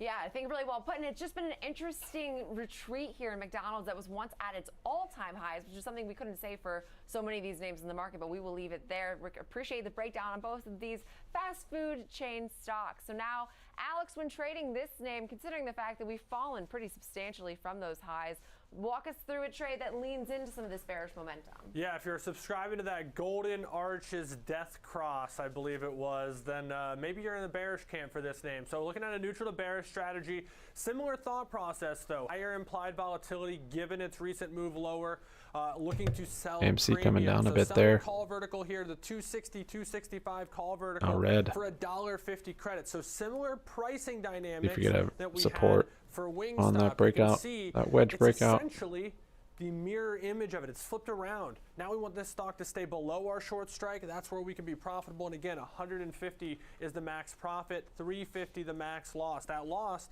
takes place as the move above 265. So it also helps, as Rick had highlighted, that pretty critical level around 260. Well, that's our kind of line in the sand where anything below that, if these options expire worthless, Jenny, on October 27th, going out to the end of the month, then we can go ahead and potentially be max profit on this one. Break even 260, 150. Simply add that $1.50. Let's buy back up to the VWAP. 260. So very comparable strategy. It's just a neutral to bearish version where Wingstop was neutral to bullish. Right, two different ways to look at this name. And McDonald's does also report at the end of this month, so also has that earnings catalyst, although like you said, it doesn't really feel like earnings has necessarily slowed. We're just ramping back into more earnings. But that does it for this segment. Now coming up next, it's time for FOMO, and unfortunately we are talking a name that may Break be on feeling VWAP. It's FOMO getting close to our the level. downside today. That is Rivian after issuing disappointing guidance. Shares are now down over 20% on the session. Disappointing guidance? Like the convertible shares or whatever? All that disappointing guidance?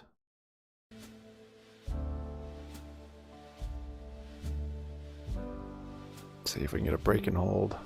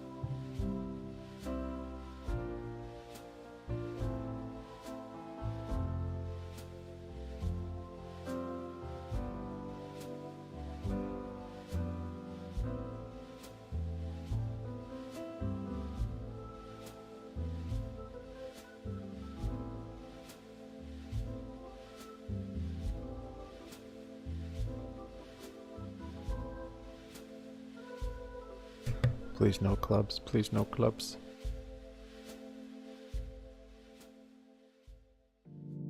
Nice. Total brick. Could have a higher 2 pair. I don't think there's even a straight out there.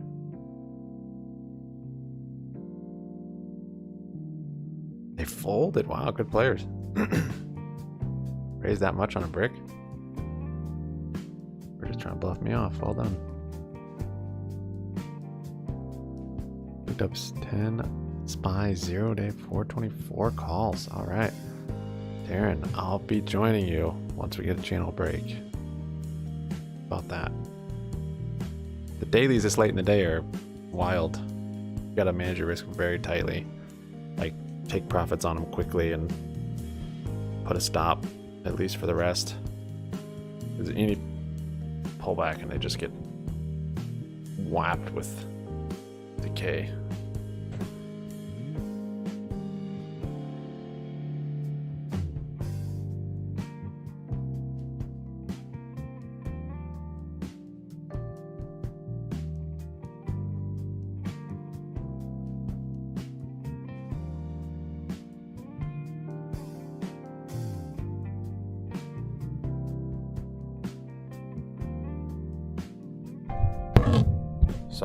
Sorry. I was stretching my legs standing up. Move this mic around. Okay.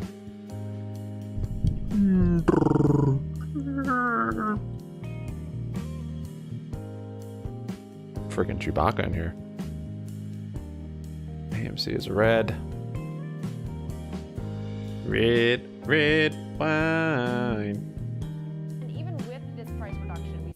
And Yeah, definitely. I mean, they are catering to a higher end consumer, and at this point in time, there's a lot of competition within this space. And they also have had some issue when it comes to the supply chain matters, and that's been causing this little bit of a backlog here when it comes to orders. And we have seen customers really canceling their orders because it's taking them too long to be able to deliver. So once you have this supply chain or this production and delivery issues, sometimes that could also hurt your brand. But when you're looking at some of the quality of their products and a lot of the reviews, they're having glorious reviews, but once again, I think this is more of a branding issue. You said glorious? They just really need to find their niche within the marketplace. A lot of competition, especially in a high interest rate environment. They have been able to gain some market share when it comes to some of the technology that they've been able to develop. AMC coming down a little bit, down 1.2.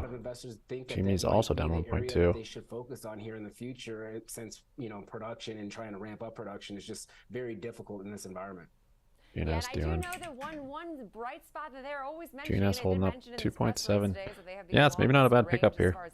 RSI divergence on the some of the more luxury hourly. Teslas, but not enough to enthuse investors. And Could wait for a break of that channel. $82,000 on a vehicle, around that range. I mean, not my market, definitely not where I'm shopping, but we will leave it there. Great breakdown, Kevin Green, senior markets correspondent here for the network. So, Alex, this is such a great segue. Wonder how much crap Jenny gets at parties for. We will leave it there. Hey, Jenny, come on over here, grab a drink. Oh, wait. Leave it there. We will leave it there. This is still a growing market, and Lucid appearing to be one of the worst performing. I mean, it is one of the worst performing. It's down off its highs by 71% here. There's a lot to unpack here, but I'll start with just sort of the story. VWAP purchases, but I'm doing it. They started with the really luxury car, and they slowly went down to more and more affordable cars. But there was no just other so happens to be at VWAP so often. So now I got back into some calls there. They make a very very tiny break. One of them is $250,000, and it's that didn't follow my rule. There's a market out there for that. Breakout trades. Play the retest. We're going to spend $250,000 on a car that doesn't have a ton of service available in places, isn't going to buy the $77,000 car, and the person who at the top end of their range can spend $77,000 really probably shouldn't be going to a company that's still proving the concept. Can't and open up like 0 days after power hour. Out there than that, they're likely to go that direction. So I just don't know who the target market is for this. It's a nice headline. And of course, financials, people start running and say, oh, they're selling it for less, they're going to make less, means the margins are lower.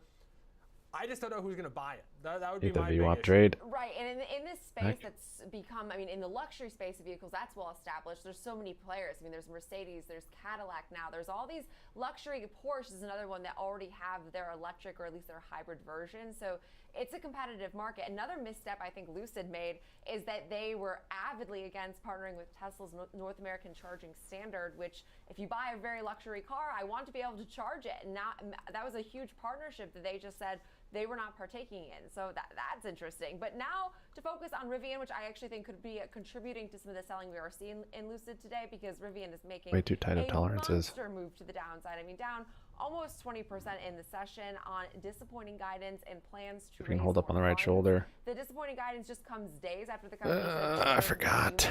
Break out the retest. You don't always get a retest. That's the problem with that strategy. Today, more than that even though. So we did see this news Wednesday after the market closed that they said that sales in the current quarter would be slightly lower than the street. I had a position sizing I liked, and then for whatever reason I doubled it also, which sucks. Yeah, quite a bit lower too. They're suggesting that sort of cash and cash equivalents will be around 9.1 billion after thinking it was going to be somewhere near 10.2 billion. I mean, that's like 10% below what you thought. So you start extrapolating out. If you're an investor, you're like, hey, this isn't adding up. It should be going the other direction. You should be finding ways to be more efficient. You should be ending up with more cash than you thought, not the other way around.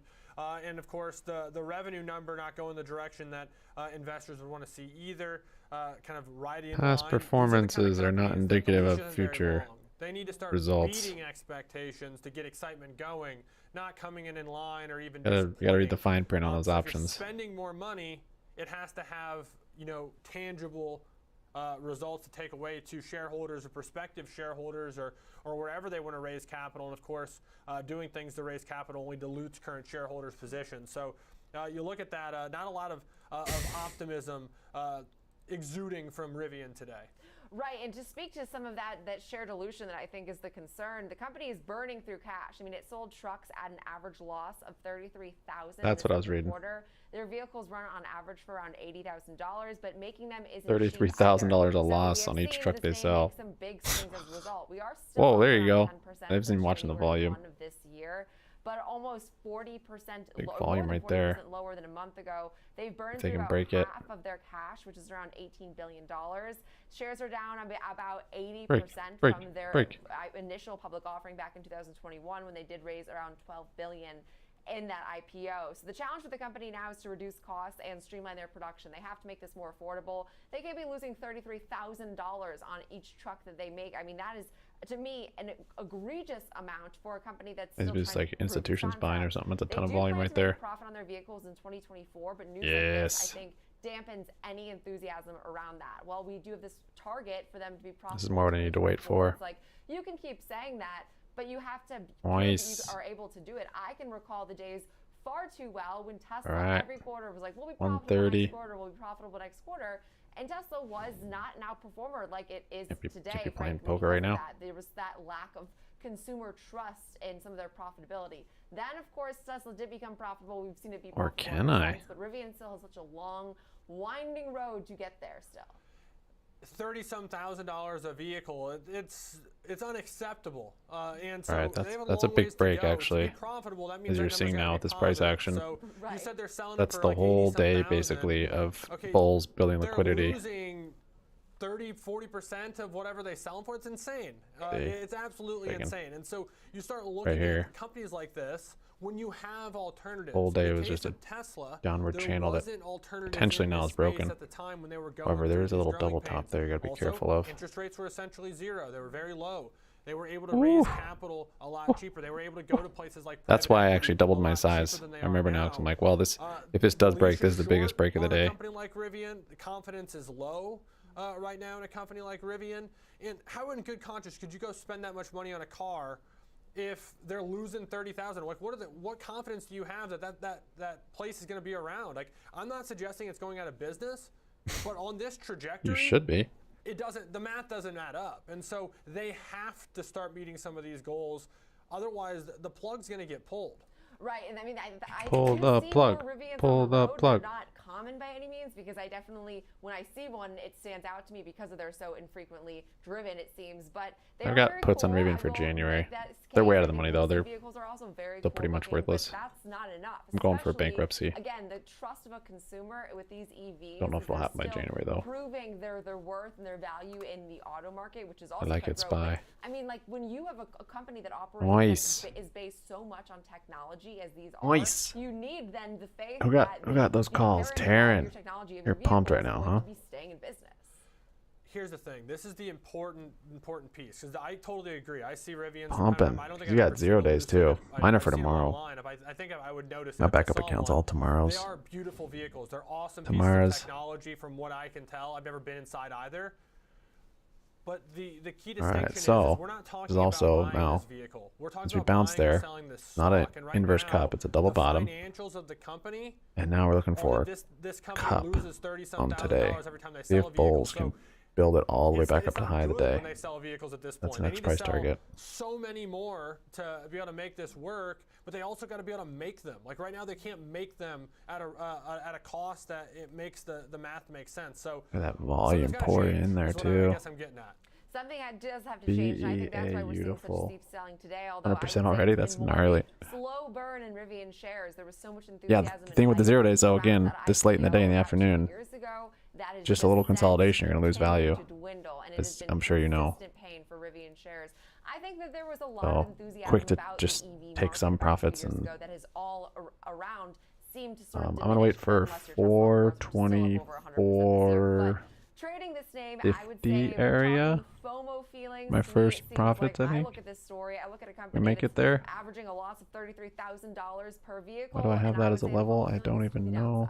And it's almost like a pseudo earnings event today. When you see this repricing of 20% I don't know on why. this type of headline, this is essentially the market taking this as if it's an earnings. It's a surprise. It wasn't on the calendar necessarily. Surprise. And so while they'll probably have earnings in the next few weeks, 6 Surprise, weeks we're losing or so, gobs of money. you're going More than to you even have thought. potential volatility, but it's going to be lessened because of this massive Alright, move. So that's I broken. looked at a bearish strategy in which we go out to the November monthly cycle, buying a put vertical here, the 2017.5, looking to spend $1.25 on this. That would equal the risk to the reward, 125 to make 125 in risk to make 125 in profit. This volume, this is like the biggest volume of the day. Look at that. Stock continues its slide. Other than opening, as someone who by nature is volume maybe a little bit more on that break was contrarian, massive. and you see 20% down, maybe your first gut It broke it there. That's instinct where I is got the to, calls. Maybe look to find opportunity be on the bullish patient. side. But no, Sometimes the story's just not good, and that triggered it, but that's low too small of a and buy margin them for back error. even lower. And so looking at this, So what I wanted to wait strategy on for the really risk was, profile, it's one that benefits you can see this from, break and then just wait, a move and lower then below seeing all this 17.5 to volume, break even would be and at it getting more liquidity on this right shoulder, this inverse head and shoulders here. Could have gotten some here. Definitely on this candle, full break, tons of volume. Definitely confirmed by that point. And I think even on this candle, I probably would have been able to get them for about the same, probably. Jenny, this Maybe is a little the, more. If the feeling today is more downside, this would be the FOMO type trade to take advantage of that. And you'd hope that with a near 20% move to the downside that we don't see further downside, but they still have a lot of proving to do. Balance sheets, to me, matter a lot more than cool vehicles, like we've both said. And the minute I ever am able So to those get into calls, Rivian, I will this is probably hindsight be now, but getting those it calls I the built most up here, I annoying could have person held on through social all media of ever. this. But that day is yet But to come. you never So know. once I get into Fly's Rivian, going to I take will profits. have my full review on these vehicles. See the head and shoulders here, go the other way, and then realize this is just liquidity for bulls, or just chop actually is kind of what I was thinking. Unless we broke here and we got the break, so that's big. Big break. Nice, well done, Taryn. Locked in some profits, absolutely. Yeah, I'm gonna sell some too, that's a great idea. I have price targets in mind, but the market is here to take our money, so do the best not to let that happen.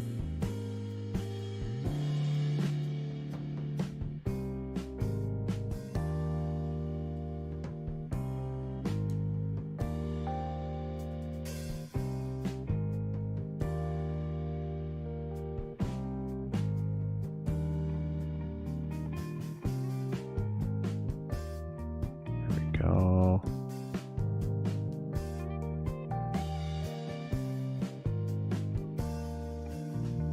What's high of the day actually? That was yesterday. today is right here. Right above that 425.08.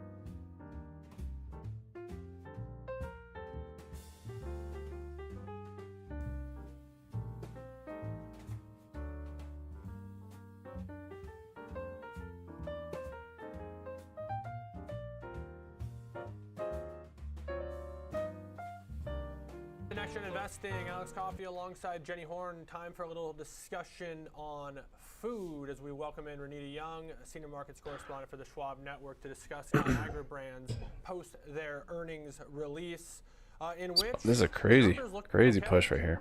They're okay, but the truth is, Look at that volume just not, it's not even letting up. They did exceed expectations, No but pullbacks, no revenues fell short retracements. of expectations. However, the company No opportunities did to reload. see margins tick up at least a little bit, at least one. Probably would reload actually. Margin recovery, Um, despite those challenges that the industry A lot had more been GME having. puts expiring next Also, week. The cost of groceries Whew. sold dropped 4.7% to $2.08 billion, and that helped boost the gross margin to 28.3%. But adjusted earnings came in at 66 cents a share above the 66. That's sold off. Didn't you already have some? Revenue fell Did you short of the expectation. It was close out? $2.9 billion, and that was lower than that Let's talk about buying GM puts. $2.95 billion estimate. And other metrics were pretty decent as well. Gross profit increased by 14.3%. Yeah, it's a big break on that support. And snacks segments, Head and that shoulders. increased. So did the refrigerated and frozen segment. Actually, the refrigerated and frozen segment. It's a big break, decreased. actually. But the other two, the international and food service segments, those increased. A year ago. And then Over a year Conagra did ago. reiterate its outlook for low Never got that long single-digit position, huh? organic net sales decline for the fiscal second quarter. Right, you were talking about that and today. low Oh yeah, well you single-digit made money on the organic downside. net sales It was, growth I mean, for the you had second been. half of the year. I don't know how much you've been listening what's today, really but interesting about Conagra, and I know we got the some best mixed entry is right results here. from a lot of these consumer Most staples that confirmed on reported today. I mean, break of Constellation this is one much comes to mind larger. that's seeing even worse selling on the day, but is that we have these numerous reports that the Fair liquidity actual way build. that we're consuming I mean, this these was foods a are pretty good changing grab as as inverse head and Americans, given the shoulders, fact break that of this there's channel. rising interest in the weight We had so loss much drugs. chop and just Ozempic is one that comes to mind. mess, and then you had This this is, to me, like, the rip, and then most, this. like, egregious, So like, this was hard to hold through. so unhealthy if you're just taking Ozempic and you're not just Was it you, Guts? I mean, for goodness Nice. sakes. Yeah, But you must be this is doing well in actually those. changing the way that these companies are seeing their sales, correct? Yes, so several reports and even a couple of analysts have weighed in on this, and it's specifically because drugs that people use for weight loss, like Ozempic, actually So you curb the could say appetite maybe for made a snacks. cup here. And even Walmart said that it's already seeing some of the effects. Oh, maybe a little of that. pullback They've been here for a studying handle. The patterns of Need people to figure out what kind who of take these drugs that chart we can get. are also shopping in other What's up, areas Jay? of Walmart versus people who do not take these drugs. They Oh have yeah, any you had definitive calls. conclusions to draw That's from right. what they I'm see trying to get in that balance. their Yeah, it's big Another break on that support though for company, GM. The CEO of the company that has Pringles and Cheez-Its. I just need they Rivian also to go to said like that they're studying $4. as well. So I think this is really interesting, though, That'd be that neat. this is just now becoming a problem because people have been taking these drugs for a couple of years now. And the interesting part about Walmart is Groupon. that a health study showed that between 2020 and 2022, sales for those drugs for Ozempic increased about 300%. So Walmart's also benefiting from this as well. We don't know if it's enough to offset where it's not benefiting in the snacks area, but they're making money from this too because their pharmacies do sell some of the drugs in that category. This is, I mean, we're getting into the weeds here. Look, when it comes to, if ConAgra comes out with a study and tells I me saw a about couple how more bad there. some of these drugs Or are, one. I'll read it, but Okay. I got to know what the incentive structure is. You got to see this from all angles. Snack companies want to sell snacks. Pharmaceutical companies want to sell pharmaceuticals. Looking for a pullback and then I don't know the might answer. even Probably reload. The, We'll the, see. the right answer is none of it's probably all that good for us. So we got to, pick and choose a little bit here. But I got a fun fact on a lighter note. Okay. Little handle Me on and this ConAgra cup. have something in common. Both And of maybe us, me and another ConAgra, rally up to we're the headquartered in Omaha, eye. Nebraska, and are now headquartered here in Chicago. Or another handle. There you go. That They is a- followed me here, or I followed them. I don't know, one of the two. I would think I would take it that they followed you. I'm not sure that you would follow ConAgra, but what I think about this whole Ozempic craze is, unfortunately, it's like the rise of Busy money for social sure. media influencers and celebrities. Yeah, a lot of action influencing. today. Elon Musk has been pretty. Lot of He action. hasn't denied claims that he's on Ozempic. Missed a lot. You have not even just celebrities. You have like Crazy CEOs of donation companies train. that have said, I lost Now he all of this opened up weight with on us. Ozempic. So is it even the story that we're Shared seeing some of his snacks life. now decline because people aren't Lived a lot of hungry, life, they're that just not guy. hungry in general because they're on Ozempic. Well, listen, it depends on how long they plan on taking Ozempic, because Got- we've seen reports. We were talking about this earlier. How when you stop Maui taking it, guts. some people claim that the cravings come back. Ace. And maybe even People worse. just wish me happy So birthday. They may even gain more Taryn. weight than Busy they've bee. had before they started to take it. And then also it's the reasons, the motivation behind taking this drug as well. Are you taking it because you do have a condition that calls for it? Are you taking it for weight loss, which other people feel Line is just flagging up here. definitely a great condition to take it for? All those things matter. All those things do matter, and Weight Watchers recently partnered with some of these companies for these very popular weight loss drugs. And I know it's been an issue, actually, if you have diabetes, which is how specifically Ozempic was designed to treat. And that has become an issue because, like you said, we're seeing sales up like 300%. 300%. A report that showed U.S. sales for those medicines, not just at Walmart, but U.S. sales for those medicines jumped 300% between 2020 and 2022. This is really interesting because we talked about Pepsi, I believe it was yesterday or the day before, was on like its 12th day lower in 13. So perhaps Frito-Lay also taking a hit from less snacking. I wish I could say that was the same in my case, but I am still supporting the snack industry in its fullest, but we'll leave it there. Great insight on this story, which I find so interesting, which is happening really across the world, across social media. I cannot escape the Ozempic conversation. Thank you, Renita Young, Senior Markets Correspondent here for the network. Now, coming up next, it's time for Under 30. We are looking at Pinterest as one analyst at Piper Sandler sees some upside to their advertising business. Shares are higher on the session. We'll discuss that more with George Tillis coming up next.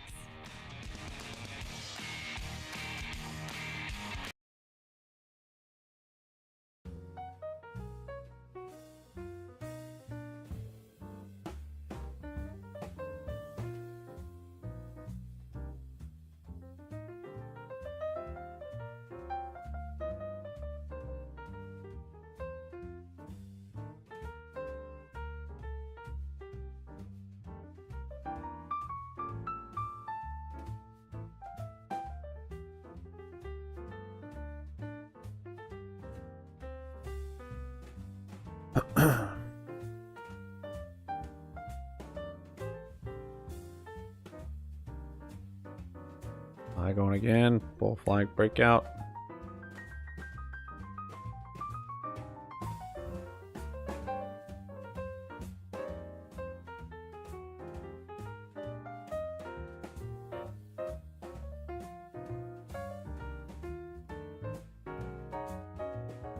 Glad I got back into those calls. I almost did it, remember? Even the puts, actually. Right here on this break, I was like, I'm not gonna get puts. I've done enough. I didn't actually need to get in those puts. Those end up just being choppy, but then for this break, I'm like, if it breaks, gotta keep the focus strong. It's tough. It's not my birthday, no. No, Maui was just joking around. It's a memorial for his brother, actually. Passed 40 years ago.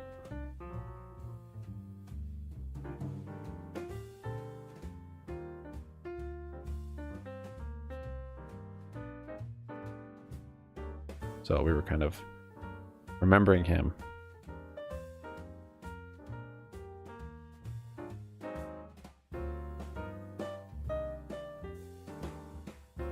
And then he went on to share some of his history. Very interesting.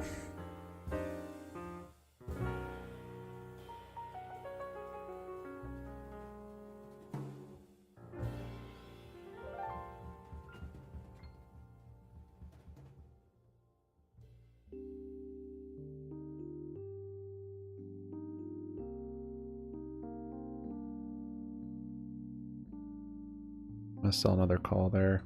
Just slowly scale out. I think we should get a pullback, but imagine we'll keep rallying on a little handle.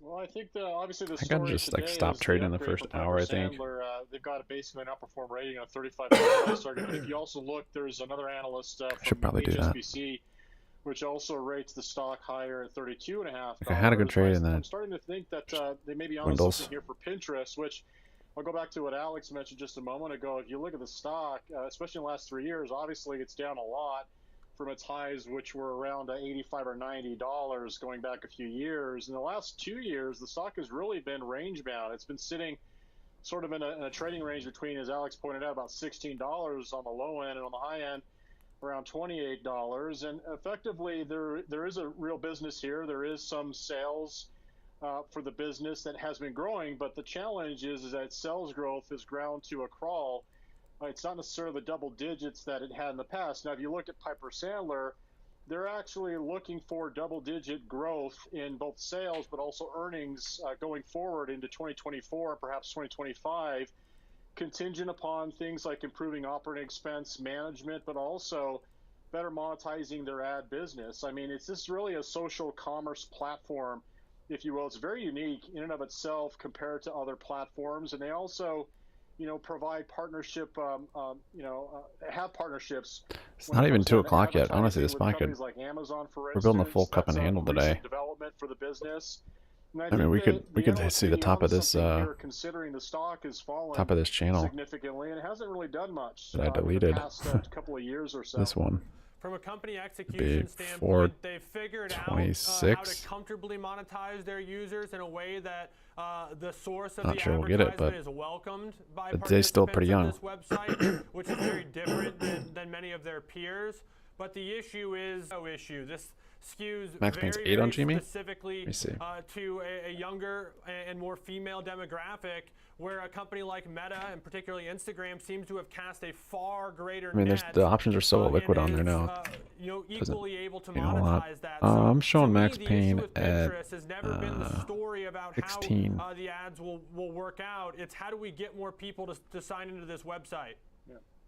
16 Max Payne on That's the GME. kicker. I mean, obviously they don't have the broad demographic that Meta platforms does. I mean, it's, as you mentioned, it's a very narrow demographic. Isn't it transfer agent? Interest, but it doesn't necessarily mean that the company There's a little pullback on won't be a SPY. performer going forward. I think at the end of the day, it comes down to internally, how do you better optimize? Yeah, I was seeing that new transfer. Did they actually get a new agent, or I just saw they lost AST or whatever? Partnerships are going to be extremely important for Pinterest.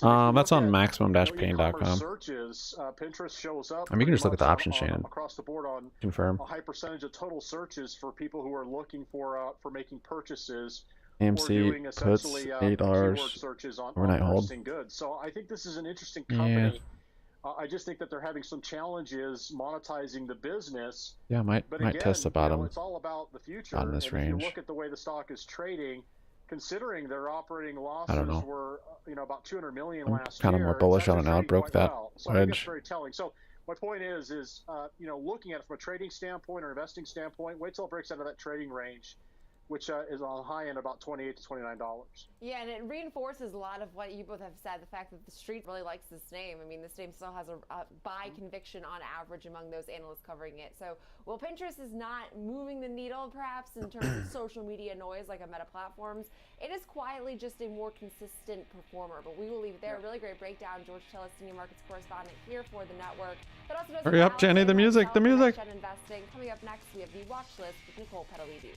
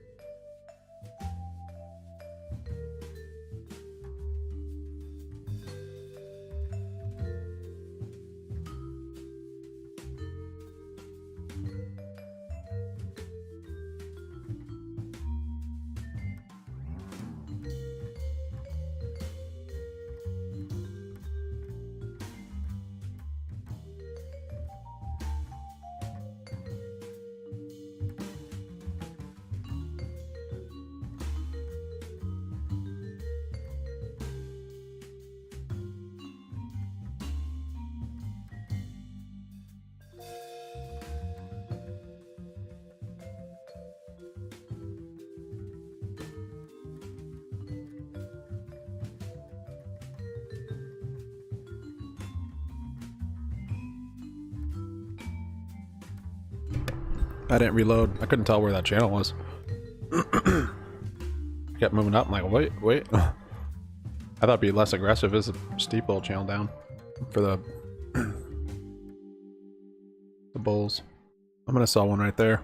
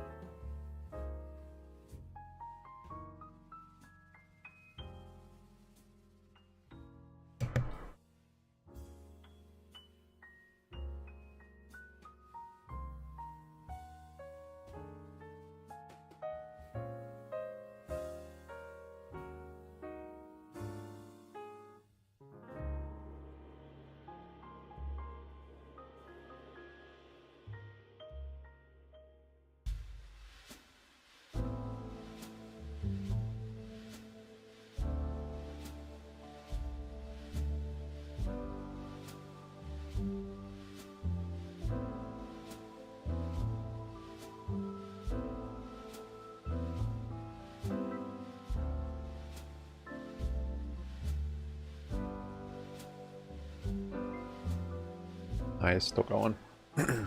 Trying to sit on my hands with these calls a little bit. I could reload too on the next one, now that I've seen kind of what it looks like.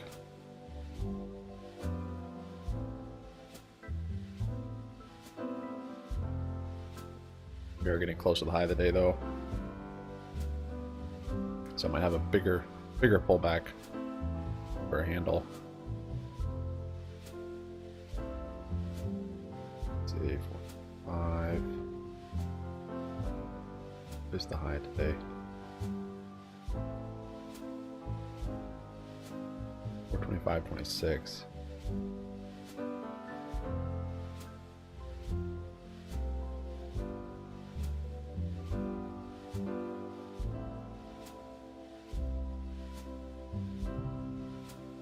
See if we get the same sort of pattern.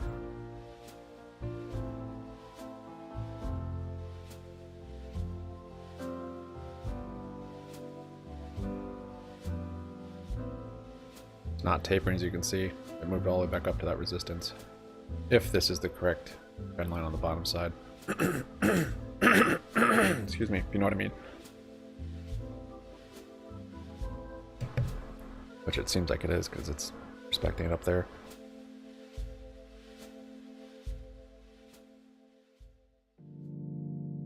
GME covered calls.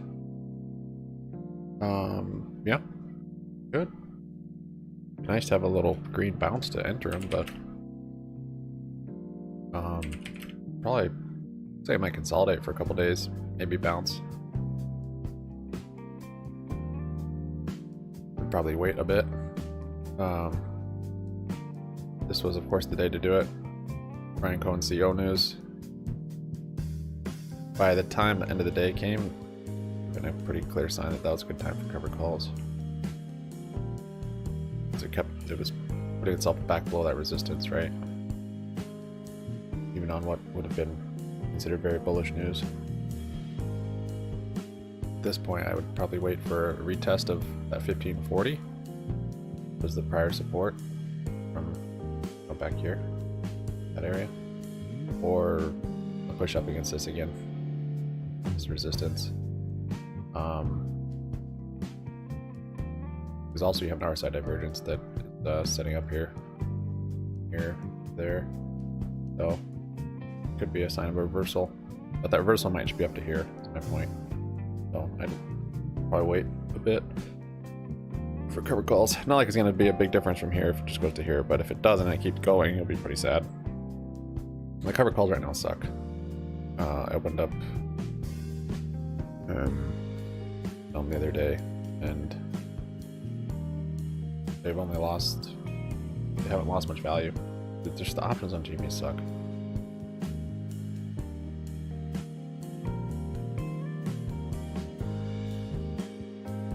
For something similar.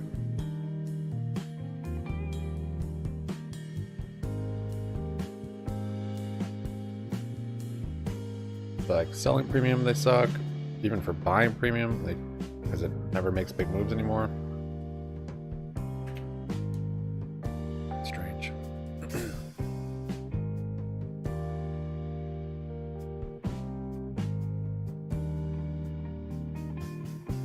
I don't think I'm going to reload calls at this level, but I do have a little higher price target to sell the rest or sell more.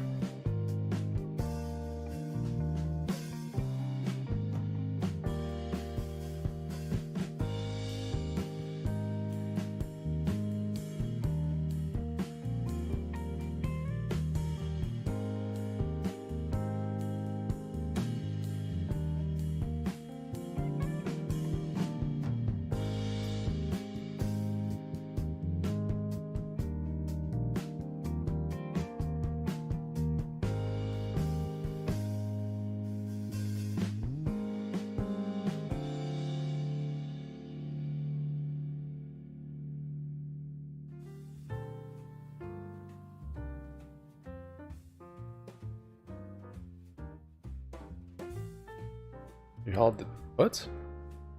Oh, you got rid of your calls? Got in the puts?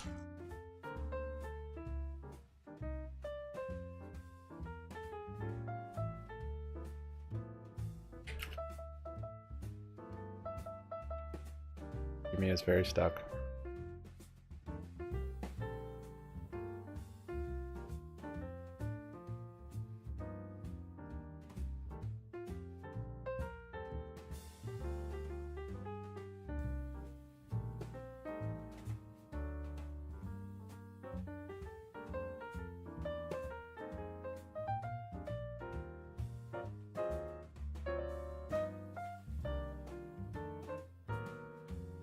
Well, we could be building head and shoulders, we'll see.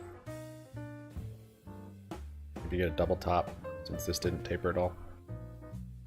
I'll sell some more calls at this high.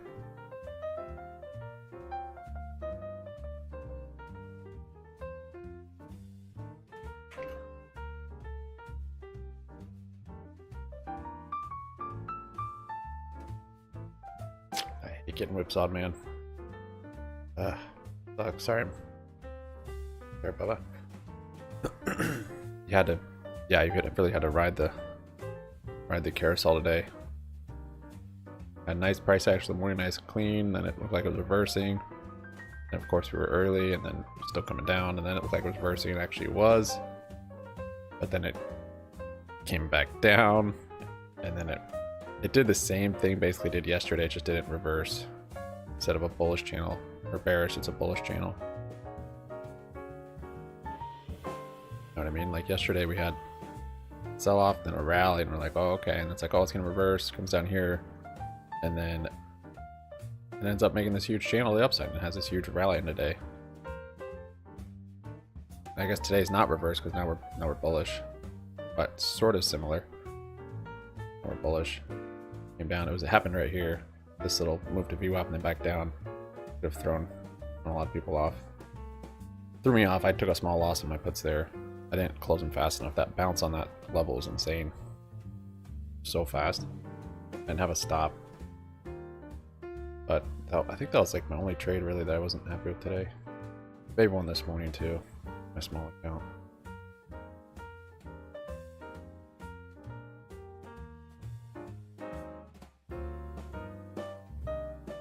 Get kind of a bigger handle formed here. It's still only 211. It's plenty of time for a rip rally.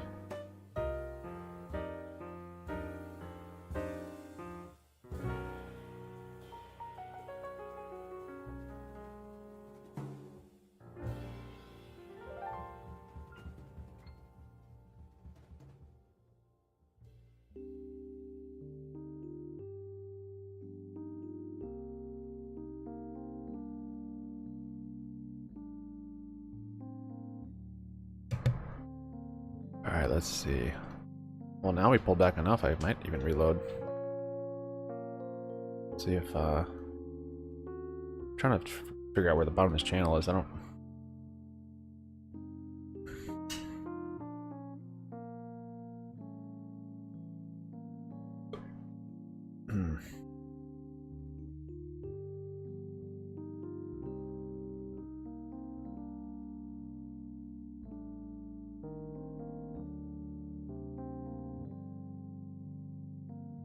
Yeah, I'm gonna reload.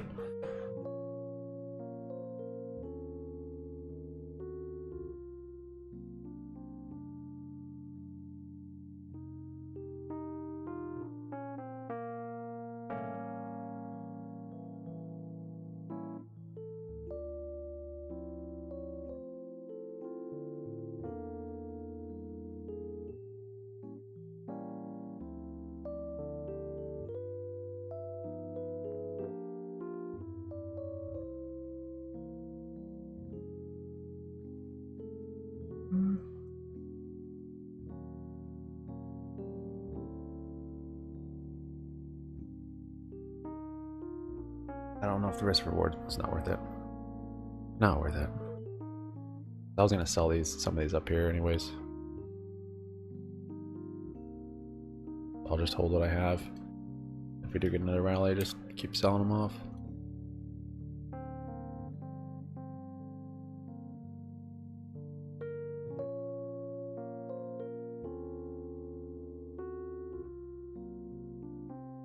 In fact, I'm gonna sell one here. We might even be tapering just with this bottom. See what I mean? Bottom lows are not Not parallel to these top highs. If you break this, get a double top or keep going.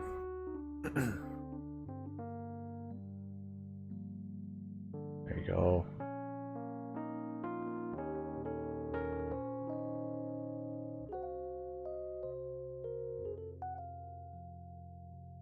There you go. Break it. All right. 215. Pretty much according to script. We peaked in July. There was a lot of bullish sentiment. People are falling over themselves to buy the Nvidias of the world. The pullback's been Yeah, I'm orderly. I confused think by we're it. close. So I look for time and price to meet. If my both time and price have met. These are We're accurate. in the zone. We're in the window of opportunities open for a bottom, but all the pieces haven't fallen in place. I thought we'd have the VIX spike more. You know, yesterday There you go. a VIX 21 There you and go. change There's the isn't break. a real spike. So I guess I'd like to see. I don't want to see another collapse, but I think you may need one more shakeout. Whether the rally comes first tomorrow or not, I think you need one more shakeout. I'm gonna sell one more high here. A VIX spike, you get some more people buying puts, more people lining up in the bearish side, more people running to money markets, and then I think you can put in a bottom that lasts into 2024. Right, and that's the whole thing. So you do think that we're close to a bottom, but not necessarily at the bottom. When this little sell-off happens and the VIX gets a little pop and there's more opportunity, because if you like something at a certain price, you certainly like it a little cheaper. What would you be looking at, and what would you recommend to folks to maybe buy into? Nice. So in this, It works. What's interesting is each day, each week, I look at the indices of sectors and a whole bunch of stocks, and I say, all right, if today's the bottom, what am I buying? This would be our As this decline's unfolded, there have been really reversal fewer sign and if it fewer things that I'm it's resistance here instead of here. I'll say this: I don't think the technology boom is Or of course a over. double top, but I think I might wait a little longer. Rates have I've talked about Given this with this clients, setup. incessantly. This is an epic, historic backup in rates. You're at I'm gonna sell one more there 3.30 actually. on the 10-year in May, and now you're almost 5%. Technology should have done a lot worse, and the fact that it hasn't, if we get that whoosh lower in technology, the 1 or 2 day decline that scares the heck out of people, I would go right back to technology. Not saying it's going to go up 30%, but I think you can look at semis and communication services and software for those who have a bigger risk appetite. A lot of the mainstream stuff, I don't want to go near the banks yet. I feel like as I watch them trade, each successive rally they look heavier, meaning there's more selling coming in. I think that's a story for another day. And then on the defensive side, because I see the economy slowing down, I think you got to look at healthcare to balance off your technology. And believe it or not, I think you're getting utilities have plummeted also at an epic historic degree. And I think you can probably find some pretty good value and dividend yields in the utility space. Yeah, do you have certain names like within healthcare or, the other sectors that you talked about? Yep, and I'm still doing, so on the utility side, I'm still doing some work. I don't want to, we have not added any new utilities in 2023 nor 2022, but I feel like there's a ton of value here. I want to go do some work on that. So next time I'm on, I'm happy to share. On the healthcare space, I love United Healthcare. I mean, it is the grand dame of the healthcare space. It's hard to argue. If the economy is going to slow down, healthcare should get a bid, certainly relative to the rest of the market. It's best in breed. There's insider buying in the whole space. So I like United Healthcare. Folks may want to diversify and look at one of the ETFs like XLV or FHLC, but I like I just said a trailing United stop. Healthcare. Stock's holding up really well. It probably goes to at least 600. That's one. Rocket Mortgage. I found that's not any of my Rocket. sectors, but we all know the mortgages hit 8% yesterday. It was a shocker when they hit 7% to most people. It's a sharp stick in the eye. Rocket Mortgage, I think the sentiment is so negative in the mortgage space. It's like people think, oh my gosh, housing is never going to go up. No one's ever going to buy a mortgage again. Even in this market, Rocket Mortgage, it's a leader in a fragmented market. They continue to grow market share. Most important, the revenue's hanging in. They've gotten hammered by higher rates, and I think it's more than a double, maybe a triple in the next 2 years. And then Close another one Go there. ahead, tell me. I was about to say I'll give you Accuray, which is an That'd be oldie slow. but a goodie for us. We've added on pullbacks. It's a company that, most important to me in this space, I don't love management, for full disclosure. I think they're mediocre at best, but they haven't allowed. Well, now I have a target to get out of the rest. Let's break at this channel. They find Could even get into difficult puts. tumors in bodies, and Yeah, I suppose for the handle. don't love the management, but I do Made a think cup. GE Healthcare takes them over. There was just the They're annual close to making Astro a cup. conference, and I think from memory they got double the amount of visitors to their I booth. could chop. I might be done In a after this. research note that I saw from a year 220. ago, and their demos were pretty much sold out. That tells me, a stock that just got hit a little bit with mediocre management, it tells me they have good products and someone's going to come along and buy the company. Okay, wow. So possible takeover target. I mean, right now it's under $3 today. Certainly a name to watch if that's the case. What about a recession forecast? When we look at the 10-year bond yield, which really bond yields are at the highest levels in 16 years, and you have some people who say, look, it's just a reset for bonds. We really should be at 4 or 5% on the 10-year. So it's just a reset. And others are saying the 10-year is really pointing to a recession. What say you? Well, if the 10-year was pointing to recession, it wouldn't be at 470 to 480. It would be at 370 to 350. People are saying the 10-year may cause recession because of all the resets and and the cost of capital, et cetera. That's, to me, a little more plausible. I don't buy the whole we're resetting the bond market, and they shouldn't have been. Bonds were where they should have been given the climate. You can argue the Fed's heavy hand or not, but I think the market's smart. If the bonds shouldn't have been at, remember, during the beginning of COVID, the 10-year was 40 basis points, 0.4%. Now it almost hit 5. I think most important, the bond market, the way it is telling you they don't like something. They don't like the fact that potentially growth may slow down, but inflation may not slow down enough. So I think inflation trough, they said it over the summer, you really need inflation to roll over again. Oil's starting to cooperate. We'll get the jobs tomorrow. But for sure, I think there's a high likelihood that we do see mild recession in 2024, which is obviously one of those big election years. And it's going to be really interesting to see what the administration and Congress does if the economy begins to weaken. But Powell's in a really tough spot. He followed through, and they've followed through on everything they've said regarding higher for longer. The market, remember, 9 months ago, people were talking about 3 rate cuts this year, which is absurd. So Powell has followed through. Take him at his word. They're not going to be so quick. You can kind of see this head and shoulders now. Cutting rates in a softer economy. This is their neckline, so. Right. And last but not least, when we look at what could be the pullback or the bottom on the S&P 500, what kind of levels are you looking for, either near term on the downside or by year-end targets? On the downside, so price will Break this shoulder. I'm gonna close one and leave my last call just with a stop on it. We could go from here on the downside. Keep the FOMO at bay. I would say we could go stopped another out. 2 or 3% lower. Could get a put, I'll but tell you, everyone is if the momentum ball gets rolling in a pullback, a lot of times the magnitude is a lot larger than many of us believe. I don't see it because I'm sure someone's going to get it perfectly right, but I think you're in the zone. Could we go 1, 2, 3% lower? For sure. On the upside, I think from wherever we hit low, let's say it's within 1 to 3% from here, I think you're going to get a 5 to 10% rally into January. Oh, that's big. All right, so that will be the Santa Claus rally, maybe, or at least the start of it, and then it goes on into certainly the Q4 rally. And listen, it's a pre-election year. We all know what happens next year. So whether you believe in it or not, sentiment's pretty strong. We had a 1% pullback in September, a 1% pullback in August. That usually leads to a pretty big Q4. Got it.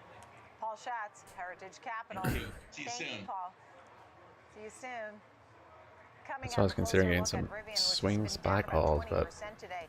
Company I'll announcing wait. it plans to offer $1.5 billion in convertible notes. Stock has been under some serious pressure. most of my long term where I have those calls are long positions anyways.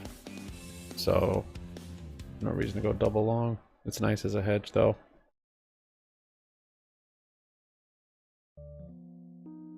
I respecting it so far.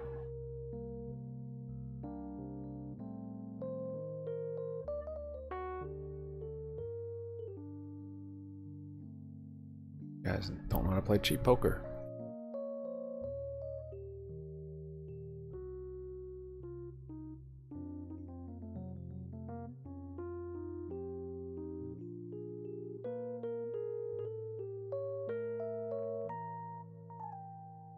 All in?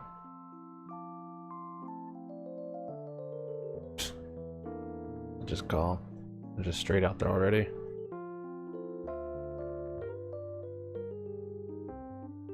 Diamond, some overpairs.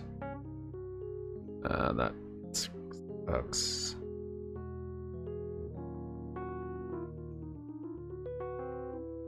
Come on, you don't have it. Way. No way.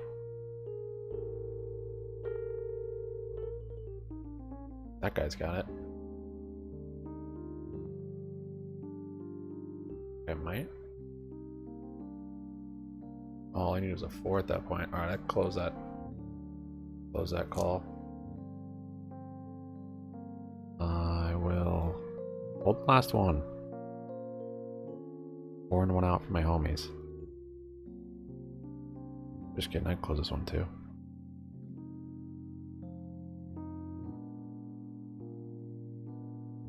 Yeah, I'm gonna close it also.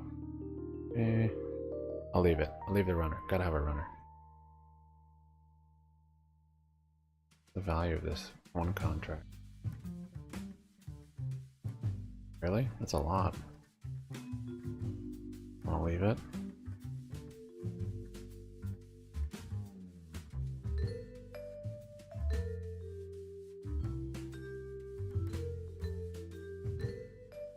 Oh. At least this is wrong.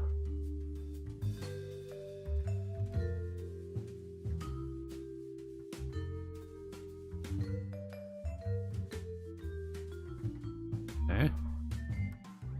Probably not. Maybe.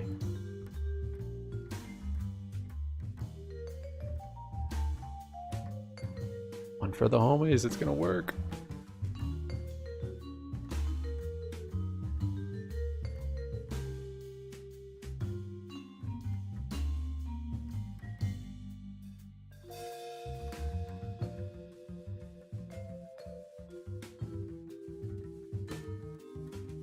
It is only 2:30 though.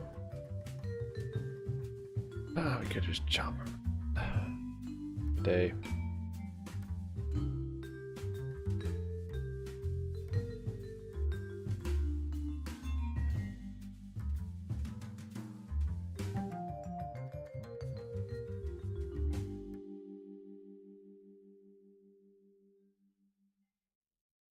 You got to buy those below cost. But yeah, we struggle to see how this stock is really going to be able to give investors much upside from here. Yeah, everyone's bears on Rivian now. When you see how they are burning through cash, as you noted, you had them on the zombie list from a long time ago. Okay. And that was something that you saw as a flag. I mean, when you looked at the cash burn rate and the cash on the balance sheet, is that something that you would use to determine what goes on the zombie list? Yeah, absolutely. All the stocks on the zombie stock list have less than 2 years of cash runway. They're burning so much cash that their current cash holdings can sustain them for less than 2 years. Sometimes it's a lot less than that. And for most of those stocks, you know, they've all seen really precipitous declines, and most of them have been forced to drastically cut costs or raise new capital. But you know, it's obvious. If you're doing the fundamentals, you're looking at the fundamentals, it's pretty obvious. If you want to believe the narratives, yeah, you can make a case that pigs will fly and Rivian will sell. You know, I think the current stock price implies they're going to sell more trucks than Ford sold F-150s in 2022. Shut That's up. what you got to do to justify around That's $19 hilarious. a share. That's like 700. And they don't want to sell trucks. 50,000 plus. They're losing 30K a truck they sell. 2% of the entire electric vehicle market. And again, more than Last the thing they wanna do. top-selling truck in the world, Ford's F-150, more than what they sold. Yeah. As I look at the big three, and obviously the strike continues, GM actually has less cash. Pigs will fly, man. than Ford and Fly right into the back of my Stellantis. Rivian. I'll haul them to the That's one farm. issue. Also, GM has secured $6 billion credit line just in case. There is some concern there about GM versus Ford and Stellantis. Trips. What do you think about that, Stellaris? Yeah, Nicole, just pisses away we're chips. bullish on the legacy automakers. They're not burning through tons of cash. Pair of They've kings, been huh? more cash flow Look at profitable you. than anything else. That's part of why they're Guess you having call a that a strike. slow play. Is that the workers have said, listen, you guys are making too much money. You need to share some of that with us. I think they'll figure that out. And I think that they will be major players eventually in the electric vehicle market. And we're going to continue to see what New Constructs has been saying for 5+ years, which is as the electric vehicle market matures, you will see market share distribution similar to what you've seen in the legacy auto market. And the valuation of these EV startups are going to get crushed. And most a little of them, choppy up here. just like in the legacy auto market, Break here and most of the EV startups will go maybe I'll out of get some more business. They won't calls. survive. Most of the original car companies I've are sold no so longer many of around them. today. And Might as well buy more. the valuations in these EV companies are really risky, and we really definitely think investors should avoid those stocks and look for better values. And I want to turn your attention to some of the other names that you've been watching. The first that you said was the Birkenstock IPO, which is coming here on the 11th of October here to the New York Stock Exchange. So a lot of people are excited because it's a brand they recognize and they think I don't know. It's so choppy. I shouldn't be buying calls. But in your opinion, you said investors should not expect really to make money on this, right? Why? What do they say IPO stands for? It's probably overpriced, and that's certainly been Never heard the that. I love it case though. in the last few major IPOs. I mean, we Probably made the same call overpriced. early on ARM, the same call early on CART. Again, both some businesses that have made money. Upside you Birkenstock up. has actually been profitable, but the valuation is Rami. It makes no sense that the stock should trade at Bacon having weekly. the future cash flows. I eat pieces of bacon like you for breakfast. It's going to require You eat significant pieces of international bacon for expansion, breakfast? where they have a real problem with intellectual property protection. No. People can get away with ripoffs around the world. So the ability to grow globally and sell the same number of shoes, comparable to some of the biggest brands out there, that's already priced in. Okay, I'm And closing so we out just this think call. There's just not any upside here. IPOs are more about the private investors trying to make money. Sorry, Nicole. Go ahead. And I'm gonna have an order to buy more if we do break. Oh, looks like we're breaking. These days, are there some that have just never gotten off in a long Dang it. time? Just throw out some names so I could write them down so Dang we it. can keep an eye on them Too and slow. see names under pressure. Peloton, Sweet Green, It's choppy. I should just stop. AMC, GameStop. That'll give you a good sense of a bunch of them. Those are all overvalued, saying? They've all really been major underperformers. Beyond Meat is probably one of my favorites, just because it is such a competitively disadvantaged business. It begs the imagination that the business ever went public to begin with, and that it retains any value. I'm not gonna get more calls right So here. it is with most of the zombie I stocks. don't or like all the of them, right there. risk reward. These are really competitively disadvantaged businesses that have been losing a ton of money. But I think we could And- climb a little more. And as interest rates are higher and stay higher, Nicole, these companies are And I gonna would have sell a lot them harder time raising at that this capital level, needed 425. to fill the hole, burning in their cash flow. And that's a bad situation. You know what I'm saying? It's going to be harder and harder to convince people, hey, we burned up through all that money. We can't pay back the last guy who loaned us money, so you should loan us money now. That's a tough sell. Well, look, a lot of companies do that over and over again because they feel like they have value or something to offer. But the question is, buyer beware, because you're not exactly sure the value that's being presented. David Right on that channel Traynor, break. New Constructs, That was great correct. To have you on the show. I liked the IPO. It's probably overpriced. I thought that was interesting. meant to I call. hadn't heard that one maybe ever. Thanks. Yeah, I've never heard it I've either. been on Wall Street for 25 years. Somehow I just didn't hear that one. But it's You something learn to something think new about. every day. I say that all the time, David. That's why I love this job so much. David Traynor. New She's not getting a Constructs, raise. thank you. Still ahead in the second half of the show, crude oil continues to drop after a massive September rally. So what's next for crude, as it has had the biggest sell-off of the year in the last 24 hours? winners and losers in the S&P. We'll be right back.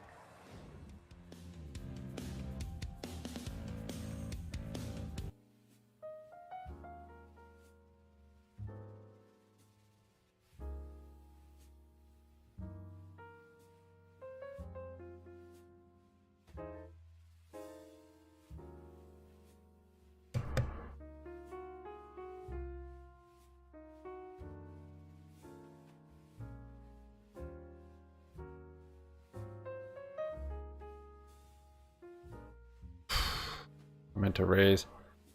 It's a good thing I didn't.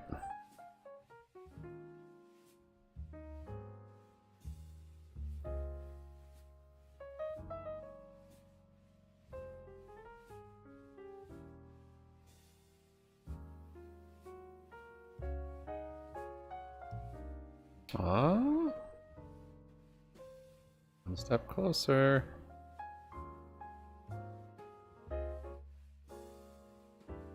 Got spades out there though too. Oh.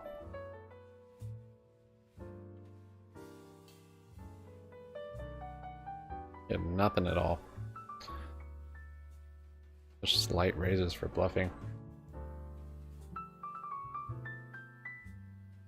Replace Nicole for Jenny.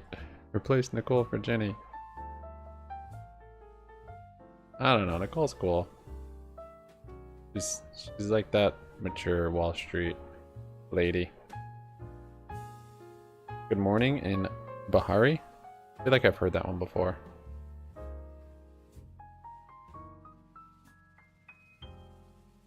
It wasn't a straight, no. Sorry, it's so small, Jay. I think you're the only one that cares that I play poker. People that are actually here for the stock market, I don't want to persuade them to leave.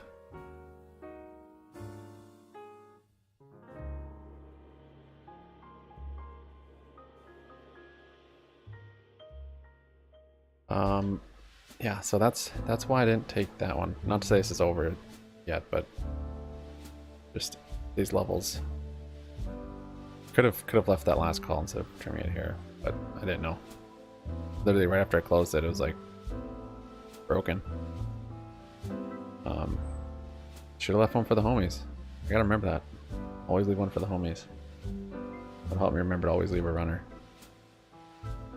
Just always let the last runner stop out. Like poker queue. I mean, AMC's not doing anything. I don't. GME, like, no reason to even look at that. Barbecue's just delisted. I don't know what else to look at. Just make this half the screen. Got nothing else to look at. Groupon, why are you up 4.5? Heck.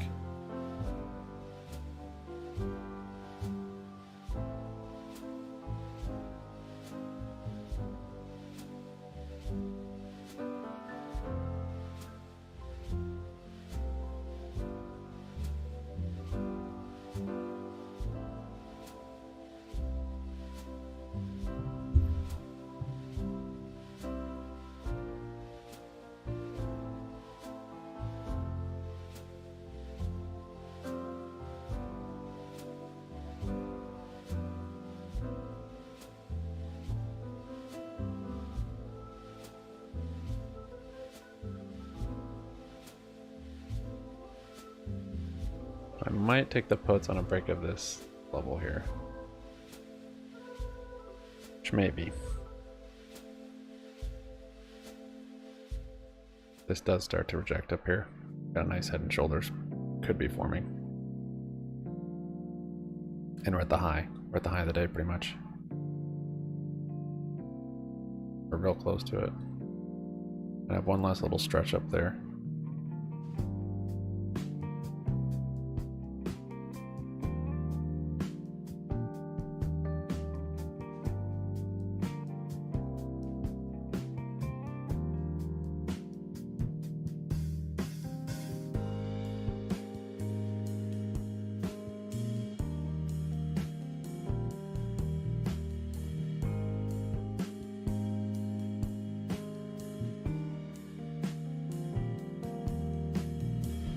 It's starting to show another kind of rounding top if it does do this. Exact same trajectory too.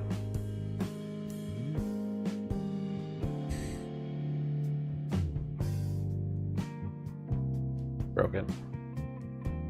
Now let's see if we hit this high. Otherwise it will be tapering. There's almost a high of the day. No, that's the thing, Hugh. That's what I'm trying to do. There, broke through it, ripped past it. Nice time for profit taking. There's new high on the day for SPY. I'm playing poker to make sure I'm not gambling in the market. If I feel like gambling, I'm playing poker. This keeps me from gambling in the market.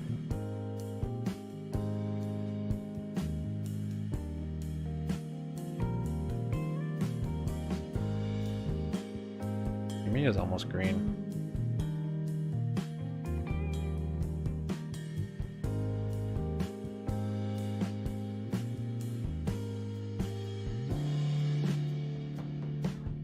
That would have been my profit target right there.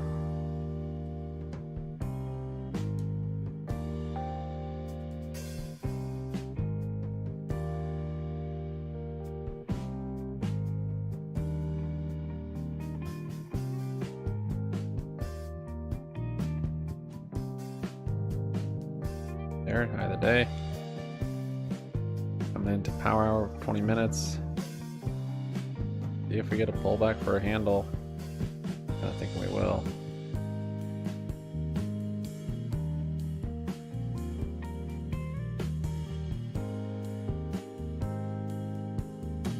Typically, that's the signal, the pattern for strong bullish continuation.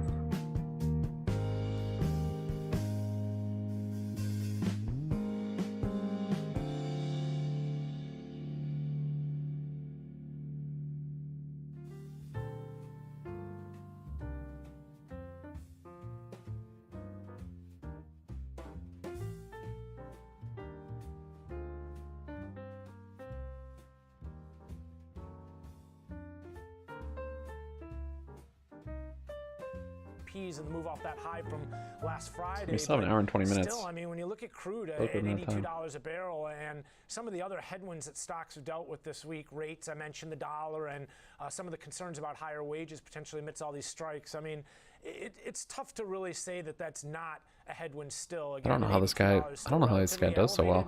Up 26 million. Probably not where the Fed He would just like to see it. plays super aggressive all the time. Right, understood. So, and what will OPEC do going I guess no one has enough chips to really hurt his stack. Impressive though. What's next? All right, thank you so much, Ben Lichtenstein. Appreciate it.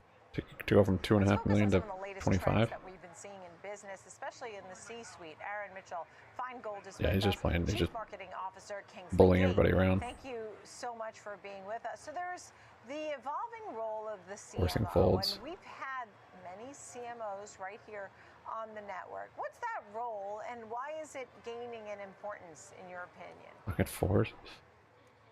Well, first of all, thank you so much for having me back. It's great to be here with you, Nicole. The evolving role of the CMO is one that can take many different forms depending on the demands or the needs of the individual business. Oh, you took his place, huh? The competitive landscape in which each organization finds itself operating.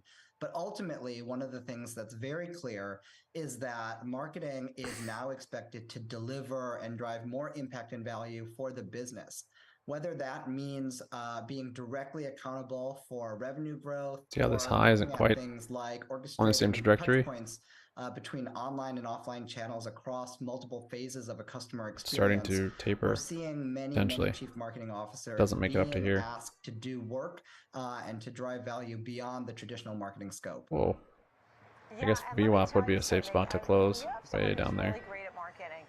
It really makes a big difference. I mean, for example, we had on a fund manager with a guest recently. Where did I get puts here? I said whoever put this packet together was incredible. It was the best marketing packet I had seen in the longest time that I could remember. And the woman said, "Oh, that was me." And so there are two thoughts here. It just shows how important it is to move things forward and build that point between online and what's happening and present it. It builds the value of the company. Also, are you seeing more and more women in this type of role? It's a great point you make about the importance of marketing. One of the things that I always tend to remind people is that the ability to recognize great marketing when you see it does not necessarily equate, though, to the ability to operate a marketing team. And this is one of the things that I think can sometimes cause a bit of frustration for chief marketing officers who are operating with C-level peers or with CEOs who might presume that they understand a lot about marketing simply because, to your point, they're able to understand when it's done well, or they're able to appreciate the business impact that it can have if done correctly. That doesn't necessarily mean that they appreciate all the nuances of what technical marketing really demands. In some ways, other functions like engineering sometimes get a little bit more of that self-awareness, that acknowledgement that a business leader might say, oh, I am aware of my limitations here. I'm not going to try to intervene. Marketing sometimes doesn't necessarily receive the same benefit. And so to your point about the importance of marketing, storytelling, and the way that those packets can really elevate a company, I would say I completely agree, but would caution that it also comes with a downside. So a chief marketing officer, what would be some of the degrees or studies that you would take in college to get into that role? So my personal belief has always been that any training academically can prepare someone for a career in business in the private sector. I think that's actually the philosophy espoused by many small liberal arts colleges, for example, that you can study classics or history or whatnot, and it trains you to think, to argue, and to write in a way that's really beneficial for a number of different career paths.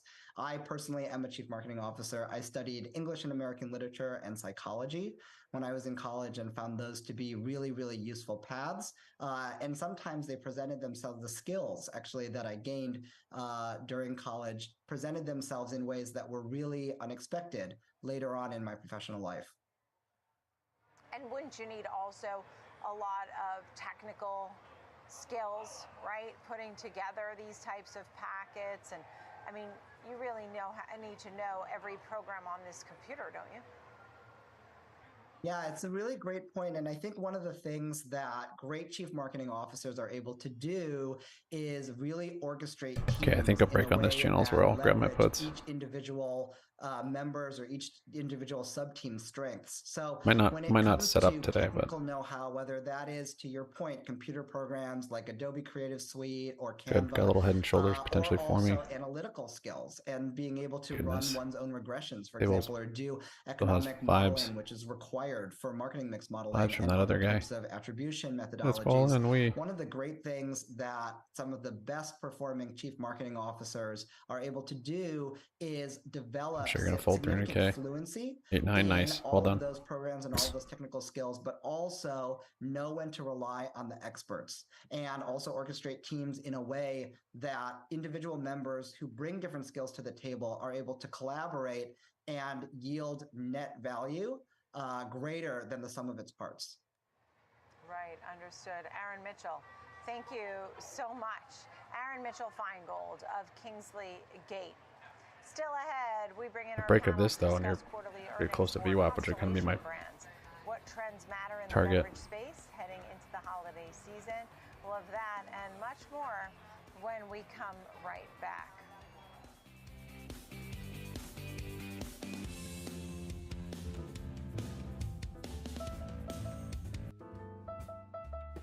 Got a straight? What? Oh, with the 5.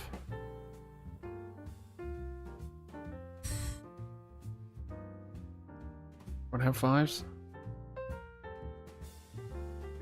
Guess I could have called that. Was it 100,000? Not really paying attention. The opportunity for overpair. Straight.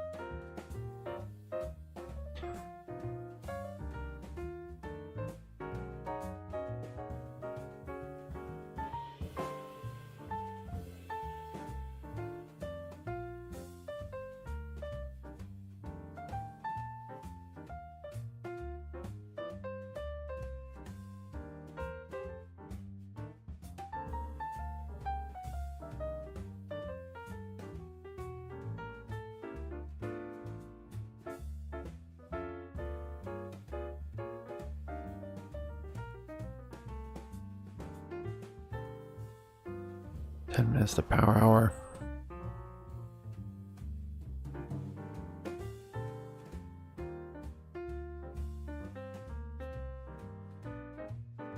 Nice, Taryn. Are they weeklies?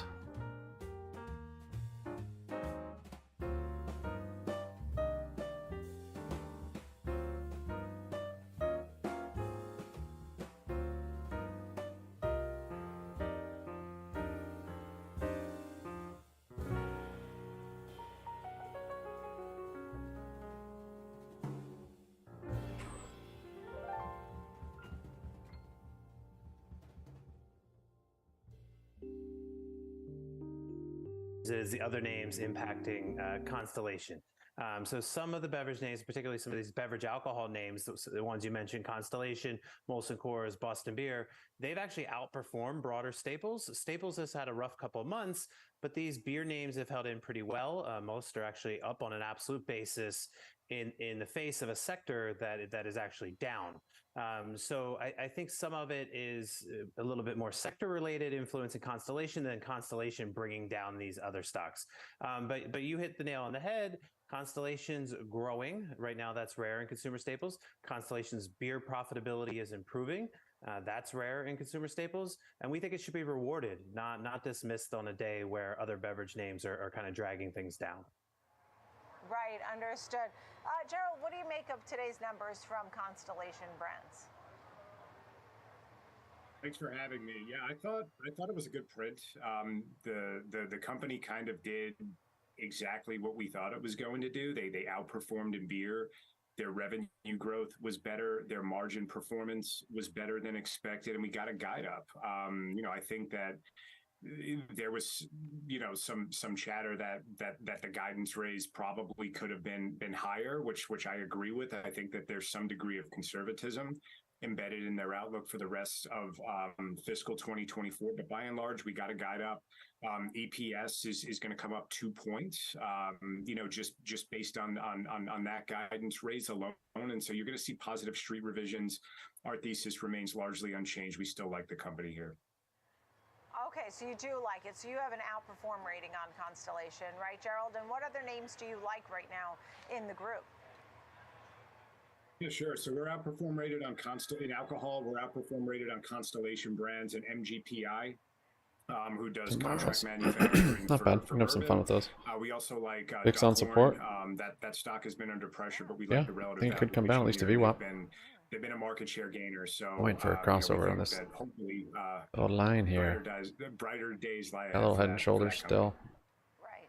And while there may be some criticism that the guidance wasn't raised enough, Bill, Made a big overall, it intraday was cup a too. pretty decent Could have print. just at least a What handle names pullback. do you like right now, and what will drive those names, do you think?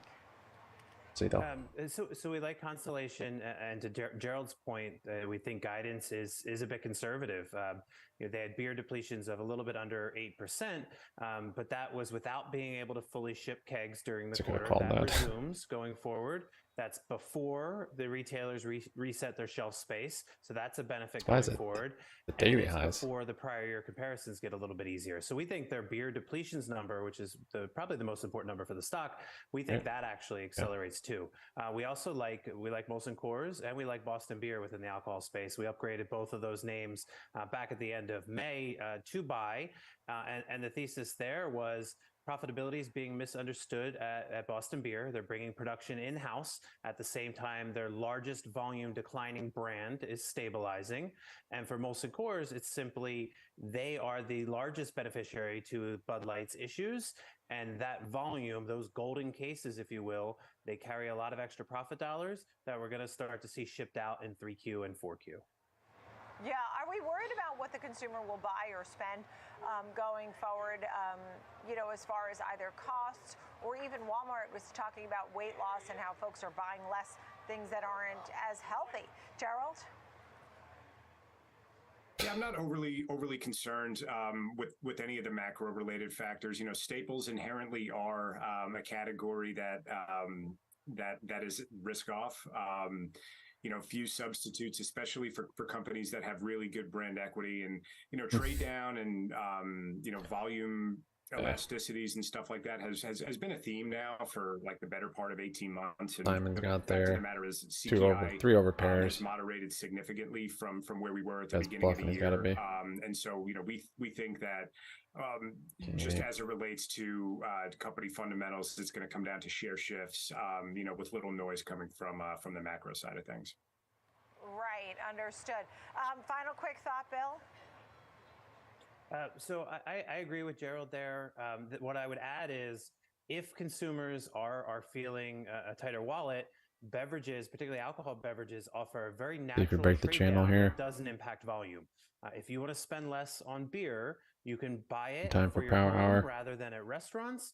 And from the brewer's perspective, they don't care much, right? So you have the same amount of beer consumed, and the consumer found a way to save money at the same time. So that natural trade down is part of what insulates beer. Beer's best 2 volume years in the last 20 were 15 years ago during the great financial crisis. So we're not worried about that type of impact. All right, so you both like Constellation today, too, which was a good takeaway from this conversation. Bill Kirk and Gerald Pascarelli, thank you both very much. That's going to do it for us here. All right, I'm in those puts. Thanks for being with me. I'm Nicole Fidelity will ever film every me. day at 11 a.m. and 2 p.m. Freaking live from the Fidelity. New York Stock Exchange. Tomorrow, the big jobs reports, so make sure to join me then. In the meantime, market on close here on Schwab Close Network. out. Next. Close at BWAP. We get there.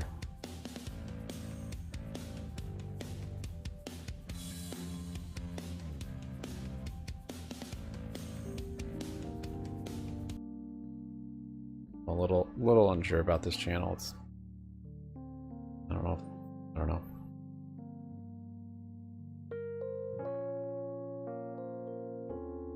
It's good. Yeah, it's not a bad. The risk reward isn't bad. We're at the highs.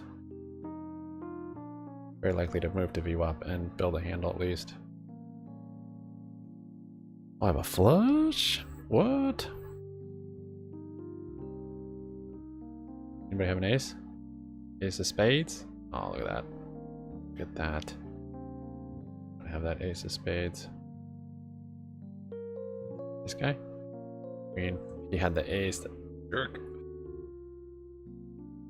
I didn't realize I had it on the turn. I guess everyone had it. Wouldn't have done anything.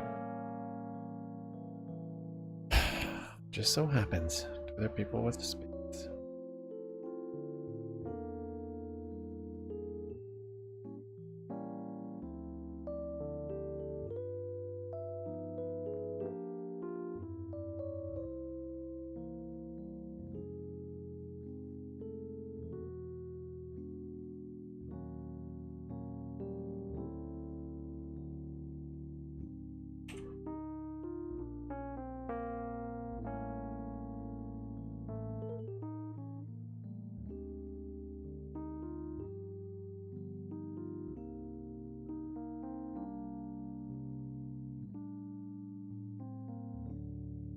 We could close it up here too. We don't have to close the VWAP.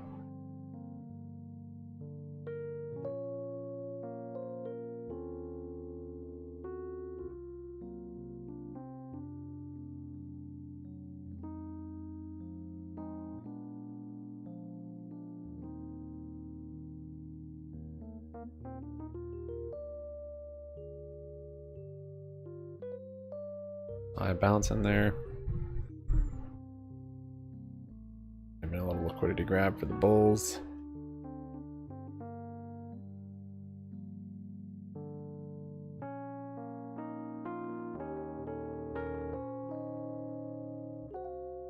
Got a nice 2-pair on that hand. So many hands I'm unable to see if these huge aggressive raises. Betting into it's crazy on this board. They all bet into nothing.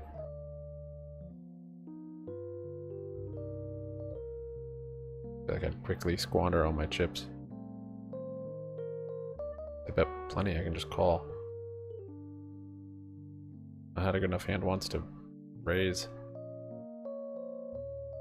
When I have, it's I've been beat by the one card in the deck that could be beat.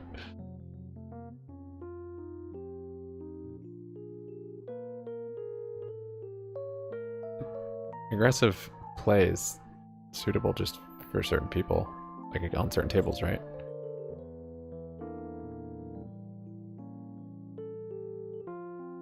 There were some people who want to play passive,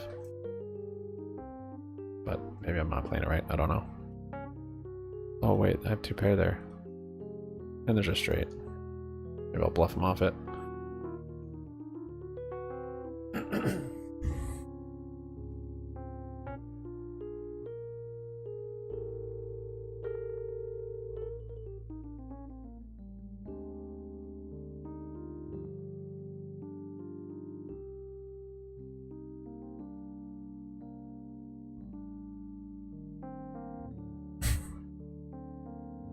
All in, all in.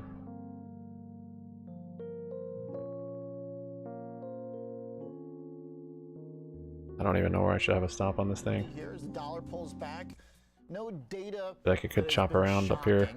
No big inflationary awakenings in the numbers of the last couple of days, and so the market's kind of finding its legs here a little bit. Now we're still down, and there is some tech stuff that's under some pressure, but here we go. We're flipping positive. So Nasdaq still red, but we do have Russell bouncing back, and the S&Ps now are going in the right way for bulls. We've got crude oil relief trade that seems to be taking hold going into employment tomorrow, and it's not because the data were bad. This morning's jobless claims were actually pretty darn good, very consistent. No shock. Again, no great new information to insert into our inflation calculations, and the market seems to be comfortable with that. So definitely a little ray of hope here. Checks, you don't have a queen. Find their mojo again. And you don't have a flush. Data tomorrow is that employment report is going to be important. We'll try to assess whether or not there's any sign of the labor. Yeah, the flush. And strife. The full house. Wage implications what the heck? Seem to be inflationary. And why did you check it all the way down? Your flaws beats flush. This week so far. We did get ISM services holding above 50 again, a little bit cooler than the last. Why did this guy not? I get slow playing, but kind of more the same, once you're on the river, not freaking out about it. I guess he was trying to get a bluff catcher. Keep in mind that recently good data have been poorly received by stocks, so I've gotten wrecked. No denying that inverse the straight even. So when you look for causes for equity strength, you're kind of looking for weakness in the data. There you go, SPY. So we're getting solid it does that sometimes. I think it's the 3rd time today I've entered a position on my trigger, and then it's gone the opposite direction for a bit. Nice, yeah, Rivian. Because there is a very good. Very good to see it. Closing at the lows. Might get a gap down. Maybe it's well within because it was trajectory that we've been on it was if you look at the last barely even days, they didn't even make it to VWAP today. That's crazy. Traded, there's definitely a bid here that's noteworthy, especially when you look at a few attempts. Yeah, we're end of day chop. We might chop it around and turning around, right up here where we are too. Yield lower. We're looking at the price here, of course, for the 10-year futures.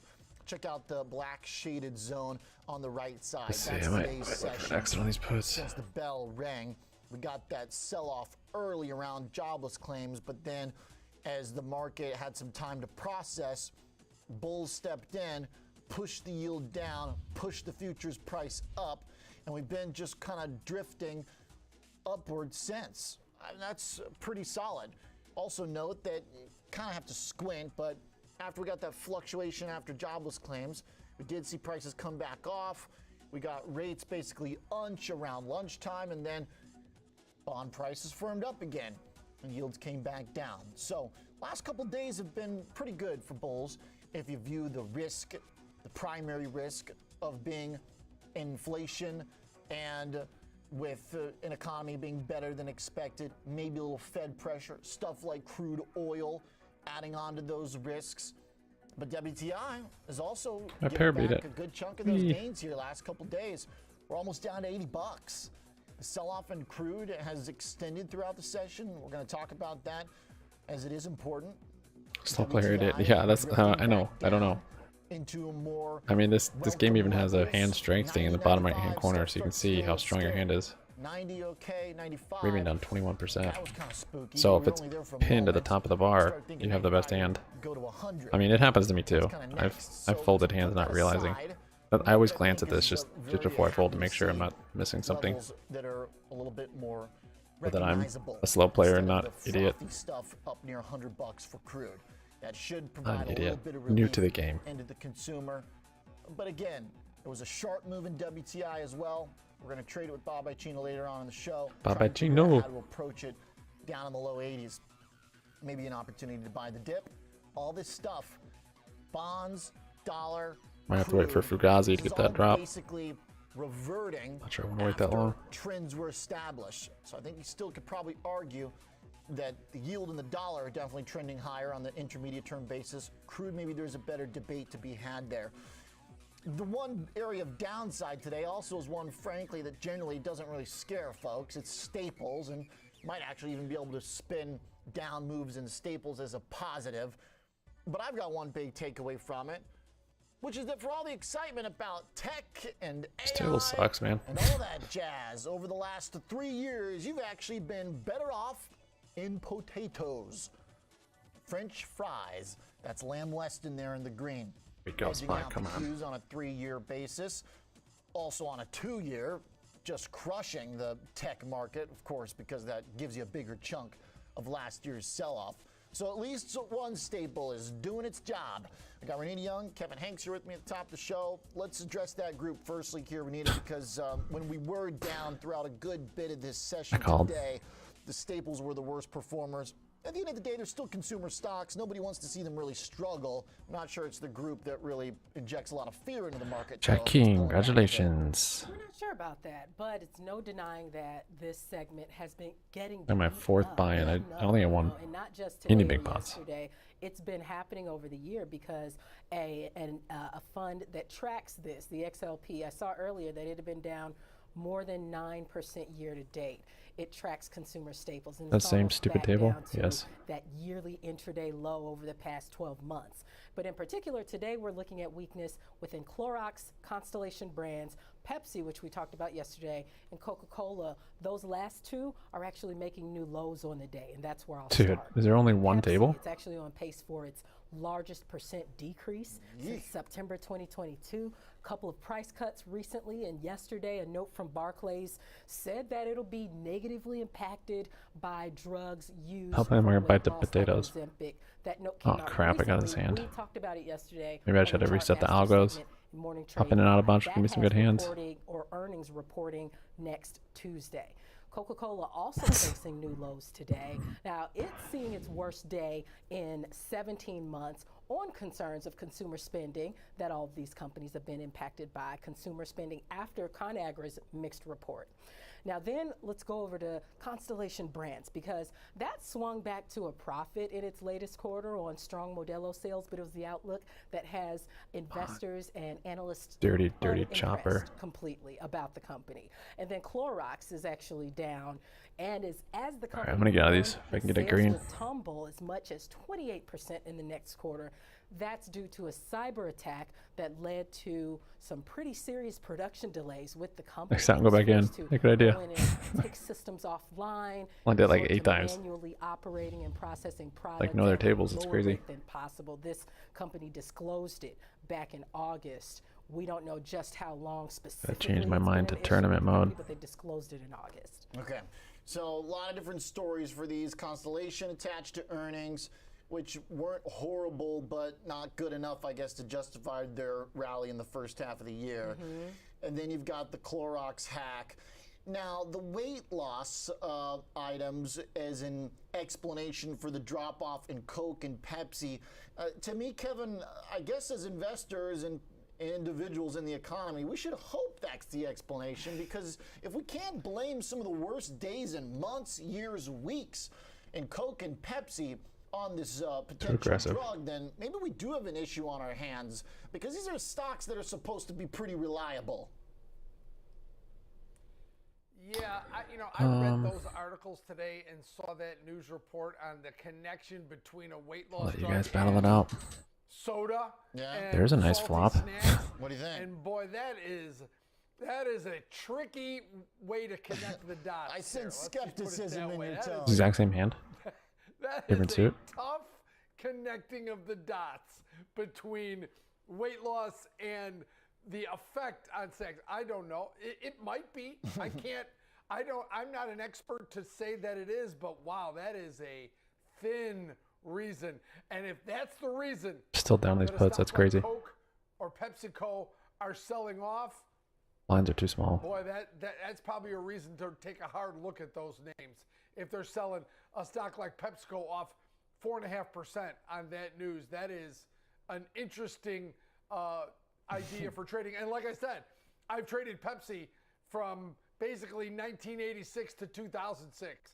So I was the specialist in PepsiCo. That is a wafer thin reason to sell that stock. Anyway, but hey, speaking of wafers, Mondelez is down too. Yeah. I don't know, man. It looks like anything connected to sweets or fats is getting killed. Walmart said something about this, but that's where kind of like, you know, the implications of this story I feel are very limited. It's a fun one to talk about, but like Walmart's still at highs. Costco doesn't seem bothered by this. I mean, if people are going to spend on the drug instead of the drinks, that might be a problem for the drink makers or the snack makers, but it's not a problem for the economy. Well, two things. PepsiCo already has been trying to buy up or acquire companies that have healthier snacks, right? Yeah. They're preparing for the possibility that this might actually impact sales, right?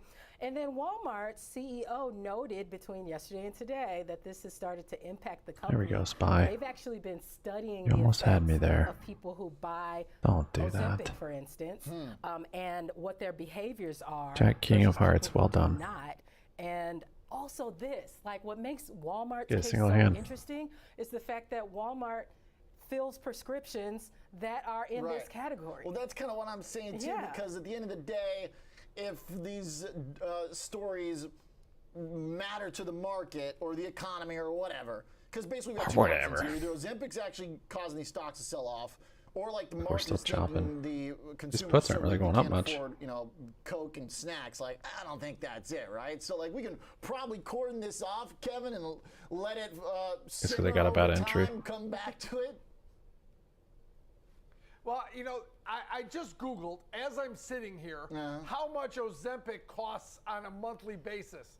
And it says $900 for a 1 month supply. Yeesh. Well, So you got your insurance, I guess, maybe. I mean, food is almost at an exactly. equilibrium I don't know, now, but Go ahead. Dang it. yeah.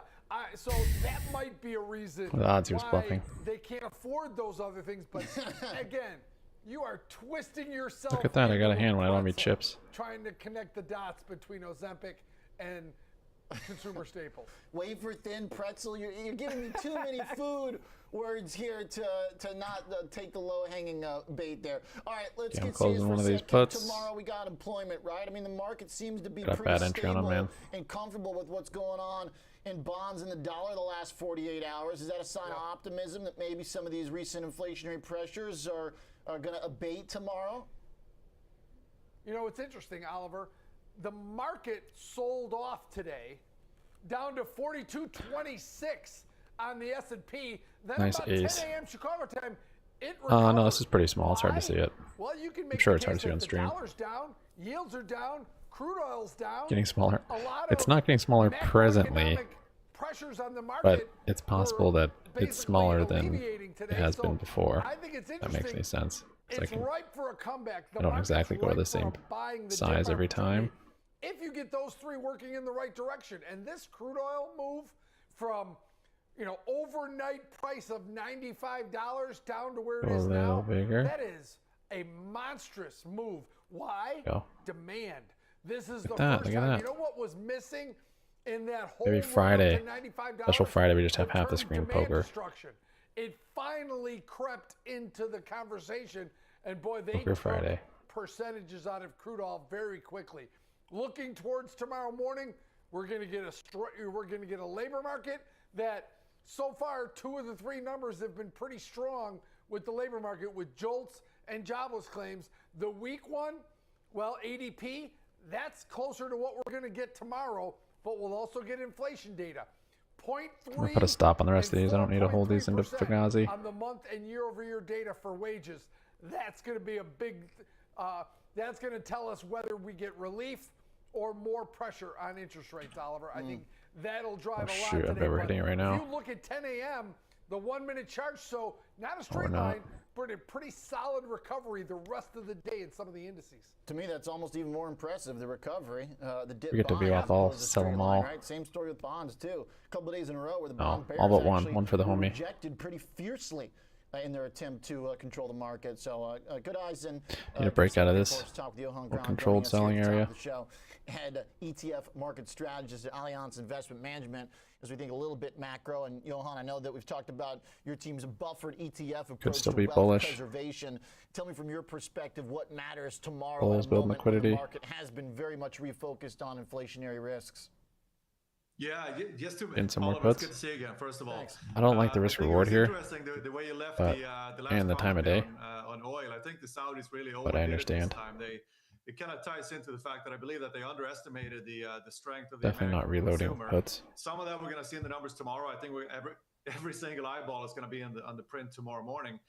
And Yeah, what do we have in the morning? It's kind of interesting. Oh, employment. Over the past 10 years. Nice fold, guys. Well done. Either come down month over Can you guys see my month, August cards? to September, either down or just slightly, Can you see 'em? flatline. We have One time it's U.S. actually unemployment report at 8:30. U.S. unemployment rate. So again, Oh, we're sure, looking should at the raised. market, U.S. hourly coming in wages. a little bit lower than last Hourly month, wages but year over by year. about 17,000 jobs, so not that big of a jump down.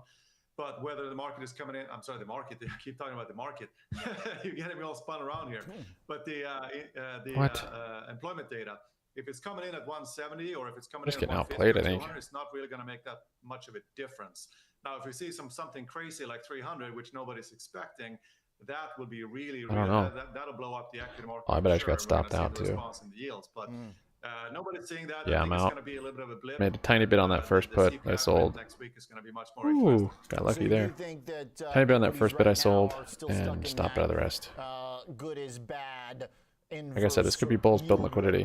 Anything you want calls if it breaks this channel, the upside. Yeah, for the next But couple of weeks. end of the day, we're in I think chop. There's no doubt about that.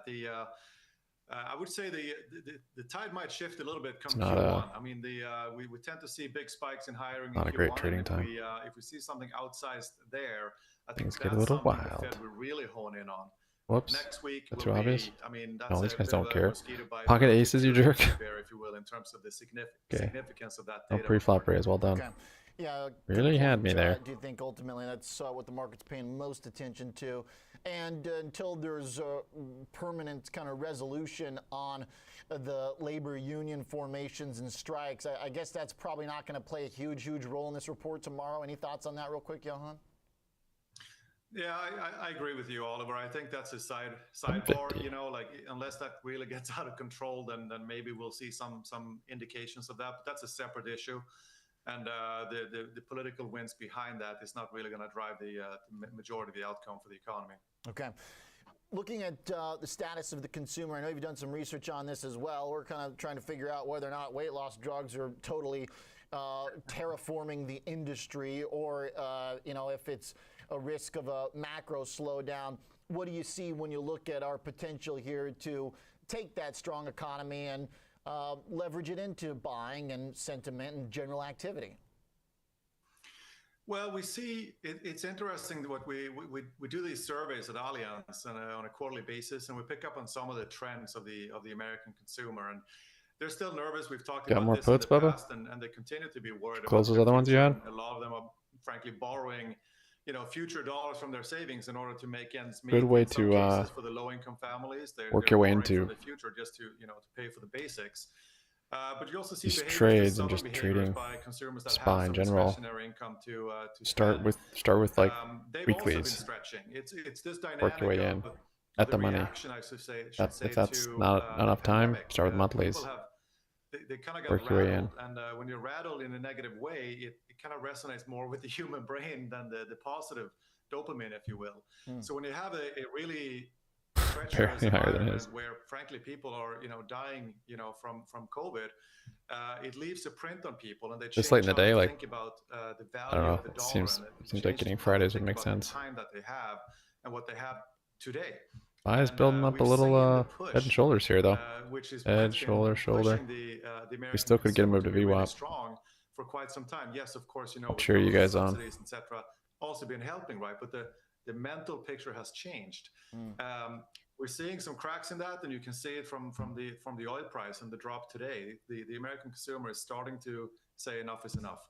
Well, it's a fascinating way to think about it, really, because there is also this notion of a future with less ownership. Obviously, there's a lot of people that push back on that concept, but just frankly speaking, I'm a prima facie case. I haven't owned a car. I don't even have a license. It's starting to get in the way of some of my vacation plans, but for the most part, it's allowed me to live unperturbed and not have to worry about vehicle costs. I mean, yeah, sure, it's expensive to take Uber. Concrete dwellers. There, but still, it hasn't changed my lifestyle. I don't really plan on changing it. To your point, you know, we see a lot of concern that there's going to be this big credit collapse, rollover, that people are stretched.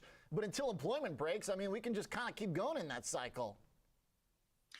Well, maybe. You know, there's a finite amount of personal income right now, and there's a finite amount of money that you can spend. And if you're spending more than you have, which is what's been happening, you can see it in credit card debts. By the way, I saw that some of the numbers, 20-25% interest rates on credit card debts. It's out of control. You can't sustain that lifestyle. So in your case, Oliver, you know, congratulations. You may have cracked the code, but for a lot of Americans, you know, like over 60% of them are living paycheck to paycheck. And, you know, that might come to a grinding halt. And if that happens, well, that's what I'm saying. As long as the paycheck keeps coming in, right? It works till it doesn't. Yeah. That's right. That's right. Hey, Johan, real fast, because we're going to talk some new ETFs with our next guest. Give me your quick update on the interest in the buffered funds and whether or not you think that's an appropriate approach. Yeah, it's been a fascinating market for buffered ETFs, and we have seen the market overall is now pushing $30 billion. And it's only been around for, you know, it's hitting its 5-year mark by now. But $30 billion into a pretty new product. And it's fascinating because more and more advisors that we talk to, they have this feeling now, if nothing else, you know, it's a bit of a gamble. It's better maybe to have clients that are willing to give up, you know, some of the outsized gains. You played it right. That was a good all-in. They don't really need, as long as they don't lose on the downside and produce losses that they really can't afford. So back to this like affordability of the consumer, if you will. But when you think about these types of product, you can really see the value proposition, whether you're de-risking your equity side or if you're re-risking your fixed income side or motivating some cash to get off the sidelines.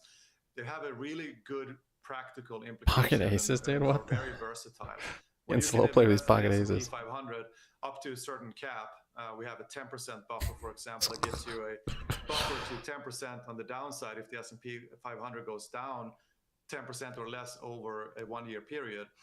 But you can make 20% if the market rallies. So you can participate a lot on the upside, but you cut down the most likely Ooh, 1.25, all right. downside, closest to that center of the proverbial. Now we got some stakes on our hands. Appreciate it, Johan. Thanks for the update and like the macro thoughts as well. Ahead of employment tomorrow and inflation next week. And a good consumer survey, too. Some interesting nuggets there. Johan Grahn from Allianz Investment Management. And, of course, also pitching the buffered approach, wealth preservation. Or you can spin the wheel on some crypto. Let's go to the New York Stock Exchange, where Simeon Hyman from ProShares joins us, global investment strategist. And also here to introduce, in case folks missed it, a couple new crypto ETFs just came out this week.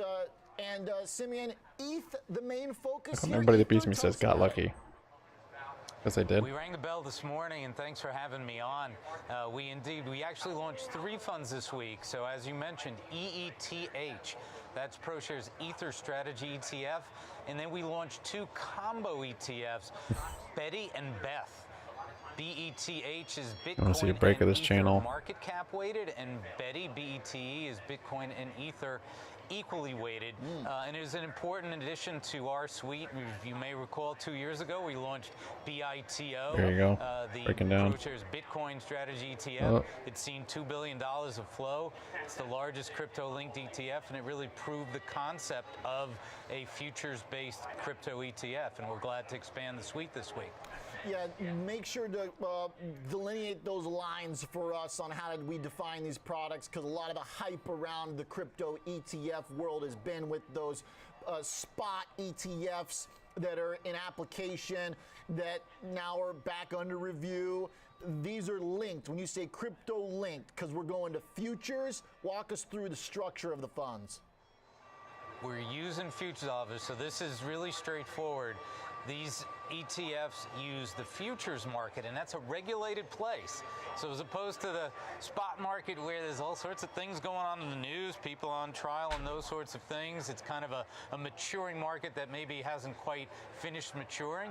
We use futures, crypto futures, be they Ether or Bitcoin, to get exposure to those cryptocurrencies.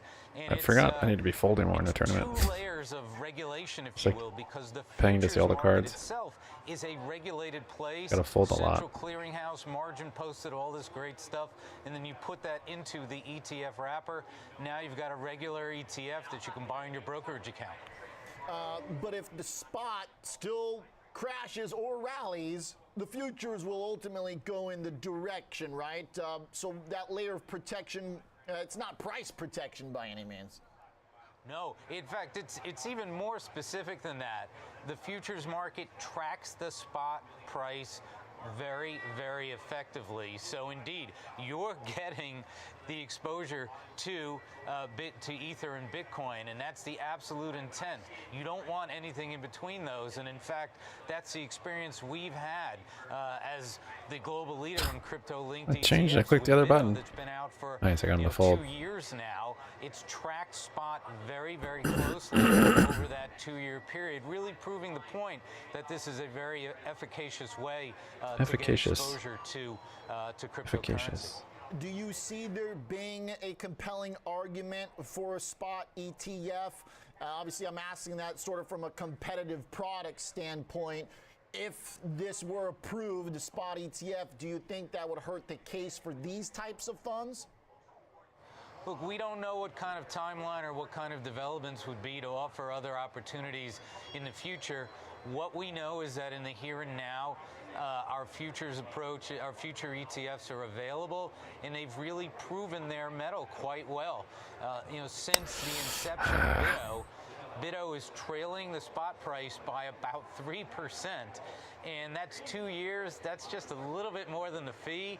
So tracking really, really closely. And of course, there is no free way to get exposure to anything. These are theoretical, indices in terms of a spot price.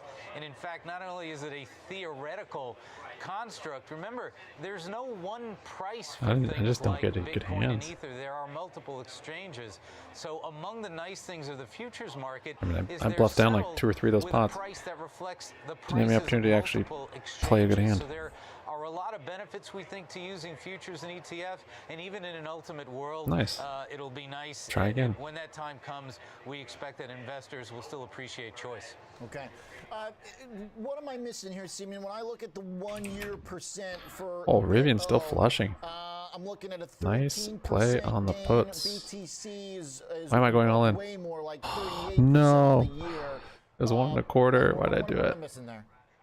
I am so glad I like how that people you thank you. actually It's so pointed kind. that out, Albert. You are looking at price return. Okay. So for everybody who's playing Wasn't along thinking. at home, you absolutely must look at total return to make sure that you are including the distributions from BITO and in the future our Ether-linked ETFs. When you look at that total return, the tracking is I'll win the awesome. 500K, don't worry. Again, for everybody playing at That was home, $1.25 million. make sure you Nah. look at the total Not for return. me. Where do you guys see the Successful in producing desired or intended result. Thanks for that, Guts. Saved me a ton of time. Then I have to go to the library, try and find my library card under my car seat, go in, make sure it's the lady there that would let me in, not the one that kicked me out permanently from the library. I have to go and find the letter or find the book that says stuff. And we do think about it a lot, and our clients think about it a lot. First, we're very pleased I just to went all in bring again. new solutions to the marketplace because Bitcoin and Ether, the 1 and 2 cryptocurrencies, are not exactly the same thing. Bitcoin fixed supply, kind of digital gold. Ether not fixed supply. Power hour didn't go down. The Ethereum ecosystem. So those two Rivian in puts and up of 100%. themselves are important and complementary with respect to No, Taryn, leg into it. currency. And then to the broader point of You have a margin account, right? Do a spread. Look, you've got a volatile Sell the put. asset class One further out of the money. that doesn't do what traditional asset classes do. That means it's a very valuable diversifier.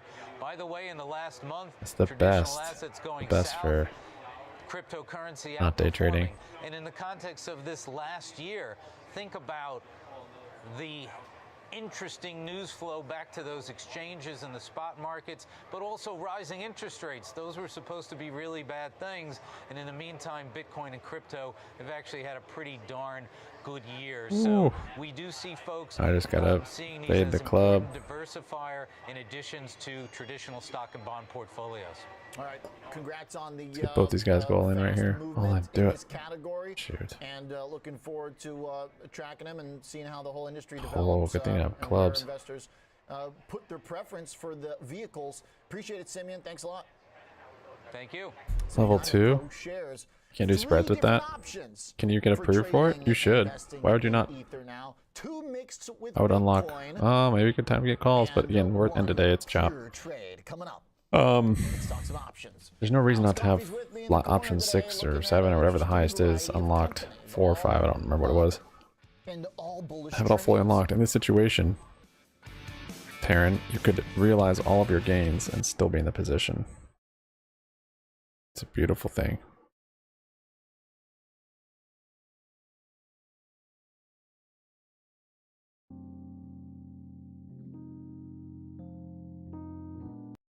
And still have exposure if it keeps going.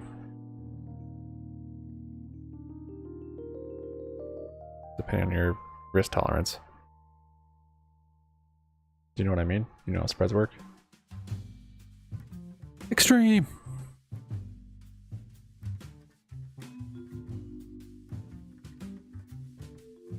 That's true. You can break it like 3 times a year or something, or 5 times a year. Good faith violation, but I think that is changing with some brokerages. I think some, like, you can't do it at all, or like they only give you 1 time now. I don't know. I have like a 1 time. There's so many different rules I can't even remember. Never played them, but familiar. Yeah, it works out great in this situation. It's actually nice anytime you're up big on a play and you want to take profit, but you also like want more exposure. Legging in is very nice. It keeps you from FOMOing back in case it keeps going, but it also helps you realize some profits. And for the day trading, you're not using any day trades, so you can day trade all you want. You just leg into them. Yeah, once in a lifetime, I think so. Yeah.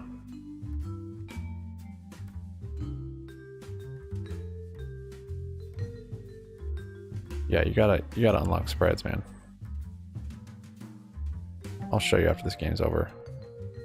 Even though you're familiar with it, for other people. Go all in, buddy. Do it. Do it. Do you have it in you? Pair of 7s. I told you I could win the 500k. That 1.25 is just a little too much.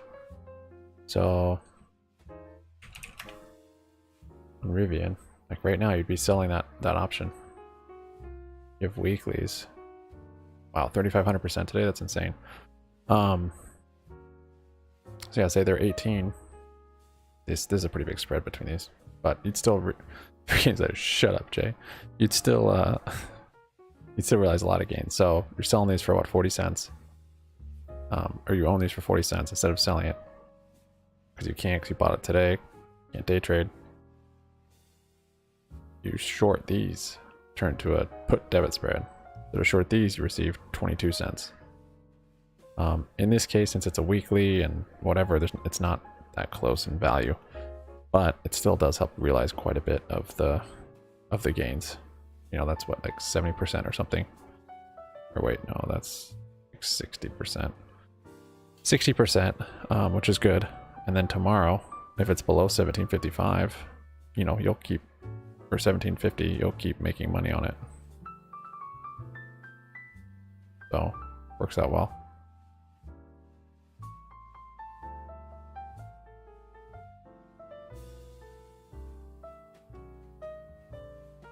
All right, I'm gonna review the trades. Spy's doing that end of day chop dance thing. 19 puts. Yeah, so these are $100. You'd sell at 18.5 and receive $67 or 67 cents. So then you'd lock in. I just lose the stream. Did I lose you guys? I was sorry. I think it just froze. Tomorrow, the whole thing, you can close it all at one, or you can even leg out of it. Say it bounces a bit, you could close. Let's see, what would you do? You'd close the long put and hold the short put. Then you'd need margin and stuff, but if it doesn't bounce, you close the short put and just keep holding the long one. I don't know, there's lots of ways you can dance around the option chain. Trade review, gotta do it. Okay, today was good day for me. Okay, I gotta figure out how to manage it with my, anyways, we'll just go over the trades. Here we go. Here we go. This is the second or third good day in a row, actually. It's kind of concerning. Like one day, I came in today trying to be very cautious because I'm like, yesterday was good, I don't want to blow all that up. And today ended up still working out. These days are favoring me because this type of price action on SPY, my best setup. It's like what I'm the most comfortable with, I guess. That's what I was saying yesterday with the mean reversion type trade, I guess, is what it is. I just have to have patience to wait for it, and it doesn't always come. So that's why I end up trading in the morning also, in case that never comes. It's just a continuation day, which I don't do as well on. Alright, so on my trading account, I'm down 23% today. Pretty awful. I was trying to use more of the account on one position so I can grow it faster, but ended up getting in on one that was not good, fortunately. I don't know what to do. I might wait. I don't know. We'll see. But I more than doubled that in the secondary, so still up nice on the day. Bought 2 puts, 10 o'clock. I did delete a lot of lines here just to clean it up, so it's hard to see, but basically opened down here, we rallied up, retouched, re-hit, not quite pre-market high, but re-hit yesterday's high, I think. Close to it. Yeah, re-hit yesterday, one of the highs. Saw the reversal, do the first little lines there. Thought about getting puts here, but just want to let it go because I thought it might only be low of the day. Form me a little inverse cup and then maybe a handle or just a double bottom and keep going. It didn't. It kept going down. And I just waited. Started to flatten out here. And then a bounce. So at this point, I think I had some channels drawn in. No, there wasn't a whole lot to draw yet. I got puts at 10 though, which was a beautiful entry. It was actually probably right here because weep was weird. Can't remember what exactly I had drawn in here. Oh, it was the same thing. It was this same thing as right here. See, it's very similar. So basically break on that channel and I popped into the puts there. Popping into puts. Rode those down, bought 2 of them. Closed one at 10:01. So right here on this candle, closed one. Retesting that low. Put a stop. Wait a minute, what happened here? Oh, okay, closed one there. And then I did a flip trade. So this is what screwed this account up. Calling for the reversal too soon. At 10:19. Oh, did I get you? Oh, I woke up from his nap. All right, I'm just reviewing trades here. 10:19. I flipped right here. Let's see, right there.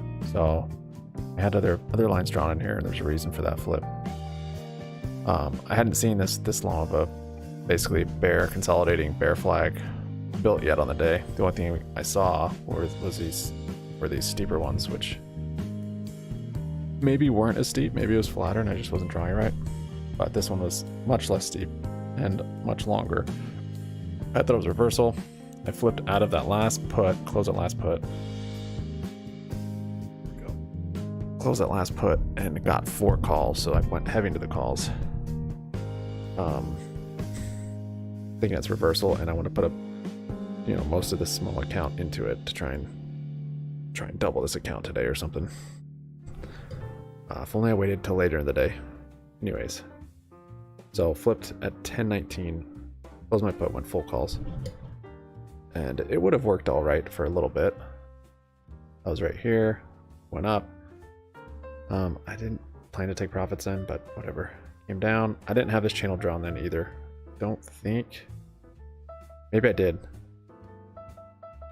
but I just wasn't even thinking this was a bear flag or bears building liquidity for whatever reason. I mean, I knew, yeah, whatever. I'm not sure what quite I was thinking. So yeah, that went against me. I didn't take any profits on anything. I maybe would have had a little profit on this spike, but yeah, that wasn't enough. Then it came down, and this would have been my stop loss, which would have been, if I had an actual stop loss, it was a mental one at this point because I hadn't taken any profits. So anyways, closed out of the calls. Closed out of the calls at 10:36, so pretty quick on this candle right here. It was actually like right here. I couldn't get it that quick. It was like just flushed through that support. I'm like, oh. And immediately I was like, oh no, I shouldn't have closed there. I should have waited for a bounce, but it turned out it was a good thing. So that was how I lost on my small account today. And then it was position sizing, really, more or less. This first position was small. This one was way too big. But I'm trying, like I said, I'm trying to, whatever. And then turned it around with a second account, which is kind of sketchy because I didn't want to start trading with it too soon. Which I need to just do that with my trading account too. It's borderline over trading today. I wasn't, but I did a lot of trades. But they pretty much all worked. Look at Rivian, dude, flushing to the lows and the close.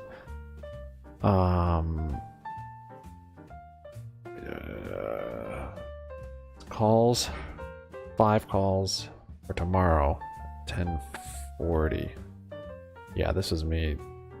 I mean, yeah, given, sure, I caught the very bottom pretty much on that channel at least. I was trying to start scaling in for the reversal. Like this was, I shouldn't have done it this early though.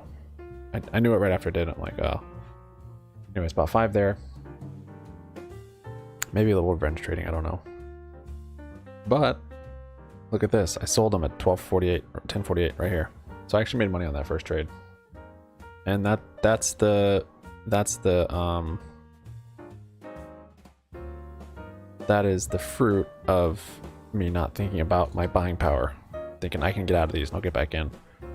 I'm thinking, oh, I don't have so much buying power to hold them. Then I would have maybe held those. Trying not to do that, but yeah. Anyways. So, yeah, close out of those for a little profit, which is nice. Even though I thought it'd probably start reversing, I knew that this was not a great entry. And I was just trying to catch the bottom. So close those and bought 10:58. Bought puts right here. I had other channels drawn. I think similar to here, I had the same setup drawn somewhere down here. Broke the low on that. And yeah, so bought 5 puts, 10:58. I guess which is like that candle. And then bought 5 more, I guess, at 11. Yeah, scaled into it. 11. Sold 2 at 11:01. I think it was here. Was that for a loss? Yeah, small loss on those two. I think I was scared of my position size. Sold 2 more at 11:03. Also for a small loss. I didn't realize I had this loss this morning, actually. Sold 2 more at 11:04. I was realizing this is maybe getting to the bottom or starting to round out. And I didn't like the risk reward. Sold 2 more at 11:04 for almost break even. Sold 2 more at 11.05, and these were profitable. Right here. I think these are my last two. 2, 4, 6. Yeah, so the last two at 11.06, which is right here. So I think overall that was maybe a small profit on those puts, but yeah, not the best trade. And then at 11.23, I was into calls. Seeing this inverse head and shoulders, seeing a break. I think this was close to my original chart. I had like a closer one, and then I moved it out for this whole liquidity thing right here. What did I say? 11.23. I was into calls, so right here. Yeah, break on this channel right here. So it was the same one. Got into calls here. Got 5 tomorrow calls, or 4.22. These are all tomorrows now. 4.22 calls. Sold. Sold 2. Yeah, I was jumpy this morning. Sold 2 for small loss at 11.27. Right here. And then I was like, wait, this is good. We're tapering. Like, I don't need to. I can chill. I can average in even. So then bought 8 more. Bought 8 more at 11.40. Waited. I had a lot of stuff drawn down here at this point. Bought 8 more there. Sold 2 at 12.04. Still wasn't sure because I'm like, I was just second guessing myself. I wanted to take some profits. So I took a little profit here at 12.04. Sold 2 more at 12.12, which was VWAP. I like that. Probably put a stop on the rest for break even. Sold 2 more at 12.16. So yeah, right here, because I was scared then. Rejected VWAP, even though I didn't need to be. Kind of hindsight, I guess, because I was thinking we got the inverse cup. I was thinking just might be a handle and just move to VWAP. So I was getting a little nervous when it sold off the VWAP, and then sold 5 more at where 12.41. Right here. So broke over VWAP. I saw it head and shoulders. I even said it. I'm like, I think it's gonna keep going, but whatever. Head and shoulders and rejecting VWAP, and this could be the handle even up here. So anyway, sold 5 more there. Sold 3 more at 12.41. So I think I was pretty much out of all of them at that point. So cut the calls. Bought some here. Bought some here. Bought some here. Sold some here, here, and here. Not a big move, but I was still. I think I was up. I was up a little bit from counting the loss from my trading account. And then 1 o'clock. 12.48. Oh yeah, 12.48. So right here I was buying puts in. I was late on it, given I was still trying to figure out when to sell my calls, and then all of a sudden I'm thinking about puts. So puts there, not a great risk reward. Unless if this was just a handle, and then we could have seen, you know, move down here 419 or something crazy. So this could have been a huge move to the downside. But that's where you're trying to have good risk management, and this one actually didn't work that well because it bounced so hard off this level, which at the time I was just getting this channel drawn in. I think it was this one I was just getting drawn in. Anyways, or no, yeah, it was this one. We got puts, 5 puts at 12.48. Right there, kind of a bad entry. 5 more puts at 104. I believed in this. Had that bounce, so right here I got 5 more puts. Because at this point I thought, okay, I gotta go heavy. We're gonna go, it's a handle, we're gonna break through the lows of the day. And then, yeah, this one kind of, I think this was actually a losing trade. Sold 2 at 105. So right here, so that was profitable. I just didn't get my stop on there in time. It bounced so fast. Sold 2 more at 111. So yeah, it started to bounce. I'm like, uh-oh. Sold 2 more there. And then I think this is the rest. I sold the rest at 113. Yeah, right here on this candle. So it might have been a little bit of a losing trade, but yeah, if I'd gotten into the put sooner on that head and shoulders, which I didn't want to, being as a VWAP chop, I thought we're still in an uptrend. I could have just totally left that put play out of it. However, this could have been the handle and it could have been the top, and I guess I would have just had to have held on to the conviction of this rounding bottom that we had. But I mitigated the losses pretty quickly here on this candle. This was a tough one because there wasn't a whole lot of signs that this would be of support. Kind of had a level from back there, but really just had to see, okay, there's clear support and price action happening right here. So bought calls 129, about 10 calls. So waited for that to confirm some move, had a nice inverse head and shoulders here. But then I'm also like, all right, we're just chopping because it's not coming down. I'm not making that the rest of the handle. And I don't think it's going up. But then that's when I drew in this chart and added this big bearish liquidity grab for bulls. Then, all right, well, if they break this, then this has all been just for the bulls. And so I was ready for this channel break. I bought 10 calls at 129, which is right here, literally on that candle break. And it came down. I'm like, oh no. But it came back up. Just it stayed good. Inverse head and shoulders played out. Broke there. Sold.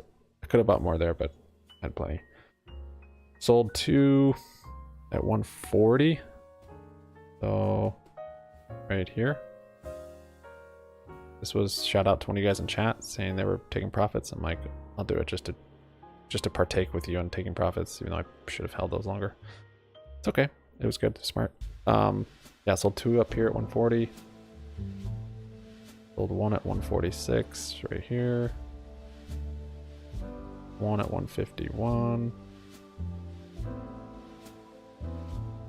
1 at 201.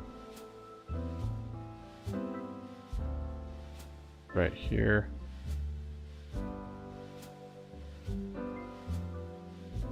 One at 213.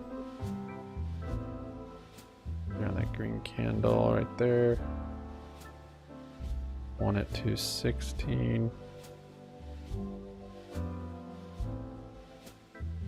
At this point, it looked like it was rolling over a bit, getting choppy potentially. 1 at 219. Right here. 1 at 225. Yeah, right here. Or even right here, and it broke. Yeah, when it broke that, I sold that one.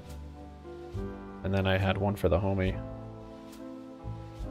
that I sold at 231 on this. Thought it might be a triple top, and then it broke out right after that, but pretty much got a high exit, pretty close to the high of the day. That was my last call I sold. And then got into puts, 5 puts, 256.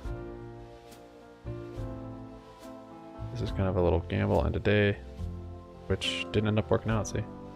Stayed flat, 256 here. Bought 5 on this channel break, which you can see. And then it ripped up. Sold 1 at 113.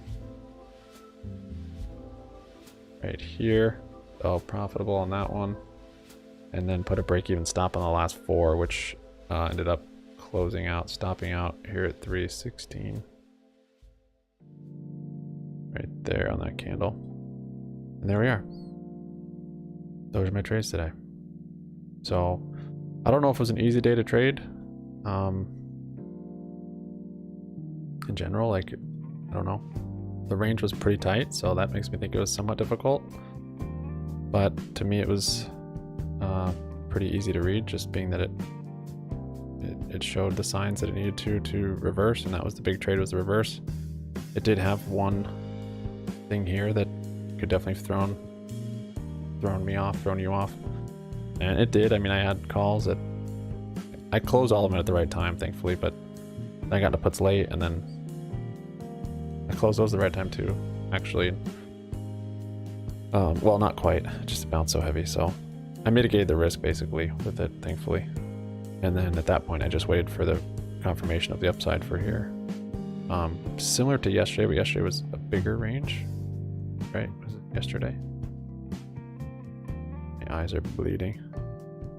Yeah, because we had that big rally and then it was like, oh, big sell-off, oh, we're coming down. But then that was just a big grab for the bulls to keep it going, break the highs. So similar in that sense, just didn't have as big of a move here. This was kind of a throw-off area. Rivian down 22%. 5 minutes to close, 5-minute finger slap. GME down 0.7, looks like it's starting to consolidate. Buys down 0.7 as well. Basically did nothing today. Back to where we opened more or less. AMC pretty much flat as well, back to where it had opened. Big consolidation day. Love that wedge though, that's nice. Let's buy some down here a little bit. And that's what I got. Thank you guys so much for the support today. You guys are legends. Just crazy dono train. Maui, appreciate all the donations. Buddy, thank you for sharing and opening up with us about your story. Guts, thanks for the dono, man. Thank you, Ace. Taryn, thanks for becoming a member. And Busy Bee, thank you so much. Appreciate the generosity, guys. I come down a little bit here. The 1 VWAP for the 5-minute finger slap? I don't think so. I don't know what we got tomorrow. Oh, we do have data in the morning, so see what that brings. 8:30. And then some Fed speakers at 9. Consumer credit at 3. We'll see. I gotta stop on the screen.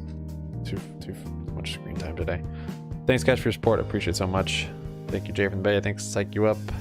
Thanks, Guts. Thanks, Taryn. And to those that weren't able to donate but were able to give me a thumbs up, I appreciate that as well. Got 21 on the day. Well done. Well done, guys. All right, we'll see you tomorrow or on Discord this evening. Good rest of your day. Peace out.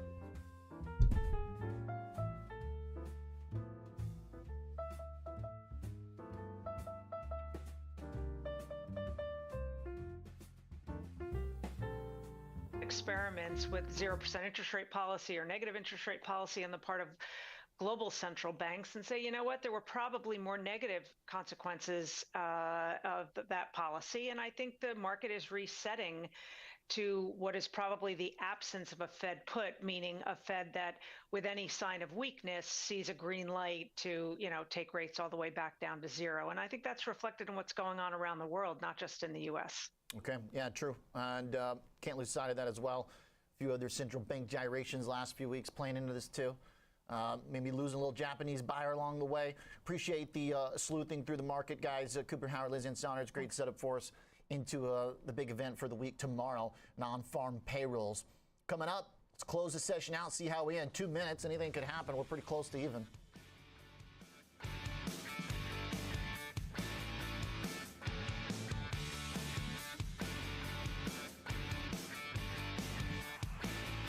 Young lady who was mid-30s, a couple of kids, recently went through a divorce. She had a lot of questions when she came in.